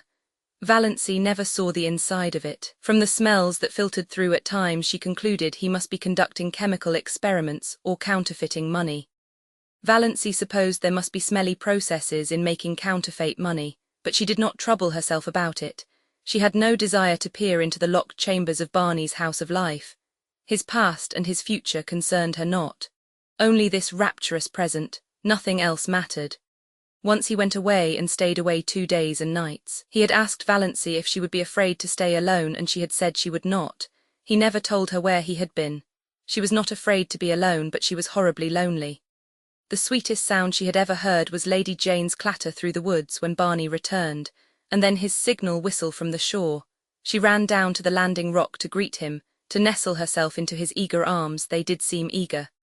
"Have you missed me, Moonlight?" Barney was whispering. "It seems 100 years since you went away," said Valancy. "I won't leave you again." "You must," protested Valancy, "if you want to. I'd be miserable if I thought you wanted to go and didn't because of me. I want you to feel perfectly free." Barney laughed a little cynically. "There is no such thing as freedom on earth," he said. "Only different kinds of bondages, and comparative bondages. You think you are free now because you've escaped from a peculiarly unbearable kind of bondage. But are you? You love me, that's a bondage." "Who said or wrote that the prison unto which we doom ourselves no prison is?" asked Valancy dreamily, clinging to his arm as they climbed up the rock steps. "Ah, now you have it," said Barney. "That's all the freedom we can hope for, the freedom to choose our prison. But Moonlight—" He stopped at the door of the Blue Castle and looked about him, at the glorious lake, the great, shadowy woods, the bonfires, the twinkling lights. "Moonlight, I'm glad to be home again. When I came down through the woods and saw my home lights, mine, gleaming out under the old pines, something I'd never seen before, oh girl, I was glad. But in spite of Barney's doctrine of bondage, Valancy thought they were splendidly free. It was amazing to be able to sit up half the night and look at the moon if you wanted to be late for meals if you wanted to, she who had always been rebuked so sharply by her mother and so reproachfully by Cousin Stickles if she were 1 minute late. Dawdle over meals as long as you wanted to. Leave your crusts if you wanted to. Not come home at all for meals if you wanted to. Sit on a sun-warm rock and paddle your bare feet in the hot sand if you wanted to. Just sit and do nothing in the beautiful silence if you wanted to. in short, do any fool thing you wanted to whenever the notion took you. If that wasn't freedom, what was? Chapter 30. They didn't spend all their days on the island. They spent more than half of them wandering at will through the enchanted Muskoka country. Barney knew the woods as a book, and he taught their lore and craft to Valancy. He could always find trail and haunt of the shy wood people. Valancy learned the different fairy likenesses of the mosses, the charm and exquisiteness of woodland blossoms. She learned to know every bird at sight and mimic its call, though never so perfectly as Barney. She made friends with every kind of tree. She learned to paddle a canoe as well as Barney himself. She liked to be out in the rain, and she never caught cold. Sometimes they took a lunch with them and went berrying, strawberries and blueberries. How pretty blueberries were, the dainty green of the unripe berries, the glossy pinks and scarlets of the half-ripes, the misty blue of the fully matured. And Valancy learned the real flavour of the strawberry in its highest perfection. There was a certain sunlit dell on the banks of Mistawis along which white birches grew on one side, and on the other still, changeless ranks of young spruces. There were long grasses at the roots of the birches, combed down by the winds and wet with morning dew late into the afternoons. Here they found berries that might have graced the banquets of Lucullus, great ambrosial sweetnesses hanging like rubies to long, rosy stalks. They lifted them by the stalk and ate them from it, uncrushed and virgin, tasting each berry by itself with all its wild fragrance ensferred therein. When Valancy carried any of these berries home, that elusive essence escaped, and they became nothing more than the common berries of the marketplace, very kitchenly good indeed, but not as they would have been, eaten in their birch dell until her fingers were stained as pink as Aurora's eyelids. Or they went after water lilies. Barney knew where to find them in the creeks and bays of Mistawis. Then the Blue Castle was glorious with them, every receptacle that Valancy could contrive filled with the exquisite things. If not water lilies, then cardinal flowers, fresh and vivid from the swamps of Mistawis, where they burned like ribbons of flame. Sometimes they went trouting on little nameless rivers or hidden brooks on whose banks naiads might have sunned their white, wet limbs. Then all they took with them were some raw potatoes and salt. They roasted the potatoes over a fire, and Barney showed Valancy how to cook the trout by wrapping them in leaves, coating them with mud and baking them in a bed of hot coals. Never were such delicious meals. Valancy had such an appetite it was no wonder she put flesh on her bones. Or they just prowled and explored through woods that always seemed to be expecting something wonderful to happen. At least, that was the way Valancy felt about them. Down the next hollow, over the next hill, you would find it. We don't know where we're going, but isn't it fun to go? Barney used to say. Once or twice night overtook them, too far from their Blue Castle to get back. But Barney made a fragrant bed of bracken and fir boughs, and they slept on it dreamlessly, under a ceiling of old spruces with moss hanging from them, while beyond them moonlight and the murmur of pines blended together so that one could hardly tell which was light and which was sound. There were rainy days, of course, when Muskoka was a wet green land. Days when showers drifted across Mistawis like pale ghosts of rain, and they never thought of staying in because of it. Days when it rained in right good earnest and they had to stay in. Then Barney shut himself up in Bluebeard's chamber and Valancy read, or dreamed on the wolfskins with Good Luck purring beside her and Banjo watching them suspiciously from his own peculiar chair. On Sunday evenings they paddled across to a point of land and walked from there through the woods to the little Free Methodist church. One felt really too happy for Sunday. Valancy had never really liked Sundays before, and always Sundays and weekdays she was with Barney, nothing else really mattered, and what a companion he was. How understanding, how jolly, how Barney-like, that summed it all up. Valancy had taken some of her $200 out of the bank and spent it in pretty clothes. She had a little smoke blue chiffon which she always put on when they spent the evening at home, smoke blue with touches of silver about it. It was after she began wearing it that Barney began calling her Moonlight. Moonlight and blue twilight, that is what you look like in that dress. I like it, it belongs to you. You aren't exactly pretty, but you have some adorable beauty spots. Your eyes, and that little kissable dent just between your collar bones. You have the wrist and ankle of an aristocrat. That little head of yours is beautifully shaped. And when you look backward over your shoulder you're maddening, especially in twilight or moonlight. An elf maiden, a wood sprite, you belong to the woods, Moonlight, you should never be out of them. In spite of your ancestry there is something wild and remote and untamed about you, and you have such a nice, sweet, throaty, summery voice, such a nice voice for love-making. "Sure and ye have kissed the Blarney Stone," scoffed Valancy, but she tasted these compliments for weeks. She got a pale green bathing suit, too, a garment which would have given her clan their deaths if they had ever seen her in it. Barney taught her how to swim. Sometimes she put her bathing dress on when she got up and didn't take it off until she went to bed, running down to the water for a plunge whenever she felt like it and sprawling on the sun-warm rocks to dry. She had forgotten all the old humiliating things that used to come up against her in the night, the injustices and the disappointments. It was as if they had all happened to some other person, not to her, Valancy Snaith, who had always been happy. "I understand now what it means to be born again," she told Barney. Holmes speaks of grief staining backward through the pages of life, but Valancy found her happiness had stained backward likewise and flooded with rose-colour her whole previous drab existence.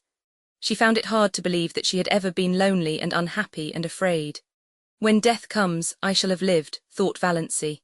"I shall have had my hour." And her dust pile.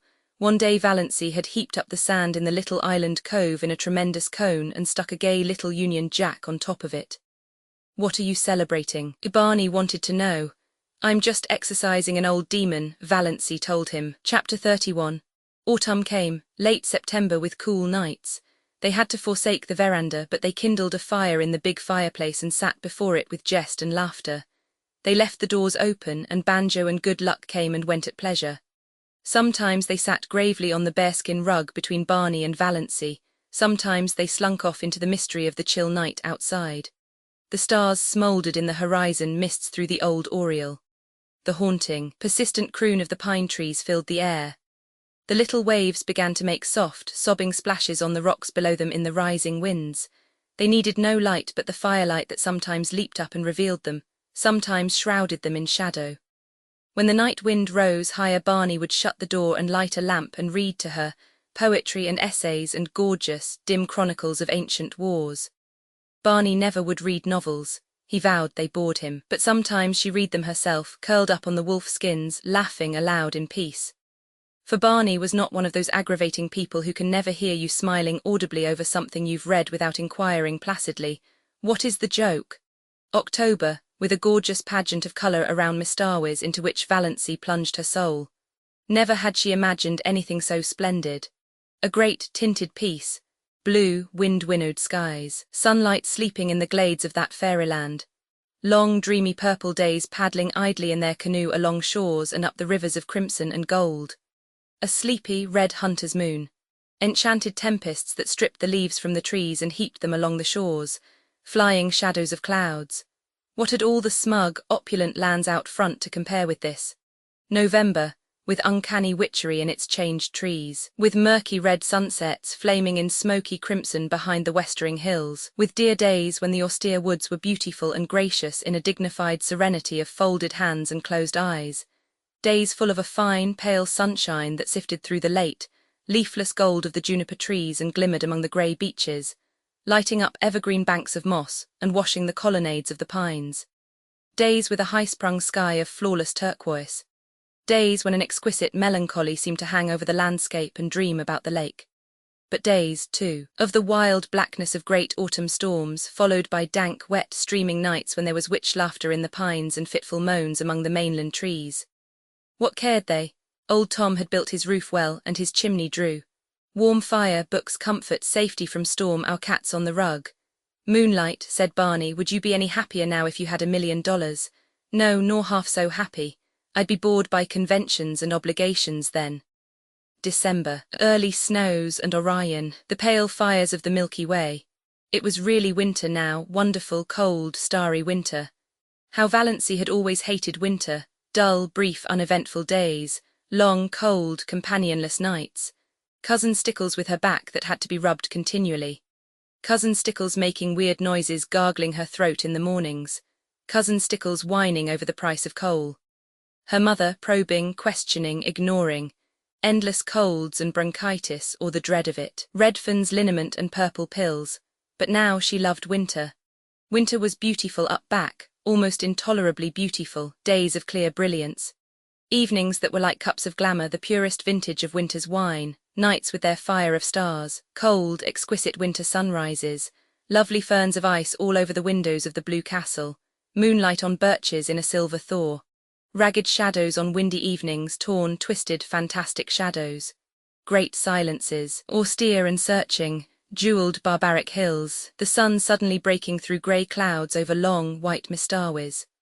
Icy grey twilights broken by snow squalls when their cosy living room, with its goblins of firelight and inscrutable cats, seemed cosier than ever. Every hour brought a new revelation and wonder. Barney ran Lady Jane into roaring Abel's barn and taught Valancy how to snowshoe, Valancy who ought to be laid up with bronchitis. But Valancy had not even a cold. Later on in the winter Barney had a terrible one, and Valancy nursed him through it with a dread of pneumonia in her heart. But Valancy's cold seemed to have gone where old moons go, which was luck, for she hadn't even Redfern's liniment. She had thoughtfully bought a bottle at the port, and Barney had hurled it into frozen Mistawis with a scowl. "Bring no more of that devilish stuff here," he had ordered briefly. It was the first and last time he had spoken harshly to her. They went for long tramps through the exquisite reticence of winter woods and the silver jungles of frosted trees, and found loveliness everywhere. At times they seemed to be walking through a spellbound world of crystal and pearl, so white and radiant were clearings and lakes and sky. The air was so crisp and clear that it was half intoxicating. Once they stood in a hesitation of ecstasy at the entrance of a narrow path between ranks of birches. Every twig and spray was outlined in snow. The undergrowth along its sides was a little fairy forest cut out of marble. The shadows cast by the pale sunshine were fine and spiritual. "Come away," said Barney, turning. "We must not commit the desecration of tramping through there." One evening they came upon a snowdrift far back in an old clearing which was in the exact likeness of a beautiful woman's profile. Seen too close by, the resemblance was lost, as in the fairy tale of the castle of St. John, seen from behind. It was a shapeless oddity, but at just the right distance and angle the outline was so perfect that when they came suddenly upon it, gleaming out against the dark background of spruce in the glow of that winter sunset, they both exclaimed in amazement. There was a low, noble brow, a straight, classic nose, lips and chin and cheek curve modelled as if some goddess of old time had sat to the sculptor, and a breast of such cold, swelling purity as the very spirit of the winter woods might display. "All the beauty that old Greece and Rome, sung, painted, taught," quoted Barney. "And to think no human eyes save ours have seen or will see it," breathed Valancy, who felt at times as if she were living in a book by John Foster. As she looked around her, she recalled some passages she had marked in the new Foster book Barney had brought her from the port, with an adjuration not to expect him to read or listen to it. "All the tintings of winter woods are extremely delicate and elusive," recalled Valancy. "When the brief afternoon wanes and the sun just touches the tops of the hills, there seems to be all over the woods an abundance not of colour but of the spirit of colour. There is really nothing but pure white after all, but one has the impression of fairy-like blendings of rose and violet, opal and heliotrope on the slopes, in the dingles and along the curves of the forest land. You feel sure the tint is there, but when you look at it directly it is gone. From the corner of your eye, you are aware that it is lurking over yonder in a spot where there was nothing but pale purity a moment ago. Only just when the sun is setting is there a fleeting moment of real colour. Then the redness streams out over the snow and incarnadines the hills and rivers and smites the crest of the pines with flame. Just a few minutes of transfiguration and revelation, and it is gone." "I wonder if John Foster ever spent a winter in Mistawis," said Valancy. "Not likely," scoffed Barney. "People who write tosh like that generally write it in a warm house on some smug city street." "You are too hard on John Foster," said Valancy severely. "No one could have written that little paragraph I read you last night without having seen it first. You know he couldn't." "I didn't listen to it," said Barney morosely. "You know I told you I wouldn't." "Then you've got to listen to it now," persisted Valancy. She made him stand still on his snowshoes while she repeated it. "She is a rare artist, this old Mother Nature, who works for the joy of working and not in any spirit of vain show. Today the fir woods are a symphony of greens and greys, so subtle that you cannot tell where one shade begins to be the other. Grey trunk, green bough, grey-green moss above the white, grey-shadowed floor, yet the old gypsy doesn't like unrelieved monotones. She must have a dash of colour. See it. A broken dead fir bough of a beautiful red-brown, swinging among the beards of moss. Good Lord, do you learn all that fellow's books by heart?" was Barney's disgusted reaction as he strode off. "John Foster's books were all that saved my soul alive the past 5 years. averred Valancy.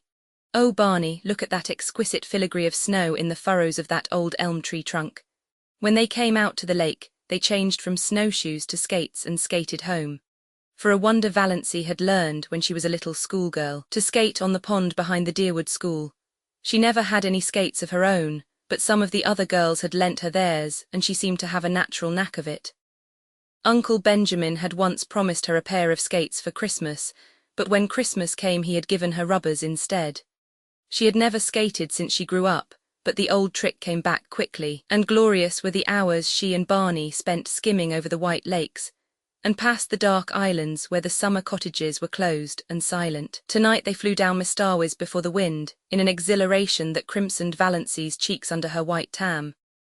And at the end was her dear little house on the island of pines with a coating of snow on its roof, sparkling in the moonlight.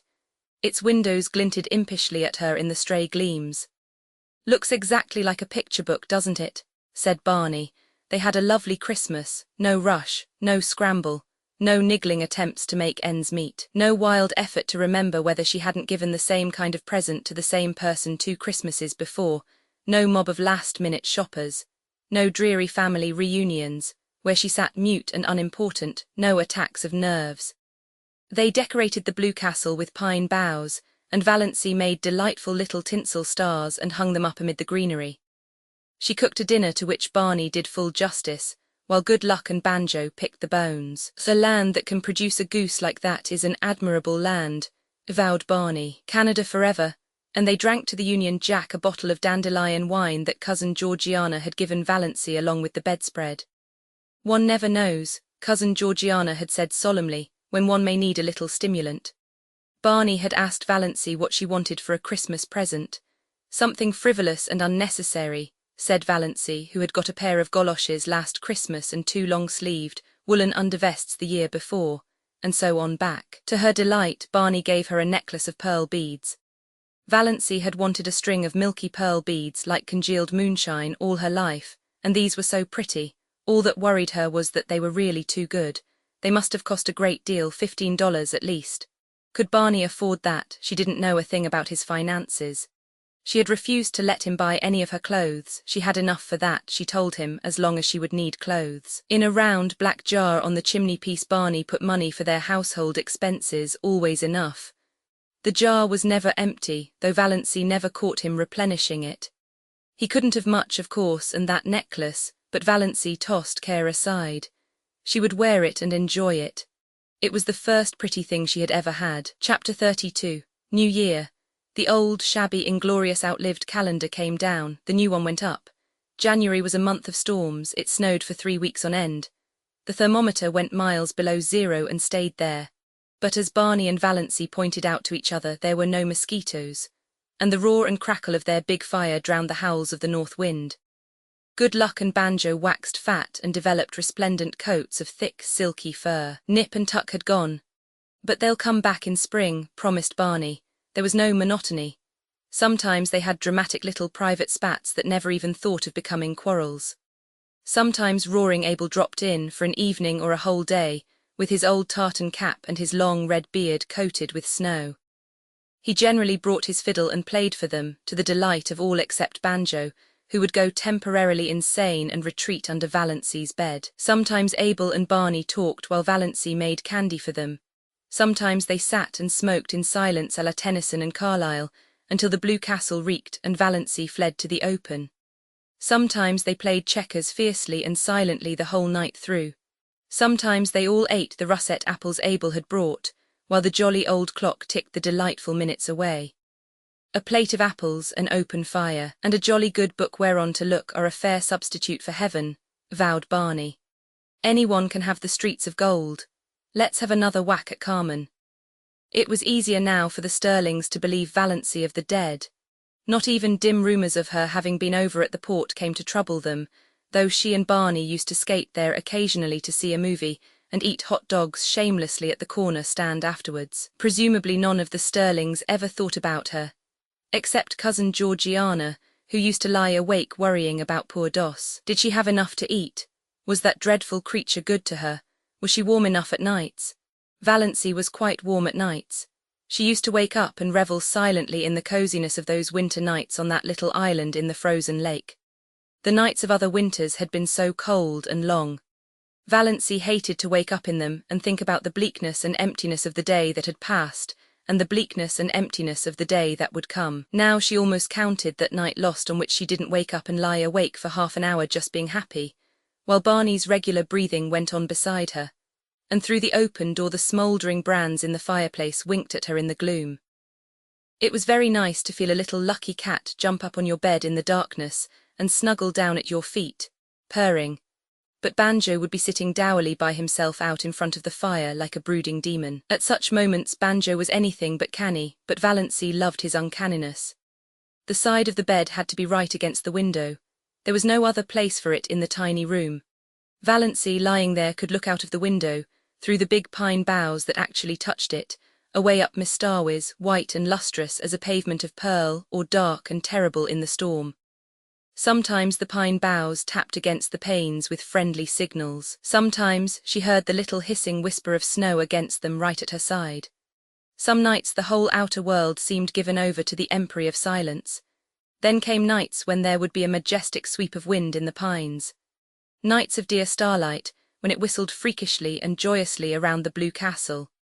Brooding nights before storm when it crept along the floor of the lake with a low, wailing cry of boding and mystery. Valancy wasted many perfectly good sleeping hours in these delightful communings, but she could sleep as long in the morning as she wanted to. Nobody cared. Barney cooked his own breakfast of bacon and eggs and then shut himself up in Bluebeard's chamber till supper time. Then they had an evening of reading and talk. They talked about everything in this world and a good many things in other worlds. They laughed over their own jokes until the blue castles re-echoed. "You do laugh beautifully," Barney told her once. "It makes me want to laugh just to hear you laugh. There's a trick about your laugh, as if there were so much more fun back of it that you wouldn't let out. Did you laugh like that before you came to Mistawis Moonlight?" "I never laughed at all, really. I used to giggle foolishly when I felt I was expected to, but now, the laugh just comes." It struck Valancy more than once that Barney himself laughed a great deal oftener than he used to, and that his laugh had changed. It had become wholesome. She rarely heard the little cynical note in it now. Could a man laugh like that who had crimes on his conscience? Yet Barney must have done something. Valancy had indifferently made up her mind as to what he had done. She concluded he was a defaulting bank cashier. She had found in one of Barney's books an old clipping cut from a Montreal paper in which a vanished, defaulting cashier was described. The description applied to Barney, as well as to half a dozen other men Valancy knew, and from some casual remarks he had dropped from time to time she concluded he knew Montreal rather well. Valancy had it all figured out in the back of her mind. Barney had been in a bank. He was tempted to take some money to speculate, meaning, of course, to put it back. He had got in deeper and deeper until he found there was nothing for it but flight. It had happened so to scores of men. He had, Valancy was absolutely certain, never meant to do wrong. Of course, the name of the man in the clipping was Bernard Craig, but Valancy had always thought Snaith was an alias. Not that it mattered. Valancy had only one unhappy night that winter. It came in late March when most of the snow had gone and Nip and Tuck had returned. Barney had gone off in the afternoon for a long woodland tramp, saying he would be back by dark if all went well. Soon after he had gone it had begun to snow. The wind rose and presently Mistawis was in the grip of one of the worst storms of the winter. It tore up the lake and struck at the little house. The dark, angry woods on the mainland scowled at Valancy, menace in the toss of their boughs, threats in their windy gloom, terror in the roar of their hearts. The trees on the island crouched in fear. Valancy spent the night huddled on the rug before the fire, her face buried in her hands, when she was not vainly peering from the oriel in a futile effort to see through the furious smoke of wind and snow that had once been blue-dimpled Mistawis. Where was Barney, lost on the merciless lakes, sinking exhausted in the drifts of the pathless woods? Valancy died 100 deaths that night and paid in full for all the happiness of her blue castle. When morning came the storm broke and cleared, the sun shone gloriously over Mistawis, and at noon Barney came home. Valancy saw him from the oriel as he came around a wooded point, slender and black against the glistening white world. She did not run to meet him. Something happened to her knees and she dropped down on Banjo's chair. Luckily Banjo got out from under in time, his whiskers bristling with indignation. Barney found her there, her head buried in her hands. "Barney, I thought you were dead," she whispered. Barney hooted. "After 2 years of the Klondike, did you think a baby storm like this could get me? I spent the night in that old lumber shanty over by Muskoka. A bit cold but snug enough." "Little goose, your eyes look like burnt holes in a blanket. Did you sit up here all night worrying over an old woodsman like me?" "Yes," said Valancy. "I couldn't help it. The storm seemed so wild. Anybody might have been lost in it. When I saw you come round the point there, something happened to me. I don't know what. It was as if I had died and come back to life. I can't describe it any other way." Chapter 33. Spring. Mr. was black and sullen for a week or two, then flaming in sapphire and turquoise, lilac and rose again, laughing through the oriel, caressing its amethyst islands, rippling under winds soft as silk. Frogs, little green wizards of swamp and pool, singing everywhere in the long twilights and long into the nights. Islands fairy-like in a green haze, the evanescent beauty of wild young trees in early leaf, frost-like loveliness of the new foliage of juniper trees, the woods putting on a fashion of spring flowers, dainty, spiritual things akin to the soul of the wilderness, red mist on the maples, willows decked out with glossy silver pusses, all the forgotten violets of Mr. blooming again, lure of April moons. "Think how many thousands of springs have been here on Mr. and all of them beautiful," said Valancy. "Oh, Barney, look at that wild plum." I must quote from John Foster. There's a passage in one of his books. I've reread it 100 times. He must have written it before a tree just like that. "Behold the young wild plum tree which has adorned herself after immemorial fashion in a wedding veil of fine lace. The fingers of wood pixies must have woven it, for nothing like it ever came from an earthly loom. I vow the tree is conscious of its loveliness. It is bridling before our very eyes, as if its beauty were not the most ephemeral thing in the woods, as it is the rarest and most exceeding. For today it is and tomorrow it is not. Every south wind purring through the boughs will winnow away a shower of slender petals. But what matter? Today it is queen of the wild places, and it is always today in the woods."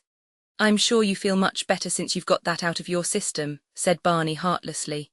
"Here's a patch of dandelions," said Valancy unsubdued. "Dandelions shouldn't grow in the woods, though. They haven't any sense of the fitness of things at all. They are too cheerful and self-satisfied. They haven't any of the mystery and reserve of the real wood flowers. In short, they've no secrets," said Barney. "But wait a bit. The woods will have their own way even with those obvious dandelions. In a little while all that obtrusive yellowness and complacency will be gone, and we'll find here misty, phantom-like globes hovering over those long grasses in full harmony with the traditions of the forest." "That sounds John Fosterish," teased Valancy. "What have I done that deserved a slam like that?" complained Barney. One of the earliest signs of spring was the renaissance of Lady Jane. Barney put her on roads that no other car would look at, and they went through Deerwood in mud to the axles. They passed several Stirlings, who groaned and reflected that now spring was come, they would encounter that shameless pair everywhere. Valancy, prowling about Deerwood shops, met Uncle Benjamin on the street. But he did not realize until he had gone 2 blocks further on that the girl in the scarlet-collared blanket coat, with cheeks reddened in the sharp April air and the fringe of black hair over laughing, slanted eyes, was Valancy. When he did realize it, Uncle Benjamin was indignant. What business had Valancy to look like a young girl? The way of the transgressor was hard, had to be, scriptural and proper. Yet Valancy's path couldn't be hard. She wouldn't look like that if it were. There was something wrong. It was almost enough to make a man turn modernist. Barney and Valancy clanged on to the port so that it was dark when they went through Deerwood again. At her old home, Valancy, seized with a sudden impulse, got out, opened the little gate and tiptoed around to the sitting-room window. There sat her mother and cousin Stickles drearily, grimly knitting. Baffling and inhuman as ever. If they had looked the least bit lonesome, Valancy would have gone in. But they did not. Valancy would not disturb them for worlds. Chapter 34. Valancy had 2 wonderful moments that spring. One day, coming home through the woods, with her arms full of trailing arbutus and creeping spruce, she met a man who she knew must be Alan Tierney.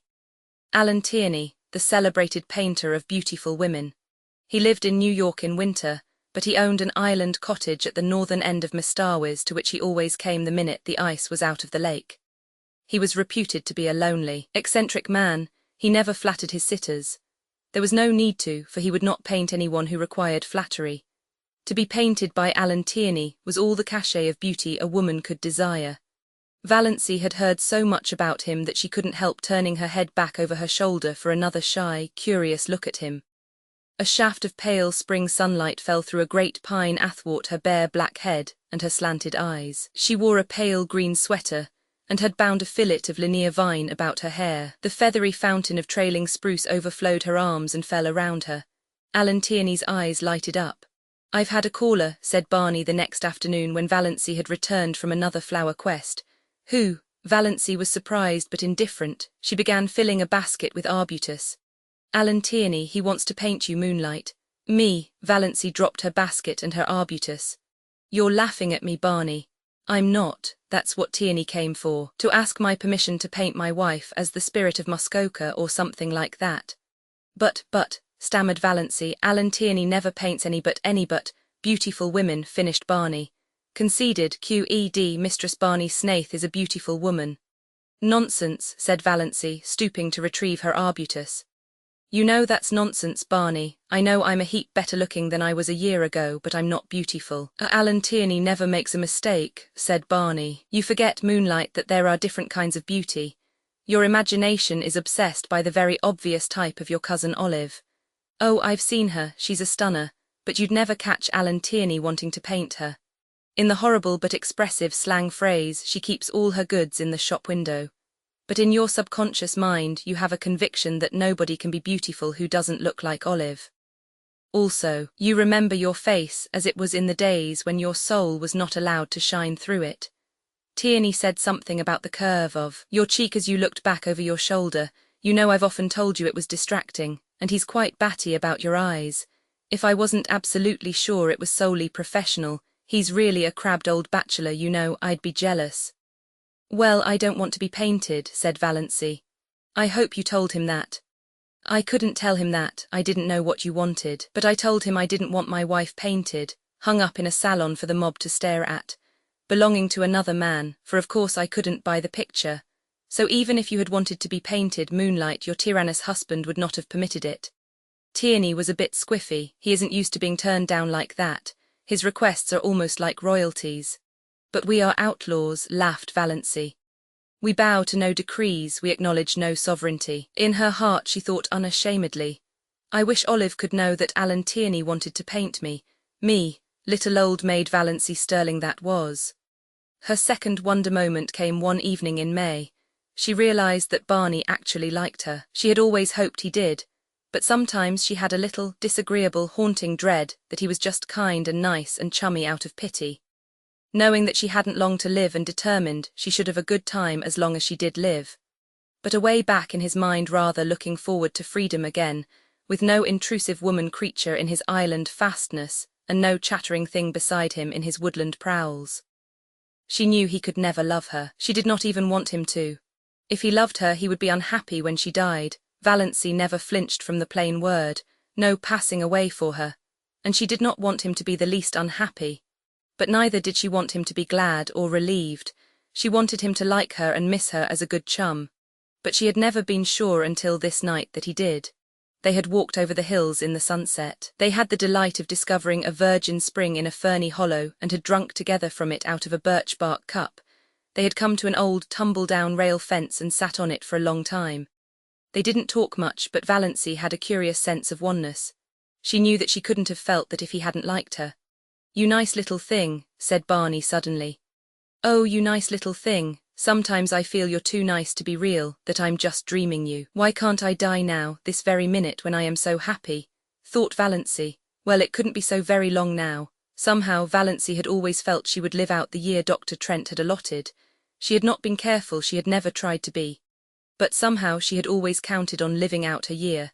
She had not let herself think about it at all.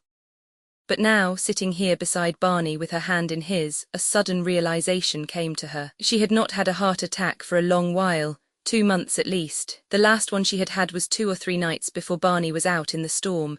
Since then she had not remembered she had a heart. Well, no doubt it betokened the nearness of the end. Nature had given up the struggle, there would be no more pain. "I'm afraid heaven will be very dull after this past year," thought Valancy. "But perhaps one will not remember. Would that be nice? No, I don't want to forget Barney. I'd rather be miserable in heaven remembering him than happy forgetting him. And I'll always remember through all eternity that he really, really liked me. Chapter 35. 30 seconds can be very long sometimes, long enough to work a miracle or a revolution. In 30 seconds life changed wholly for Barney and Valancy Snaith. They had gone around the lake one June evening in their disappearing propeller, fished for an hour in a little creek, left their boat there, and walked up through the woods to Port Lawrence 2 miles away. Valancy prowled a bit in the shops and got herself a new pair of sensible shoes. Her old pair had suddenly and completely given out, and this evening she had been compelled to put on the little fancy pair of patent leather with rather high, slender heels, which she had bought in a fit of folly one day in the winter because of their beauty, and because she wanted to make one foolish, extravagant purchase in her life. She sometimes put them on of an evening in the Blue Castle, but this was the first time she had worn them outside. She had not found it any too easy walking up through the woods in them, and Barney guyed her unmercifully about them. But in spite of the inconvenience, Valancy secretly rather liked the look of her trim ankles, and high in step above those pretty, foolish shoes, and did not change them in the shop as she might have done. The sun was hanging low above the pines when they left Port Lawrence. To the north of it, the woods closed around the town quite suddenly. Valancy always had a sense of stepping from one world to another, from reality to fairyland, when she went out of Port Lawrence, and in a twinkling found it shut off behind her by the armies of the pines. 1.5 miles from Port Lawrence, there was a small railroad station with a little station house which at this hour of the day was deserted, since no local train was due. Not a soul was in sight when Barney and Valancy emerged from the woods. Off to the left, a sudden curve in the track hid it from view, but over the treetops beyond, the long plume of smoke betokened the approach of a through train. The rails were vibrating to its thunder as Barney stepped across the switch. Valancy was a few steps behind him, loitering to gather June bells along the little, winding path, but there was plenty of time to get across before the train came. She stepped unconcernedly over the first rail. She could never tell how it happened. The ensuing 30 seconds always seemed in her recollection like a chaotic nightmare in which she endured the agony of 1,000 lifetimes. The heel of her pretty, foolish shoe caught in a crevice of the switch. She could not pull it loose. "Barney, Barney," she called in alarm. Barney turned, saw her predicament, saw her ashen face, dashed back. He tried to pull her clear, he tried to wrench her foot from the prisoning hold. In vain. In a moment the train would sweep around the curve, would be on them. "Go, go, quick, you'll be killed, Barney," shrieked Valancy, trying to push him away. Barney dropped on his knees, ghost-white, frantically tearing at her shoelace. The knot defied his trembling fingers. He snatched a knife from his pocket and slashed at it.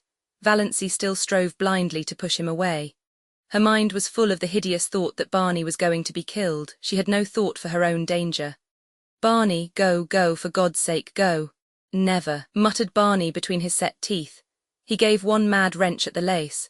As the train thundered around the curve, he sprang up and caught Valancy, dragging her clear, leaving the shoe behind her. The wind from the train as it swept by turned to icy cold, the streaming perspiration on his face. "Thank God," he breathed. For a moment they stood stupidly staring at each other, two white, shaken, wild-eyed creatures. Then they stumbled over to the little seat at the end of the station house, and dropped on it. Barney buried his face in his hands and said not a word. Valancy sat, staring straight ahead of her with unseeing eyes at the great pine woods, the stumps of the clearing, the long, gleaming rails. There was only one thought in her dazed mind, a thought that seemed to burn it as a shaving of fire might burn her body. Dr. Trent had told her over a year ago that she had a serious form of heart disease, that any excitement might be fatal.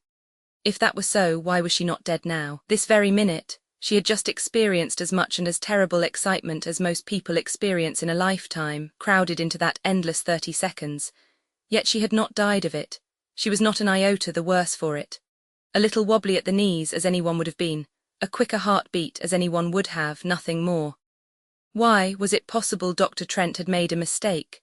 Valancy shivered as if a cold wind had suddenly chilled her to the soul. She looked at Barney, hunched up beside her. His silence was very eloquent. Had the same thought occurred to him?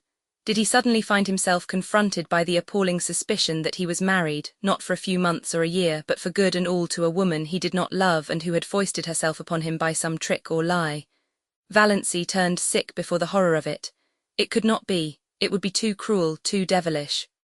Dr. Trent couldn't have made a mistake. Impossible. He was one of the best heart specialists in Ontario. She was foolish, unnerved by the recent horror. She remembered some of the hideous spasms of pain she had had. There must be something serious the matter with her heart to account for them, but she had not had any for nearly 3 months. Why? Presently Barney bestirred himself. He stood up without looking at Valancy and said casually, "I suppose we'd better be hiking back. Sun's getting low. Are you good for the rest of the road?" "I think so," said Valancy miserably. Barney went across the clearing and picked up the parcel he had dropped, the parcel containing her new shoes. He brought it to her and let her take out the shoes and put them on without any assistance, while he stood with his back to her and looked out over the pines. They walked in silence down the shadowy trail to the lake. In silence Barney steered his boat into the sunset miracle that was Miss Starwiz. In silence they went around feathery headlands and across coral bays and silver rivers where canoes were slipping up and down in the afterglow. In silence they went past cottages echoing with music and laughter. In silence drew up at the landing place below the blue castle. Valancy went up the rock steps and into the house. She dropped miserably on the first chair she came to and sat there staring through the oriel, oblivious of Good Luck's frantic purrs of joy and Banjo's savage glares of protest at her occupancy of his chair. Barney came in a few minutes later. He did not come near her, but he stood behind her and asked gently if she felt any the worse for her experience. Valancy would have given her year of happiness to have been able honestly to answer yes. "No," she said flatly. Barney went into Bluebeard's chamber and shut the door. She heard him pacing up and down, up and down. He had never paced like that before. And an hour ago, only an hour ago, she had been so happy. Chapter 36. Finally Valancy went to bed. Before she went she reread Dr. Trent's letter. It comforted her a little, so positive, so assured, the writing so black and steady, not the writing of a man who didn't know what he was writing about, but she could not sleep. She pretended to be asleep when Barney came in. Barney pretended to go to sleep. But Valancy knew perfectly well he wasn't sleeping any more than she was. She knew he was lying there, staring through the darkness. Thinking of what? Trying to face what? Valancy, who had spent so many happy wakeful hours of night lying by that window, now paid the price of them all in this one night of misery. A horrible, portentous fact was slowly looming out before her from the nebula of surmise and fear. She could not shut her eyes to it, push it away, ignore it. There could be nothing seriously wrong with her heart, no matter what Dr. Trent had said. If there had been, those 30 seconds would have killed her. It was no use to recall Dr. Trent's letter and reputation. The greatest specialists made mistakes sometimes. Dr. Trent had made one. Towards morning Valancy fell into a fitful doze with ridiculous dreams. One of them was of Barney taunting her with having tricked him. In her dream she lost her temper and struck him violently on the head with her rolling pin. He proved to be made of glass and shivered into splinters all over the floor. She woke with a cry of horror, a gasp of relief, a short laugh over the absurdity of her dream, a miserable sickening recollection of what had happened. Barney was gone. Valancy knew, as people sometimes know things inescapably without being told, that he was not in the house or in Bluebeard's chamber either. There was a curious silence in the living room. A silence with something uncanny about it. The old clock had stopped. Barney must have forgotten to wind it up, something he had never done before. The room without it was dead, though the sunshine streamed in through the oriel and dimples of light from the dancing waves beyond quivered over the walls. The canoe was gone, but Lady Jane was under the mainland trees. So Barney had betaken himself to the wilds. He would not return till night, perhaps not even then. He must be angry with her. That furious silence of his must mean anger, cold, deep, justifiable resentment. Well, Valancy knew what she must do first. She was not suffering very keenly now, yet the curious numbness that pervaded her being was in a way worse than pain. It was as if something in her had died. She forced herself to cook and eat a little breakfast. Mechanically she put the blue castle in perfect order. Then she put on her hat and coat, locked the door and hid the key in the hollow of the old pine and crossed to the mainland in the motor boat.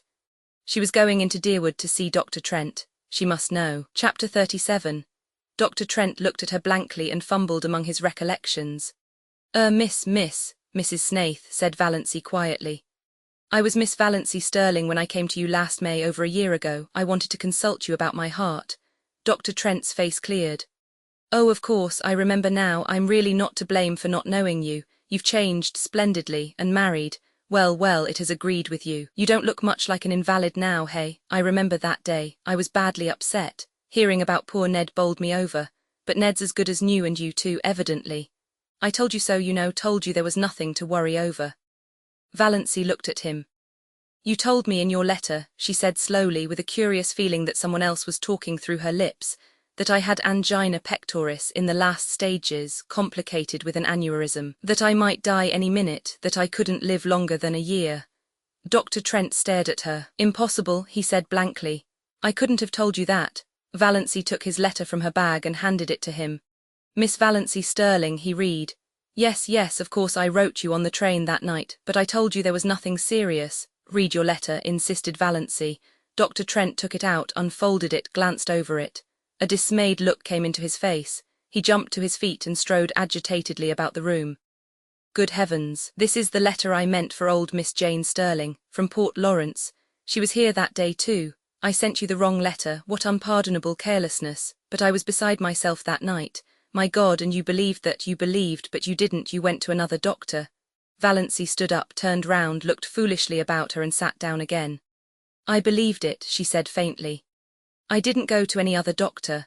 It would take too long to explain, but I believed I was going to die soon. Dr. Trent halted before her. I can never forgive myself. What a year you must have had, but you don't look, I can't understand. Never mind, said Valancy dully. And so there's nothing the matter with my heart? Well, nothing serious. You had what is called pseudo-angina. It's never fatal, passes away completely with proper treatment, or sometimes with a shock of joy. Have you been troubled much with it? Not at all since March, answered Valancy. She remembered the marvellous feeling of recreation she had had when she saw Barney coming home safe after the storm. Had that shock of joy cured her? Then likely you're all right. I told you what to do in the letter you should have got, and of course I supposed you'd go to another doctor. Child, why didn't you? I didn't want anybody to know. Idiot, said Dr. Trent bluntly. I can't understand such folly, and poor old Miss Stirling. She must have got your letter, telling her there was nothing serious the matter. Well, well, it couldn't have made any difference. Her case was hopeless. Nothing that she could have done or left undone could have made any difference. I was surprised she lived as long as she did, 2 months. She was here that day, not long before you. I hated to tell her the truth. You think I'm a blunt old curmudgeon, and my letters are blunt enough. I can't soften things. But I'm a snivelling coward when it comes to telling a woman face to face that she's got to die soon. I told her I'd look up some features of the case I wasn't quite sure of and let her know next day. But you got her letter. Look here, dear Miss Sterling. Yes, I noticed that, but I thought it a mistake. I didn't know there were any Stirlings in Port Lawrence. She was the only one, a lonely old soul, lived by herself with only a little home girl. She died 2 months after she was here, died in her sleep. My mistake couldn't have made any difference to her. But you, I can't forgive myself for inflicting a year's misery on you. It's time I retired, all right, when I do things like that, even if my son was supposed to be fatally injured. Can you ever forgive me? A year of misery. Valancy smiled a tortured smile as she thought of all the happiness Dr. Trent's mistake had bought her. But she was paying for it now. Oh, she was paying. If to feel was to live, she was living with a vengeance. She let Dr. Trent examine her and answered all his questions. When he told her she was fit as a fiddle and would probably live to be 100, she got up and went away silently. She knew that there were a great many horrible things outside waiting to be thought over. Dr. Trent thought she was odd. Anybody would have thought from her hopeless eyes and woebegone face that he had given her a sentence of death instead of life. Snaith, who the devil had she married? He had never heard of Snaiths in Deerwood. And she had been such a sallow, faded, little old maid. Gad, but marriage had made a difference in her anyhow, whoever Snaith was. Snaith, Dr. Trent remembered, that rapscallion up back, had Valancy Stirling married him, and her clan had let her. Well, probably that solved the mystery. She had married in haste and repented at leisure, and that was why she wasn't overjoyed at learning she was a good insurance prospect after all. Married to God knew whom or what, jailbird, defaulter, fugitive from justice. It must be pretty bad if she had looked to death as a release, poor girl. But why were women such fools? Dr. Trent dismissed Valancy from his mind, though to the day of his death he was ashamed of putting those letters into the wrong envelopes. Chapter 38. Valancy walked quickly through the back streets and through Lover's Lane. She did not want to meet anyone she knew, she didn't want to meet even people she didn't know. She hated to be seen. Her mind was so confused, so torn, so messy. She felt that her appearance must be the same. She drew a sobbing breath of relief as she left the village behind and found herself on the up-back road. There was little fear of meeting anyone she knew here. The cars that fled by her with raucous shrieks were filled with strangers. One of them was packed with young people who whirled past her singing uproariously. "My wife has the fever, oh then my wife has the fever, oh then my wife has the fever, oh I hope it won't leave her, for I want to be single again." Valancy flinched as if one of them had leaned from the car and cut her across the face with a whip. She had made a covenant with death and death had cheated her. Now life stood mocking her. She had trapped Barney, trapped him into marrying her. And divorce was so hard to get in Ontario, so expensive, and Barney was poor. With life, fear had come back into her heart, sickening fear. Fear of what Barney would think, would say, fear of the future that must be lived without him. Fear of her insulted, repudiated clan. She had had one draught from a divine cup and now it was dashed from her lips. With no kind, friendly death to rescue her, she must go on living and longing for it. Everything was spoiled, smirched, defaced. Even that year in the Blue Castle. Even her unashamed love for Barney. It had been beautiful because death waited. Now it was only sordid because death was gone. How could anyone bear an unbearable thing? She must go back and tell him. Make him believe she had not meant to trick him. She must make him believe that. She must say goodbye to her Blue Castle and return to the brick house on Elm Street. Back to everything she had thought left behind forever. The old bondage, the old fears. But that did not matter. All that mattered now was that Barney must somehow be made to believe she had not consciously tricked him. When Valancy reached the pines by the lake, she was brought out of her daze of pain by a startling sight. There, parked by the side of old, battered, ragged Lady Jane, was another car. A wonderful car. A purple car. Not a dark, royal purple, but a blatant, screaming purple. It shone like a mirror, and its interior plainly indicated the car cast of Vere de Vere. On the driver's seat sat a haughty chauffeur in livery. And in the tonneau sat a man who opened the door and bounced out nimbly as Valancy came down the path to the landing place. He stood under the pines waiting for her, and Valancy took in every detail of him. A stout, short, pudgy man, with a broad, rubicund, good-humoured face, a clean-shaven face, though an unparalysed little imp at the back of Valancy's paralysed mind suggested the thought. Such a face should have a fringe of white whisker around it, old-fashioned, steel-rimmed spectacles on prominent blue eyes, a pursy mouth, a little round knobby nose. Where groped Valancy, had she seen that face before? It seemed as familiar to her as her own. The stranger wore a green hat and a light fawn overcoat over a suit of a loud check pattern. His tie was a brilliant green of lighter shade. On the plump hand he outstretched to intercept Valancy an enormous diamond winked at her. But he had a pleasant, fatherly smile, and in his hearty, unmodulated voice was a ring of something that attracted her. "Can you tell me, miss, if that house yonder belongs to a Mr. Redfern? And if so, how can I get to it?" Redfern. A vision of bottles seemed to dance before Valancy's eyes, long bottles of bitters, round bottles of hair tonic, square bottles of liniment, short, corpulent little bottles of purple pills, and all of them bearing that very prosperous, beaming moon face and steel-rimmed spectacles on the label. "Dr. Redfern, no," said Valancy faintly. "No, that house belongs to Mr. Snaith." Dr. Redfern nodded. "Yes, I understand Bernie's been calling himself Snaith. Well, it's his middle name was his poor mother's. Bernard Snaith Redfern, that's him. And now, miss, you can tell me how to get over to that island. Nobody seems to be home there. I've done some waving and yelling. Henry there wouldn't yell, he's a one-job man, but old Doc Redfern can yell with the best of them yet, and ain't above doing it. Raised nothing but a couple of crows. Guess Bernie's out for the day." "He was away when I left this morning," said Valancy. "I suppose he hasn't come home yet." She spoke flatly and tonelessly. This last shock had temporarily bereft her of whatever little power of reasoning had been left her by Dr. Trent's revelation. In the back of her mind, the aforesaid little imp was jeeringly repeating a silly old proverb. It never rains, but it pours. But she was not trying to think. What was the use, Dr. Redfern was gazing at her in perplexity. "When you left this morning, do you live over there?" He waved his diamond at the Blue Castle. "Of course," said Valancy stupidly. "I'm his wife." Dr. Redfern took out a yellow silk handkerchief, removed his hat and mopped his brow. He was very bald, and Valancy's imp whispered, "Why be bald? Why lose your manly beauty? Try Redfern's hair vigour, it keeps you young." "Excuse me," said Dr. Redfern. "This is a bit of a shock. Shock seemed to be in the air this morning." The imp said this out loud before Valancy could prevent it. "I didn't know Bernie was married. I didn't think he would have got married without telling his old dad." Were Dr. Redfern's eyes misty? Amid her own dull ache of misery and fear and dread, Valancy felt a pang of pity for him. "Don't blame him," she said hurriedly. It wasn't his fault, it was all my doing." "You didn't ask him to marry you, I suppose?" It twinkled Dr. Redfern. "He might have let me know. I'd have got acquainted with my daughter-in-law before this if he had. But I'm glad to meet you now, my dear, very glad. You look like a sensible young woman. I used to sort of fear Barney'd pick out some pretty bit of fluff just because she was good-looking.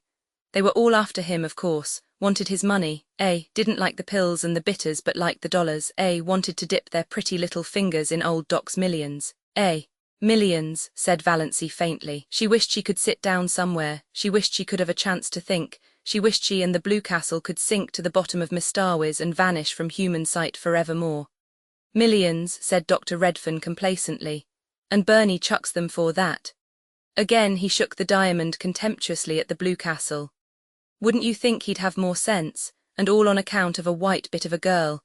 He must have got over that feeling anyhow since he's married. You must persuade him to come back to civilization. All nonsense wasting his life like this. Ain't you going to take me over to your house, my dear? I suppose you've some way of getting there." "Of course," said Valancy stupidly. She led the way down to the little cove where the disappearing propeller boat was snuggled. "Does your man want to come too?" "Who? Henry, not he. Look at him sitting there disapproving. Disapproves of the whole expedition. The trail up from the road nearly gave him a conniption." "Well, it was a devilish road to put a car on. Whose old bus is that up there?" "Barney's." "Good Lord, does Bernie Redfern ride in a thing like that? It looks like the great-great-grandmother of all the Fords." "It isn't a Ford, it's a grey Slosson," said Valancy spiritedly. For some occult reason, Dr. Redfern's good-humoured ridicule of dear old Lady Jane stung her to life. A life that was all pain but still life. Better than the horrible half-dead and half-aliveness of the past few minutes or years. She waved Dr. Redfern curtly into the boat and took him over to the Blue Castle. The key was still in the old pine, the house still silent and deserted. Valancy took the doctor through the living room to the western veranda. She must at least be out where there was air. It was still sunny, but in the southwest a great thundercloud with white crests and gorges of purple shadow was slowly rising over Mistarwiz. The doctor dropped with a gasp on a rustic chair and mopped his brow again. "Warm, Lord, what have you? Wonder if it would soften Henry if he could see it." "Have you had dinner?" asked Valancy. "Yes, my dear, had it before we left Port Lawrence. Didn't know what sort of wild hermit's hollow we were coming to, you see. Hadn't any idea I was going to find a nice little daughter-in-law here all ready to toss me up a meal." "Cats, puss? Puss, see that, cats love me. Bernie was always fond of cats. It's about the only thing he took from me. He's his poor mother's boy." Valancy had been thinking idly that Barney must resemble his mother. She had remained standing by the steps, but Dr. Redfern waved her to the swing seat. "Sit down, dear. Never stand when you can sit. I want to get a good look at Barney's wife." Well, I like your face. No beauty, you don't mind my saying that. You've sense enough to know it, I reckon. Sit down." Valancy sat down. To be obliged to sit still when mental agony urges us to stride up and down is the refinement of torture. Every nerve in her being was crying out to be alone, to be hidden. But she had to sit and listen to Dr. Redfern, who didn't mind talking at all. "When do you think Bernie will be back?" "I don't know, not before night probably." "Where did he go?" "I don't know that either.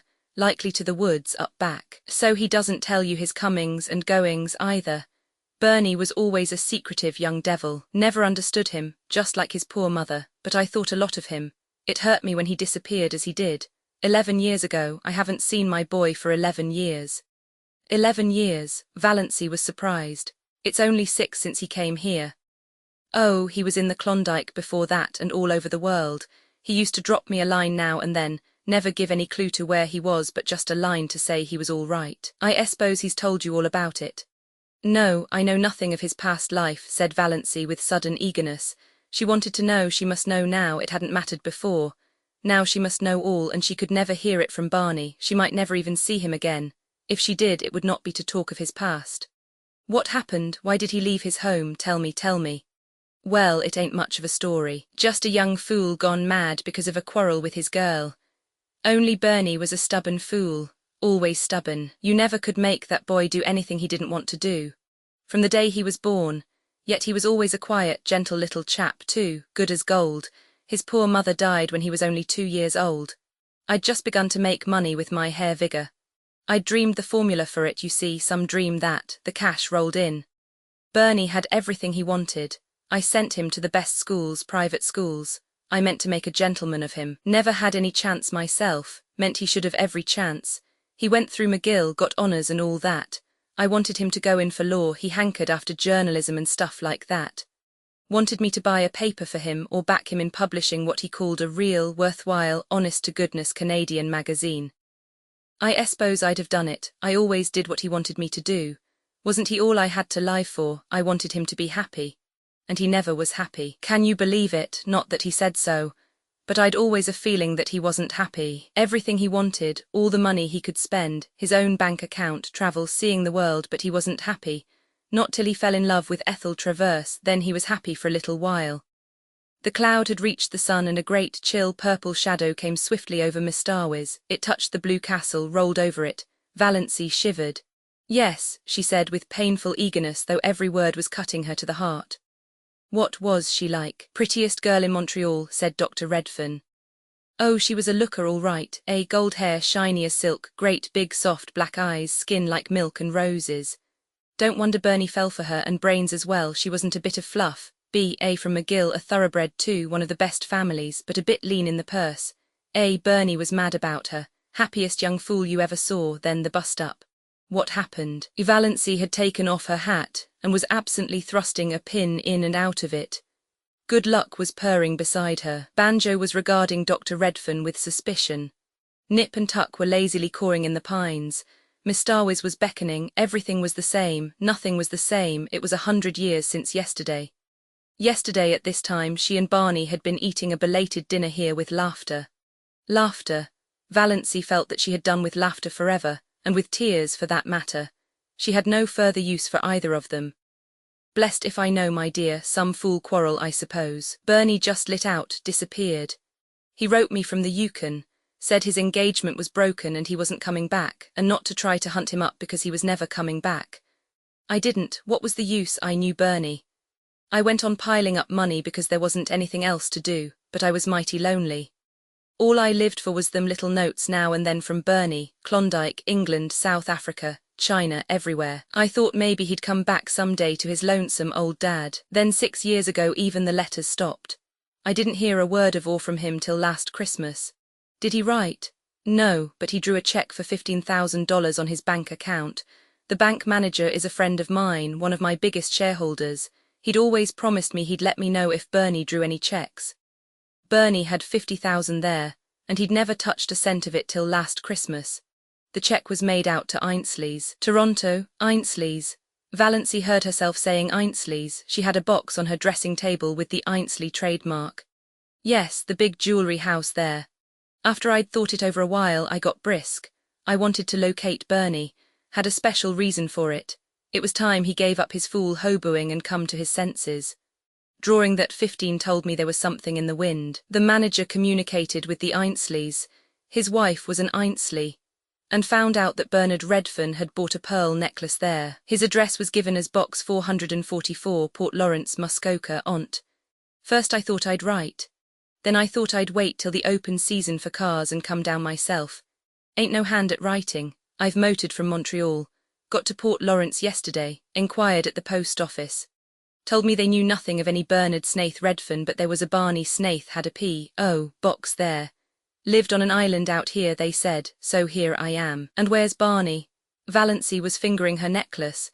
She was wearing $15,000 around her neck, and she had worried lest Barney had paid $15 for it and couldn't afford it. Suddenly she laughed in Dr. Redfern's face. Excuse me, it's so amusing, said poor Valancy. Isn't it? Said Dr. Redfern, seeing a joke, but not exactly hers.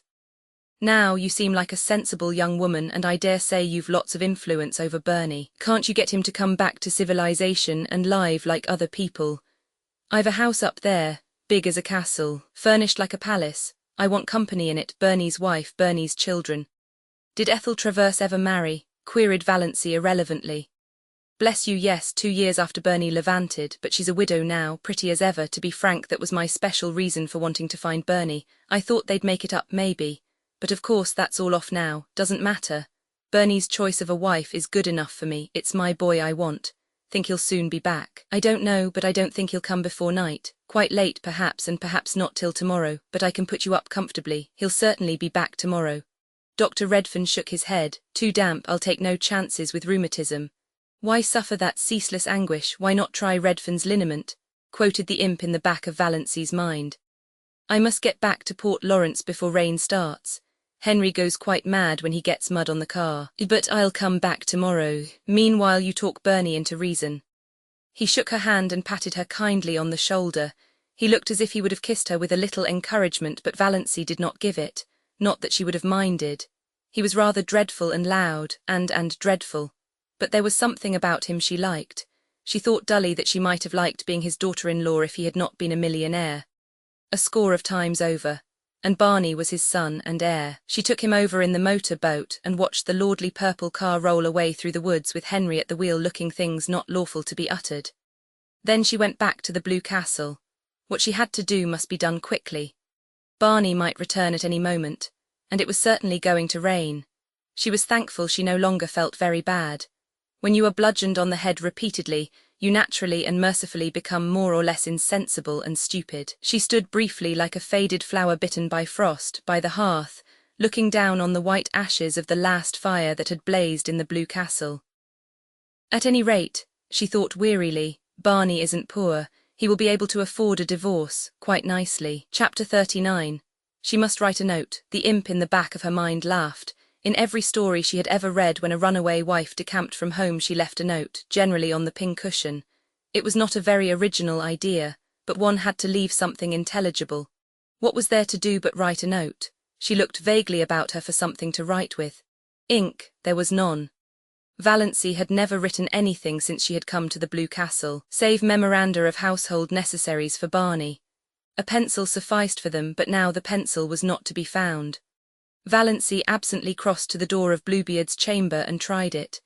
She vaguely expected to find it locked, but it opened unresistingly. She had never tried it before, and did not know whether Barney habitually kept it locked or not. If he did, he must have been badly upset to leave it unlocked. She did not realize that she was doing something he had told her not to do. She was only looking for something to write with.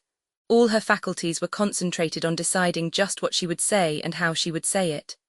There was not the slightest curiosity in her as she went into the lean-to. There were no beautiful women hanging by their hair on the walls. It seemed a very harmless apartment, with a commonplace little sheet-iron stove in the middle of it, its pipe sticking out through the roof. At one end was a table or counter crowded with odd-looking utensils, used no doubt by Barney in his smelly operations. Chemical experiments, probably, she reflected dully. At the other end was a big writing desk and swivel chair. The side walls were lined with books. Valancy went blindly to the desk. There she stood motionless for a few minutes, looking down at something that lay on it. A bundle of gala-proofs. The page on top bore the title Wild Honey, and under the title were the words by John Foster. The opening sentence, "Pines are the trees of myth and legend. They strike their roots deep into the traditions of an older world, but wind and star love their lofty tops. What music when old Aeolus draws his bow across the branches of the pines." She had heard Barney say that one day when they walked under them. So Barney was John Foster. Valancy was not excited. She had absorbed all the shocks and sensations that she could compass for one day. This affected her neither one way nor the other. She only thought, so this explains it. It was a small matter that had somehow stuck in her mind more persistently than its importance seemed to justify. Soon after Barney had brought her John Foster's latest book, she had been in a Port Lawrence bookshop and heard a customer ask the proprietor for John Foster's new book. The proprietor had said curtly, "Not out yet, won't be out till next week." Valancy had opened her lips to say, "Oh yes, it is out," but closed them again. After all, it was none of her business. She supposed the proprietor wanted to cover up his negligence in not getting the book in promptly. Now she knew. The book Barney had given her had been one of the author's complimentary copies, sent in advance. Well, Valancy pushed the proofs indifferently aside and sat down in the swivel chair. She took up Barney's pen, and a vile one it was, pulled a sheet of paper to her and began to write. She could not think of anything to say except bald facts. Dear Barney, I went to Dr. Trent this morning and found out he had sent me the wrong letter by mistake. There never was anything serious the matter with my heart, and I am quite well now. I did not mean to trick you. Please believe that. I could not bear it if you did not believe that. I am very sorry for the mistake, but surely you can get a divorce if I leave you. Is desertion a ground for divorce in Canada? Of course, if there is anything I can do to help or hasten it, I will do it gladly. If your lawyer will let me know. I thank you for all your kindness to me. I shall never forget it. Think as kindly of me as you can, because I did not mean to trap you. Goodbye, yours gratefully, Valancy. It was very cold and stiff, she knew, but to try to say anything else would be dangerous, like tearing away a dam. She didn't know what torrent of wild incoherences and passionate anguish might pour out. In a postscript she added, Your father was here today, he is coming back tomorrow. He told me everything. I think you should go back to him, he is very lonely for you. She put the letter in an envelope, wrote Barney across it, and left it on the desk. On it she laid the string of pearls. If they had been the beads she believed them, she would have kept them in memory of that wonderful year.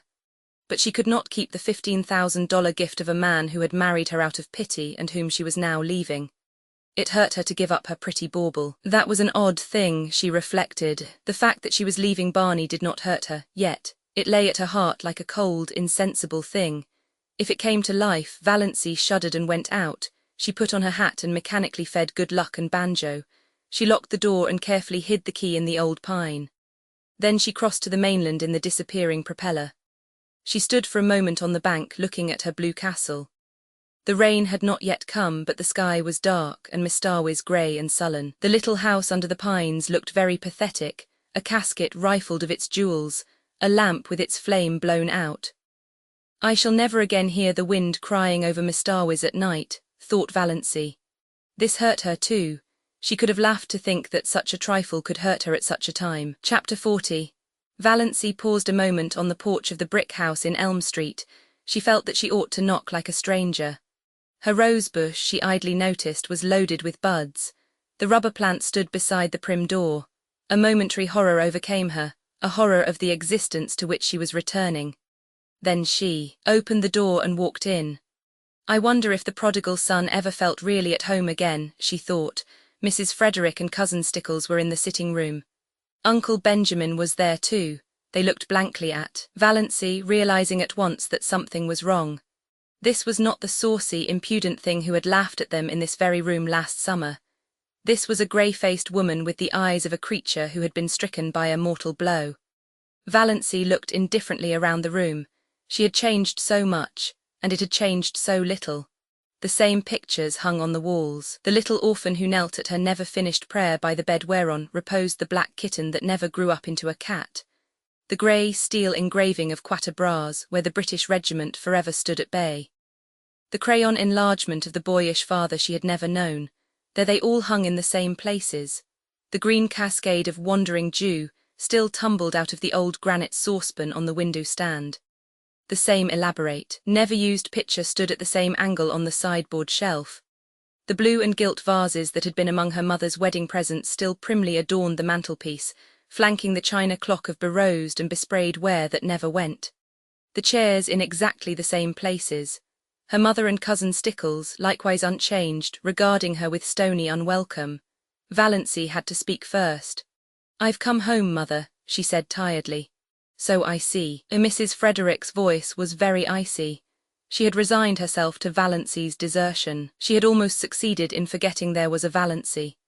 She had rearranged and organized her systematic life without any reference to an ungrateful, rebellious child. She had taken her place again in a society which ignored the fact that she had ever had a daughter and pitied her, if it pitied her at all, only in discreet whispers and asides. The plain truth was that by this time, Mrs. Frederick did not want Valancy to come back, did not want ever to see or hear of her again. And now, of course, Valancy was here, with tragedy and disgrace and scandal trailing after her visibly. "So I see," said Mrs. Frederick. "May I ask why?" "Because I'm not going to die," said Valancy huskily. "God bless my soul," said Uncle Benjamin. "Who said you were going to die?" I suppose, said Cousin Stickles shrewishly. Cousin Stickles did not want Valancy back either. I suppose you found out he has another wife, as we've been sure all along. No, I only wish he had, said Valancy. She was not suffering particularly, but she was very tired. If only the explanations were all over and she were upstairs in her old, ugly room, alone. Just alone. The rattle of the beads on her mother's sleeves as they swung on the arms of the reed chair almost drove her crazy. Nothing else was worrying her, but all at once it seemed that she simply could not endure that thin, insistent rattle. My home, as I told you, is always open to you, said Mrs. Frederick stonily, but I can never forgive you. Valancy gave a mirthless laugh. I'd care very little for that if I could only forgive myself, she said. Come, come, said Uncle Benjamin testily, but rather enjoying himself. He felt he had Valancy under his thumb again. We've had enough of mystery. What has happened? Why have you left that fellow? No doubt there's reason enough, but what particular reason is it? Valancy began to speak mechanically. She told her tale bluntly and barely. As a year ago, Dr. Trent told me I had angina pectoris and could not live long. I wanted to have some life before I died. That's why I went away, why I married Barney, and now I've found it is all a mistake. There is nothing wrong with my heart. I've got to live, and Barney only married me out of pity, so I have to leave him free. God bless me, said Uncle Benjamin. Cousin Stickles began to cry. Valancy, if you'd only had confidence in your own mother. Yes, yes, I know, said Valancy impatiently. What's the use of going into that now? I can't undo this year. God knows I wish I could. I've tricked Barney into marrying me, and he's really Bernard Redfern, Dr. Redfern's son of Montreal, and his father wants him to go back to him. Uncle Benjamin made a queer sound. Cousin Stickles took her black-bordered handkerchief away from her eyes and stared at Valancy. A queer gleam suddenly shot into Mrs. Frederick's stone-grey orbs. Dr. Redfern, not the purple pill man, she said. Valancy nodded. He's John Foster, too, the writer of those nature books. But, Mrs. Frederick was visibly agitated, though not over the thought that she was the mother-in-law of John Foster. Dr. Redfern is a millionaire. Uncle Benjamin shut his mouth with a snap. 10 times over, he said. Valancy nodded. Yes, Barney left home years ago because of some trouble, some disappointment. Now he will likely go back, so you see I had to come home. He doesn't love me. I can't hold him to a bond he was tricked into. Uncle Benjamin looked incredibly sly. Did he say so? Does he want to get rid of you? No, I haven't seen him since I found out, but I tell you he only married me out of pity, because I asked him to, because he thought it would only be for a little while. Mrs. Frederick and Cousin Stickles both tried to speak, but Uncle Benjamin waved a hand at them and frowned portentously. Let me handle this. Wave and frown seemed to say, to Valancy. Well, dear, we'll talk it all over later. You see, we don't quite understand everything yet. As Cousin Stickles says, you should have confided in us before. Later on, I dare say we can find a way out of this. You think Barney can easily get a divorce, don't you? Said Valancy eagerly. Uncle Benjamin silenced with another wave the exclamation of horror he knew was trembling on Mrs. Frederick's lips. Trust to me, Valancy, everything will arrange itself. Tell me this, Dossie, have you been happy up back? Zn Mr. Redfern good to you? I have been very happy, and Barney was very good to me, said Valancy as if reciting a lesson. She remembered when she studied grammar at school she had disliked the past and perfect tenses. They had always seemed so pathetic. I have been, it was all over and done with. Then don't worry, little girl. How amazingly paternal Uncle Benjamin was. Your family will stand behind you, we'll see what can be done. Thank you, said Valancy dully. Really, it was quite decent of Uncle Benjamin. Can I go and lie down a little while? I'm tired. Of course you're tired. Uncle Benjamin patted her hand gently, very gently. All worn out and nervous, go and lie down by all means. You'll see things in quite a different light after you've had a good sleep. He held the door open. As she went through he whispered, what is the best way to keep a man's love? Valancy smiled wanly, but she had come back to the old life, the old shackles. What? She asked as meekly as of yore. Not to return it, said Uncle Benjamin with a chuckle. He shut the door and rubbed his hands, nodded and smiled mysteriously round the room. Poor little Doss, he said pathetically. Do you really suppose that Snaith can actually be Dr. Redfern's son? Gasped Mrs. Frederick. I see no reason for doubting it. She says Dr. Redfern has been there. Why, the man is rich as wedding cake. Amelia, I've always believed there was more in Doss than most people thought. You kept her down too much, repressed her. She never had a chance to show what was in her, and now she's landed a millionaire for a husband. But, hesitated Mrs. Frederick. They told terrible tales about him. All gossip and invention, all gossip and invention. It's always been a mystery to me why people should be so ready to invent and circulate slanders about other people they know absolutely nothing about. I can't understand why you paid so much attention to gossip and surmise. Just because he didn't choose to mix up with everybody, people resented it. I was surprised to find what a decent fellow he seemed to be that time he came into my store with Valancy. I discounted all the yarns then and there. But he was seen dead drunk in Port Lawrence once, said Cousin Stickles, doubtfully yet as one very willing to be convinced to the contrary. Who saw him? Demanded Uncle Benjamin truculently. Who saw him? Old Jemmy Strang said he saw him. I wouldn't take old Jemmy Strang's word on oath. He's too drunk himself half the time to see straight. He said he saw him lying drunk on a bench in the park. Pshaw, Redfern's been asleep there, don't worry over that. But his clothes and that awful old car, said Mrs. Frederick uncertainly. Eccentricities of genius, declared Uncle Benjamin. You heard Doss say he was John Foster.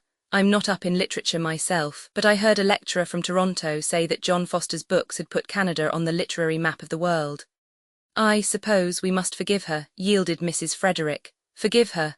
Uncle Benjamin snorted. Really, Amelia was an incredibly stupid woman. No wonder poor Doss had gone sick and tired of living with her. Well, yes, I think you'd better forgive her. The question is, will Snaith forgive us? What if she persists in leaving him? You've no idea how stubborn she can be, said Mrs. Frederick.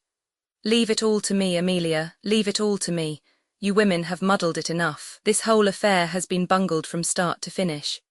If you had put yourself to a little trouble years ago, Amelia, she would not have bolted over the traces as she did. Just let her alone, don't worry her with advice or questions till she's ready to talk. She's evidently run away in a panic because she's afraid he'd be angry with her for fooling him. Most extraordinary thing of Trent to tell her such a yarn. That's what comes of going to strange doctors. Well, we mustn't blame her too harshly, poor child. Redfern will come after her. If he doesn't, I'll hunt him up and talk to him as man to man. He may be a millionaire, but Valancy is a Stirling. He can't repudiate her just because she was mistaken about her heart disease. Not likely he'll want to. Doss is a little overstrung. Bless me, I must get in the habit of calling her Valancy. She isn't a baby any longer. Now remember, Amelia, be very kind and sympathetic. It was something of a large order to expect Mrs. Frederick to be kind and sympathetic, but she did her best. When supper was ready, she went up and asked Valancy if she wouldn't like a cup of tea. Valancy, lying on her bed, declined. She just wanted to be left alone for a while. Mrs. Frederick left her alone. She did not even remind Valancy that her plight was the outcome of her own lack of daughterly respect and obedience. One could not, exactly, say things like that to the daughter-in-law of a millionaire. Chapter 41. Valancy looked dully about her old room. It too was so exactly the same that it seemed almost impossible to believe in the changes that had come to her since she had last slept in it. It seemed, somehow, indecent that it should be so much the same. There was Queen Louise everlastingly coming down the stairway, and nobody had let the forlorn puppy in out of the rain. Here was the purple paper blind and the greenish mirror. Outside, the old carriage shop with its blatant advertisements. Beyond it, the station with the same derelicts and flirtatious flappers. Here the old life waited for her, like some grim ogre that bided his time and licked his chops. A monstrous horror of it suddenly possessed her. When night fell and she had undressed and got into bed, the merciful numbness passed away, and she lay in anguish and thought of her island under the stars. The campfires, all their little household jokes and phrases and catchwords, their furry beautiful cats. The lights agleam on the fairy islands. Canoes skimming over Mistawis in the magic of morning. White birches shining among the dark spruces like beautiful women's bodies. Winter snows and rose-red sunset fires. Lakes drunken with moonshine, all the delights of her lost paradise. She would not let herself think of Barney, only of these lesser things. She could not endure to think of Barney, then she thought of him inescapably. She ached for him. She wanted his arms around her, his face against hers, his whispers in her ear. She recalled all his friendly looks and quips and jests, his little compliments, his caresses. She counted them all over as a woman might count her jewels. Not one did she miss from the first day they had met. These memories were all she could have now. She shut her eyes and prayed. Let me remember everyone, God, let me never forget one of them. Yet it would be better to forget. This agony of longing and loneliness would not be so terrible if one could forget. And Ethel Traverse, that shimmering witch woman with her white skin and black eyes and shining hair, the woman Barney had loved, the woman whom he still loved. Hadn't he told her he never changed his mind, who was waiting for him in Montreal, who was the right wife for a rich and famous man? Barney would marry her, of course, when he got his divorce. How Valancy hated her, and envied her.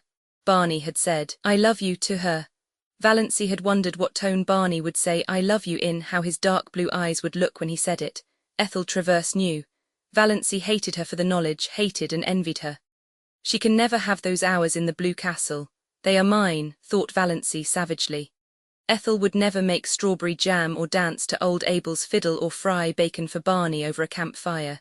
She would never come to the little Miss Starway's shack at all. What was Barney doing, thinking, feeling now? Had he come home and found her letter? Was he still angry with her, or a little pitiful? Was he lying on their bed looking out on stormy Miss Starway's and listening to the rain streaming down on the roof? Or was he still wandering in the wilderness, raging at the predicament in which he found himself, hating her? Pain took her and wrung her like some great pitiless giant. She got up and walked the floor. Would morning never come to end this hideous night? And yet what could morning bring her? The old life without the old stagnation that was at least bearable. The old life with the new memories, the new longings, the new anguish. "Oh, why can't I die?" moaned Valancy. Chapter 42. It was not until early afternoon the next day that a dreadful old car clanked up Elm Street and stopped in front of the brick house. A hatless man sprang from it and rushed up the steps. The bell was rung as it had never been rung before, vehemently, intensely. The ringer was demanding entrance, not asking it. Uncle Benjamin chuckled as he hurried to the door. Uncle Benjamin had just dropped in to inquire how dear Doss, Valancy, was. Dear Doss, Valancy, he had been informed, was just the same. She had come down for breakfast, which she didn't eat, gone back to her room, come down for dinner, which she didn't eat, gone back to her room. That was all. She had not talked, and she had been let kindly, considerately alone. "Very good. Redfern will be here today," said Uncle Benjamin, and now Uncle Benjamin's reputation as a prophet was made. Redfern was here, unmistakably so. "Is my wife here?" he demanded of Uncle Benjamin without preface. Uncle Benjamin smiled expressively. "Mr. Redfern, I believe. Very glad to meet you, sir. Yes, that naughty little girl of yours is here. We have been—" "I must see her," Barney cut Uncle Benjamin ruthlessly short. "Certainly, Mr. Redfern, just step in here. Valancy will be down in a minute." He ushered Barney into the parlour and betook himself to the sitting room and Mrs. Frederick. "Go up and tell Valancy to come down. Her husband is here." But so dubious was Uncle Benjamin as to whether Valancy could really come down in a minute, or at all, that he followed Mrs. Frederick on tiptoe up the stairs and listened in the hall. "Valancy dear," said Mrs. Frederick tenderly, "your husband is in the parlour asking for you." "Oh, mother." Valancy got up from the window and wrung her hands. "I cannot see him, I cannot. Tell him to go away, ask him to go away, I can't see him." "Tell her," hissed Uncle Benjamin through the keyhole, "that Redfern says he won't go away until he has seen her." Redfern had not said anything of the kind, but Uncle Benjamin thought he was that sort of a fellow. Valancy knew he was. She understood that she might as well go down first as last. She did not even look at Uncle Benjamin as she passed him on the landing. Uncle Benjamin did not mind. Rubbing his hands and chuckling, he retreated to the kitchen, where he genially demanded of Cousin Stickles, "Why are good husbands like bread?" Cousin Stickles asked why. "Because women need them," beamed Uncle Benjamin. Valancy was looking anything but beautiful when she entered the parlour. Her white night had played fearful havoc with her face. She wore an ugly old brown and blue gingham, having left all her pretty dresses in the Blue Castle. But Barney dashed across the room and caught her in his arms. "Valancy, darling, oh, you darling little idiot, whatever possessed you to run away like that? When I came home last night and found your letter, I went quite mad. It was 12 o'clock, I knew it was too late to come here then. I walked the floor all night, then this morning Dad came, I couldn't get away till now. Valancy, whatever got into you? Divorce, forsooth, don't you know? I know you only married me out of pity," said Valancy, brushing him away feebly. "I know you don't love me, I know. You've been lying awake at 3 o'clock too long," said Barney, shaking her. "That's all that's the matter with you. Love you, oh, don't I love you? My girl, when I saw that train coming down on you, I knew whether I loved you or not." "Oh, I was afraid you would try to make me think you cared," cried Valancy passionately. Don't, I know all about Ethel Traverse, your father told me everything. "Oh, Barney, don't torture me, I can never go back to you." Barney released her and looked at her for a moment. Something in her pallid, resolute face spoke more convincingly than words of her determination. "Valancy," he said quietly, "Father couldn't have told you everything because he didn't know it. Will you let me tell you everything?" "Yes," said Valancy wearily. Oh, how dear he was, how she longed to throw herself into his arms. As he put her gently down in a chair, she could have kissed the slender, brown hands that touched her arms. She could not look up as he stood before her, she dared not meet his eyes. For his sake she must be brave, she knew him, kind, unselfish. Of course he would pretend he did not want his freedom. She might have known he would pretend that once the first shock of realization was over. He was so sorry for her, he understood her terrible position. When had he ever failed to understand? But she would never accept his sacrifice. Never. "You've seen Dad and you know I'm Bernard Redfern, and I suppose you've guessed that I'm John Foster since you went into Bluebeard's chamber." "Yes, but I didn't go in out of curiosity. I forgot you had told me not to go in, I forgot." "Never mind, I'm not going to kill you and hang you up on the wall, so there's no need to call for Sister Anne. I'm only going to tell you my story from the beginning. I came back last night intending to do it. Yes, I'm old Doc. Redfern's son of purple pills and bitters fame. Oh, don't I know it, wasn't it rubbed into me for years?" Barney laughed bitterly and strode up and down the room a few times. Uncle Benjamin, tiptoeing through the hall, heard the laugh and frowned. Surely Doss wasn't going to be a stubborn little fool. Barney threw himself into a chair before Valancy. "Yes, as long as I can remember I've been a millionaire's son, but when I was born Dad wasn't a millionaire, he wasn't even a doctor, isn't yet. He was a veterinary and a failure at it. He and Mother lived in a little village up in Quebec and were abominably poor. I don't remember Mother. Haven't even a picture of her. She died when I was 2 years old. She was 15 years younger than Father, a little school teacher. When she died, Dad moved into Montreal and formed a company to sell his hair tonic. He dreamed the prescription one night, it seems. Well, it caught on. Money began to flow in. Dad invented, or dreamed, the other things, too: pills, bitters, liniment, and so on. He was a millionaire by the time I was 10, with a house so big a small chap like myself always felt lost in it. I had every toy a boy could wish for, and I was the loneliest little devil in the world.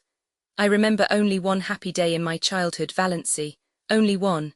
Even you were better off than that. Dad had gone out to see an old friend in the country and took me along. I was turned loose in the barnyard, and I spent the whole day hammering nails in a block of wood. I had a glorious day. When I had to go back to my roomful of playthings in the big house in Montreal, I cried. But I didn't tell Dad why. I never told him anything. It's always been a hard thing for me to tell things, Valancy, anything that went deep, and most things went deep with me. I was a sensitive child, and I was even more sensitive as a boy. No one ever knew what I suffered. Dad never dreamed of it. When he sent me to a private school, I was only 11. The boys ducked me in the swimming tank until I stood on a table and read aloud all the advertisements of Father's patent abominations. I did it then. Barney clenched his fists. I was frightened and half drowned, and all my world was against me, but when I went to college and the Sophs tried the same stunt, I didn't do it. Barney smiled grimly. They couldn't make me do it, but they could and did make my life miserable. I never heard the last of the pills and the bitters and the hair tonic. After using was my nickname, you see I'd always such a thick thatch. My 4 college years were a nightmare. You know, or you don't know, what merciless beasts boys can be when they get a victim like me. I had few friends, there was always some barrier between me and the kind of people I cared for, and the other kind, who would have been very willing to be intimate with rich old Doc. Redfern's son I didn't care for, but I had one friend, or thought I had, a clever, bookish chap, a bit of a writer. That was a bond between us. I had some secret aspirations along that line. He was older than I was, I looked up to him and worshipped him. For a year I was happier than I'd ever been. Then a burlesque sketch came out in the college magazine, a mordant thing ridiculing Dad's remedies. The names were changed, of course, but everybody knew what and who was meant. Oh, it was clever, damnably so, and witty. McGill rocked with laughter over it. I found out he had written it. Oh, were you sure? Valancy's dull eyes flamed with indignation. Yes, he admitted it when I asked him.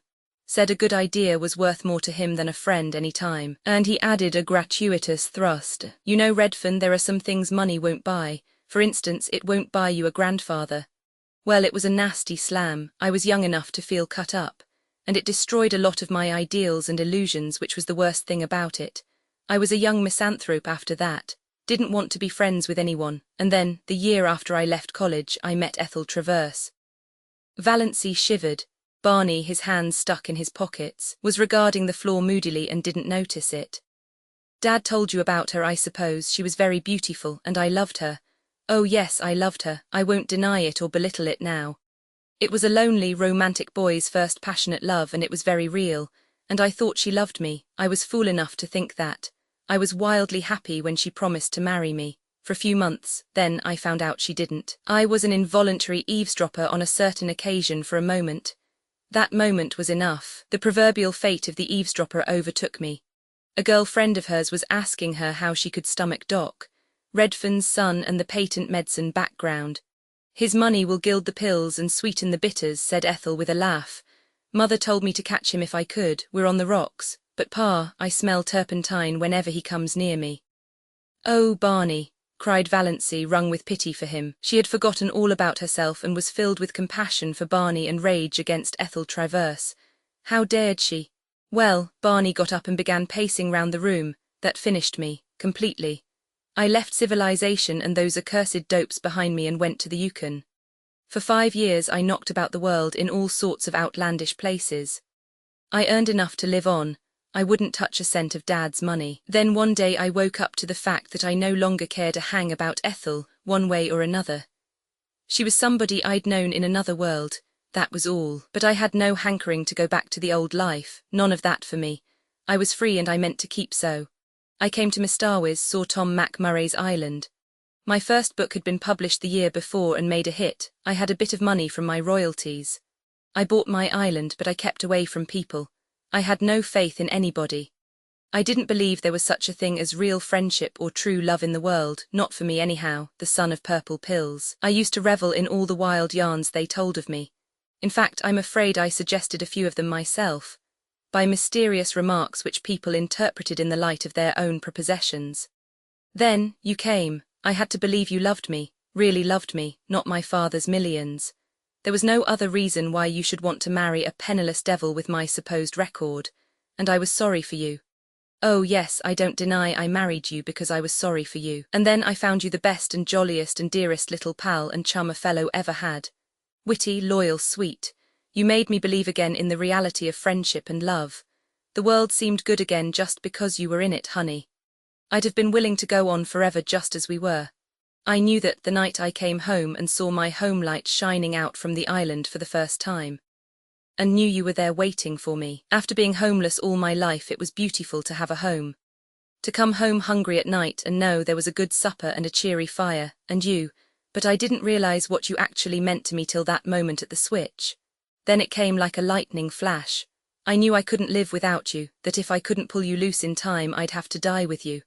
I admit it bowled me over, knocked me silly. I couldn't get my bearings for a while. That's why I acted like a mule, but the thought that drove me to the tall timber was the awful one that you were going to die. I'd always hated the thought of it, but I supposed there wasn't any chance for you, so I put it out of my mind. Now I had to face it. You were under sentence of death and I couldn't live without you. When I came home last night I had made up my mind that I'd take you to all the specialists in the world, that something surely could be done for you. I felt sure you couldn't be as bad as Dr. Trent thought when those moments on the track hadn't even hurt you. And I found your note and went mad with happiness, and a little terror for fear you didn't care much for me after all and had gone away to get rid of me. But now it's all right, isn't it, darling? Was she, Valancy, being called darling? I can't believe you care for me, she said helplessly. I know you can't. What's the use, Barney? Of course. You're sorry for me. Of course you want to do the best you can to straighten out the mess, but it can't be straightened out that way. You couldn't love me. She stood up and pointed tragically to the mirror over the mantel. Certainly not even Alan Tierney could have seen beauty in the woeful, haggard little face reflected there. Barney didn't look at the mirror. He looked at Valancy as if he would like to snatch her or beat her. Love you, girl, you're in the very core of my heart. I hold you there like a jewel. Didn't I promise you I'd never tell you a lie? Love you. I love you with all there is of me to love. Heart, soul, brain, every fibre of body and spirit thrilling to the sweetness of you. There's nobody in the world for me but you, Valancy. You're a good actor, Barney, said Valancy with a wan little smile. Barney looked at her. So you don't believe me yet? I can't. Oh damn, said Barney violently. Valancy looked up startled. She had never seen this Barney, scowling, eyes black with anger, sneering lips, dead white face. "You don't want to believe it," said Barney in the silk-smooth voice of ultimate rage. "You're tired of me, you want to get out of it, free from me, you're ashamed of the pills and the liniment just as she was, your sterling pride can't stomach them.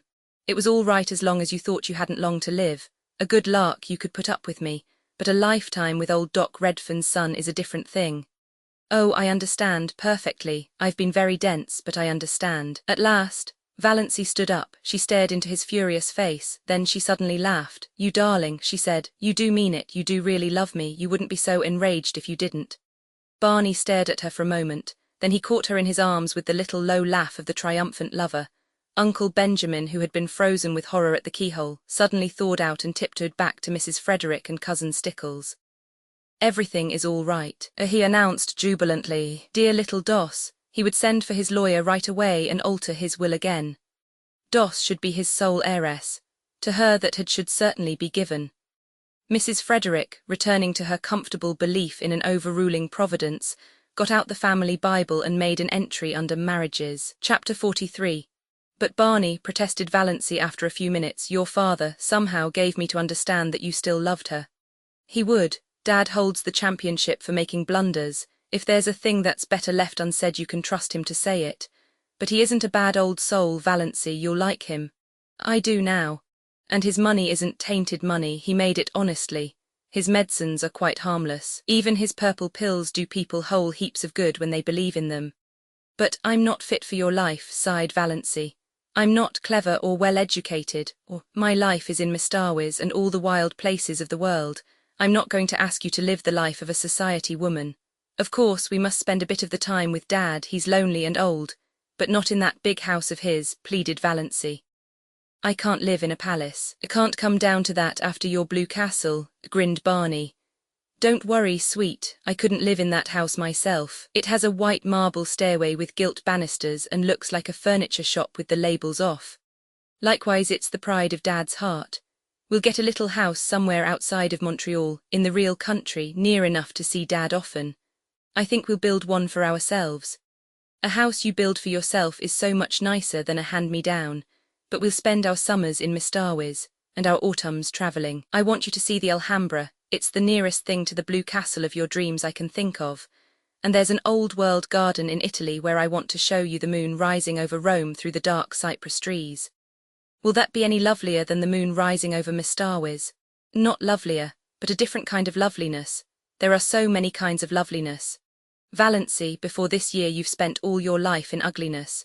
You know nothing of the beauty of the world. We'll climb mountains, hunt for treasures in the bazaars of Samarkand, search out the magic of East and West, run hand in hand to the rim of the world. I want to show you it all, see it again through your eyes.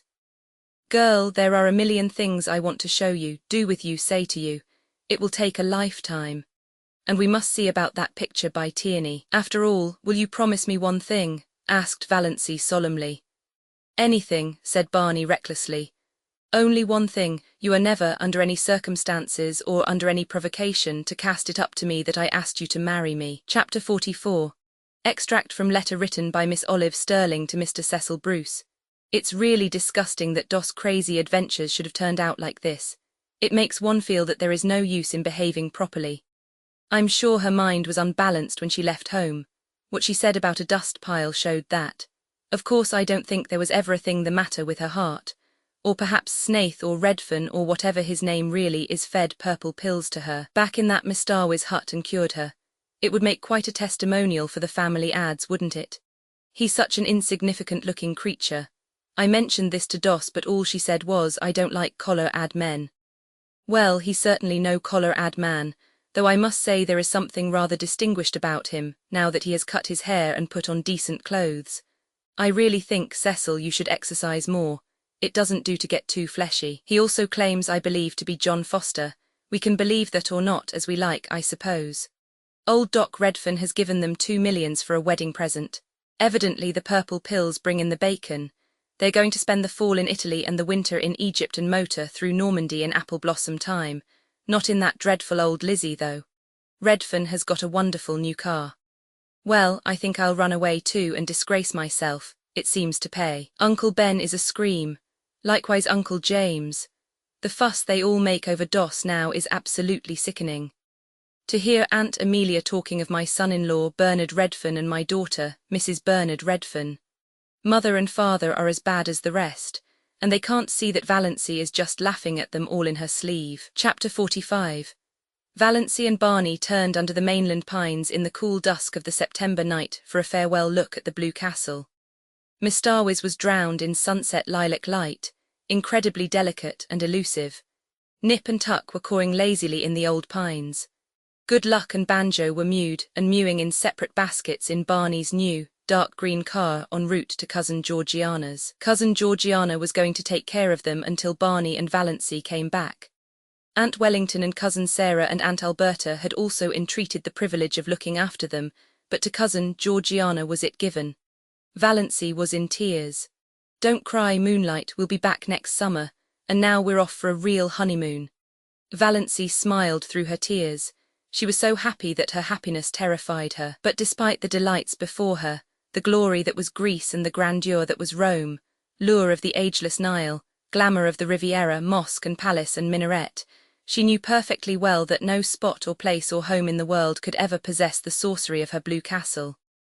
The END updated editions will replace the previous one, the old editions will be renamed.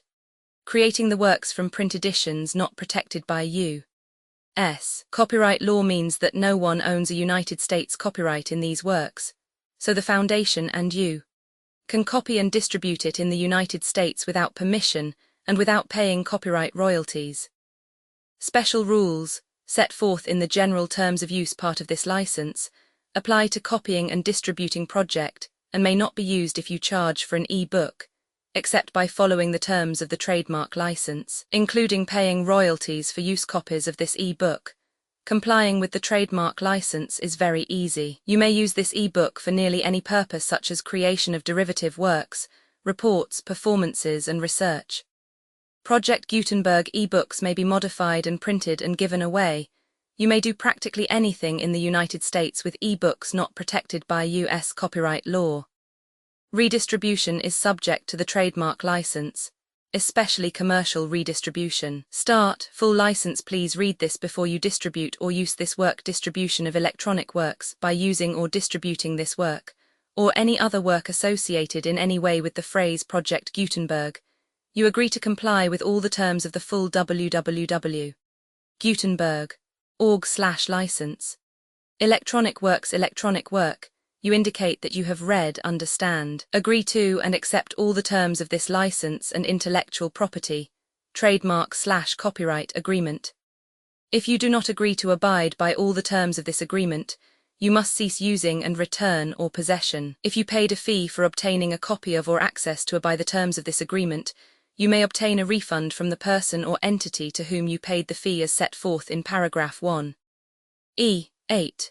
Used on or associated in any way with an electronic work by people who agree to be bound by the terms of this agreement.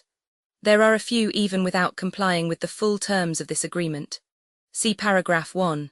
See below. There are a lot of things you can do with Project Gutenberg electronic works if you follow the terms of this electronic works. See paragraph 1. E below. Foundation, or PGLAF, owns a compilation copyright in the collection. Works in the collection are in the public domain in the United States. If an individual work is unprotected by copyright law in the United States, and you are located in the United States, we do not claim a right to prevent you from copying, distributing, performing, displaying or creating derivative works based on the work, as long as works, in compliance with the terms of this agreement, for keeping the comply with the terms of this agreement, by keeping this work in the you share it without charge with others. 1. D. The copyright laws of the place where you are located also govern what you can do with this work. Copyright laws in most countries are in a constant state of change.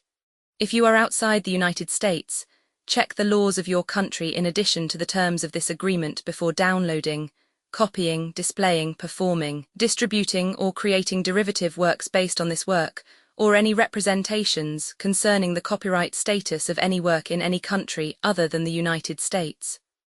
1. E1. The following sentence with active links to or other performed, viewed, copied, or distributed.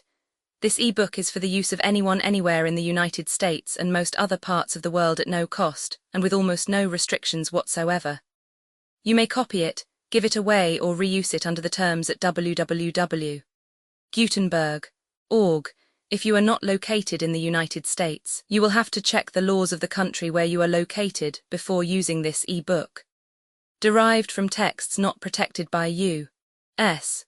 copyright law, does not contain a notice indicating that it is posted with permission of the copyright holder.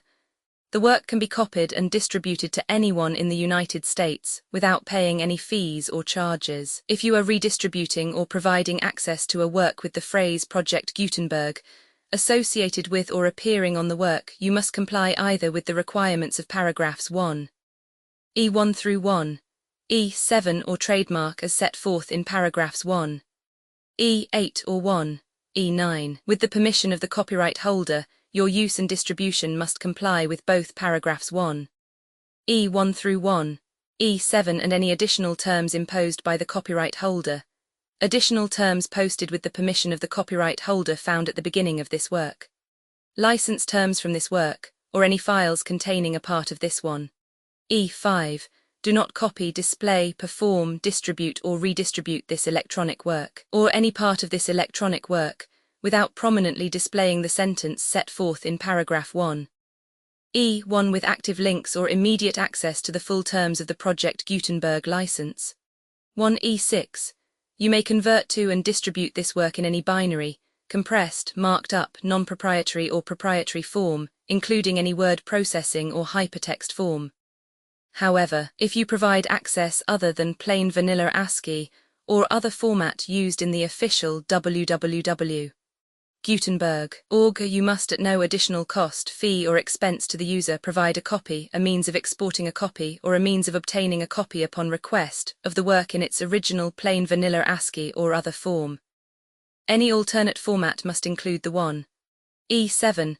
Do not charge a fee for access to viewing displaying unless you comply with paragraph 1. E8 or 1. E9. 1. E8. You may charge a reasonable fee for copies of or provided that you pay a royalty fee of 20% of the gross profits you derive from you, already used to calculate your applicable taxes.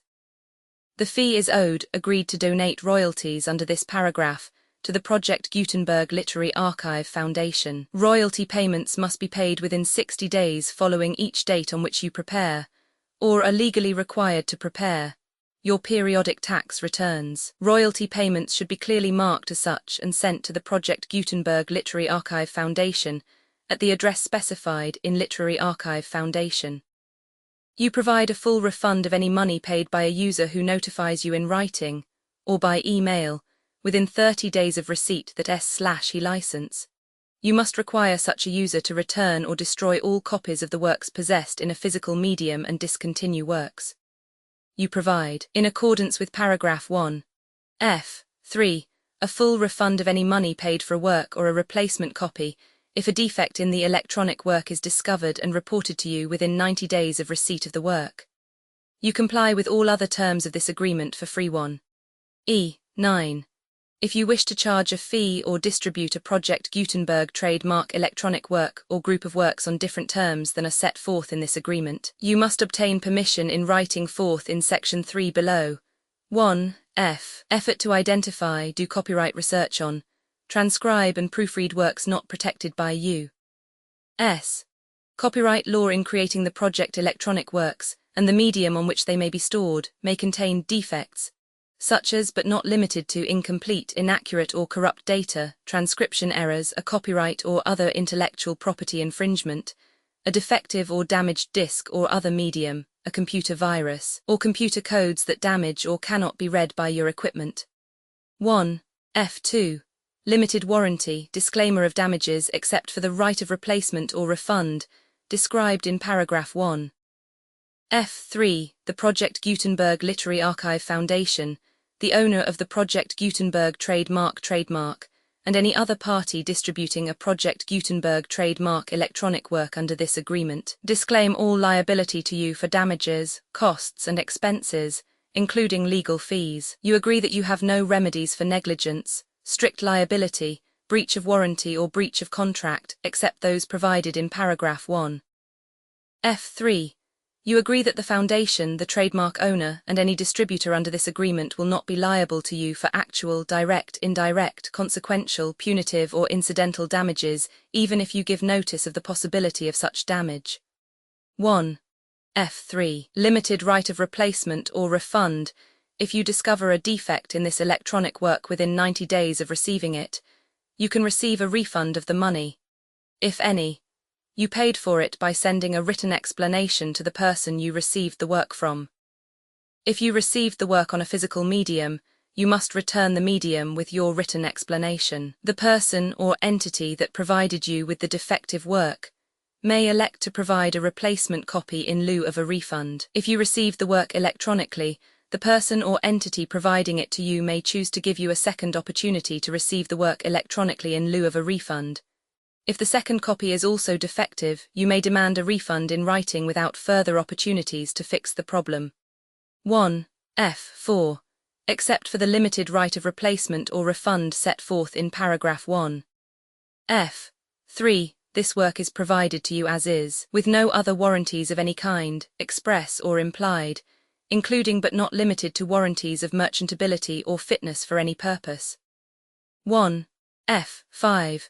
Some states do not allow disclaimers of certain implied warranties or the exclusion or limitation of certain types of damages.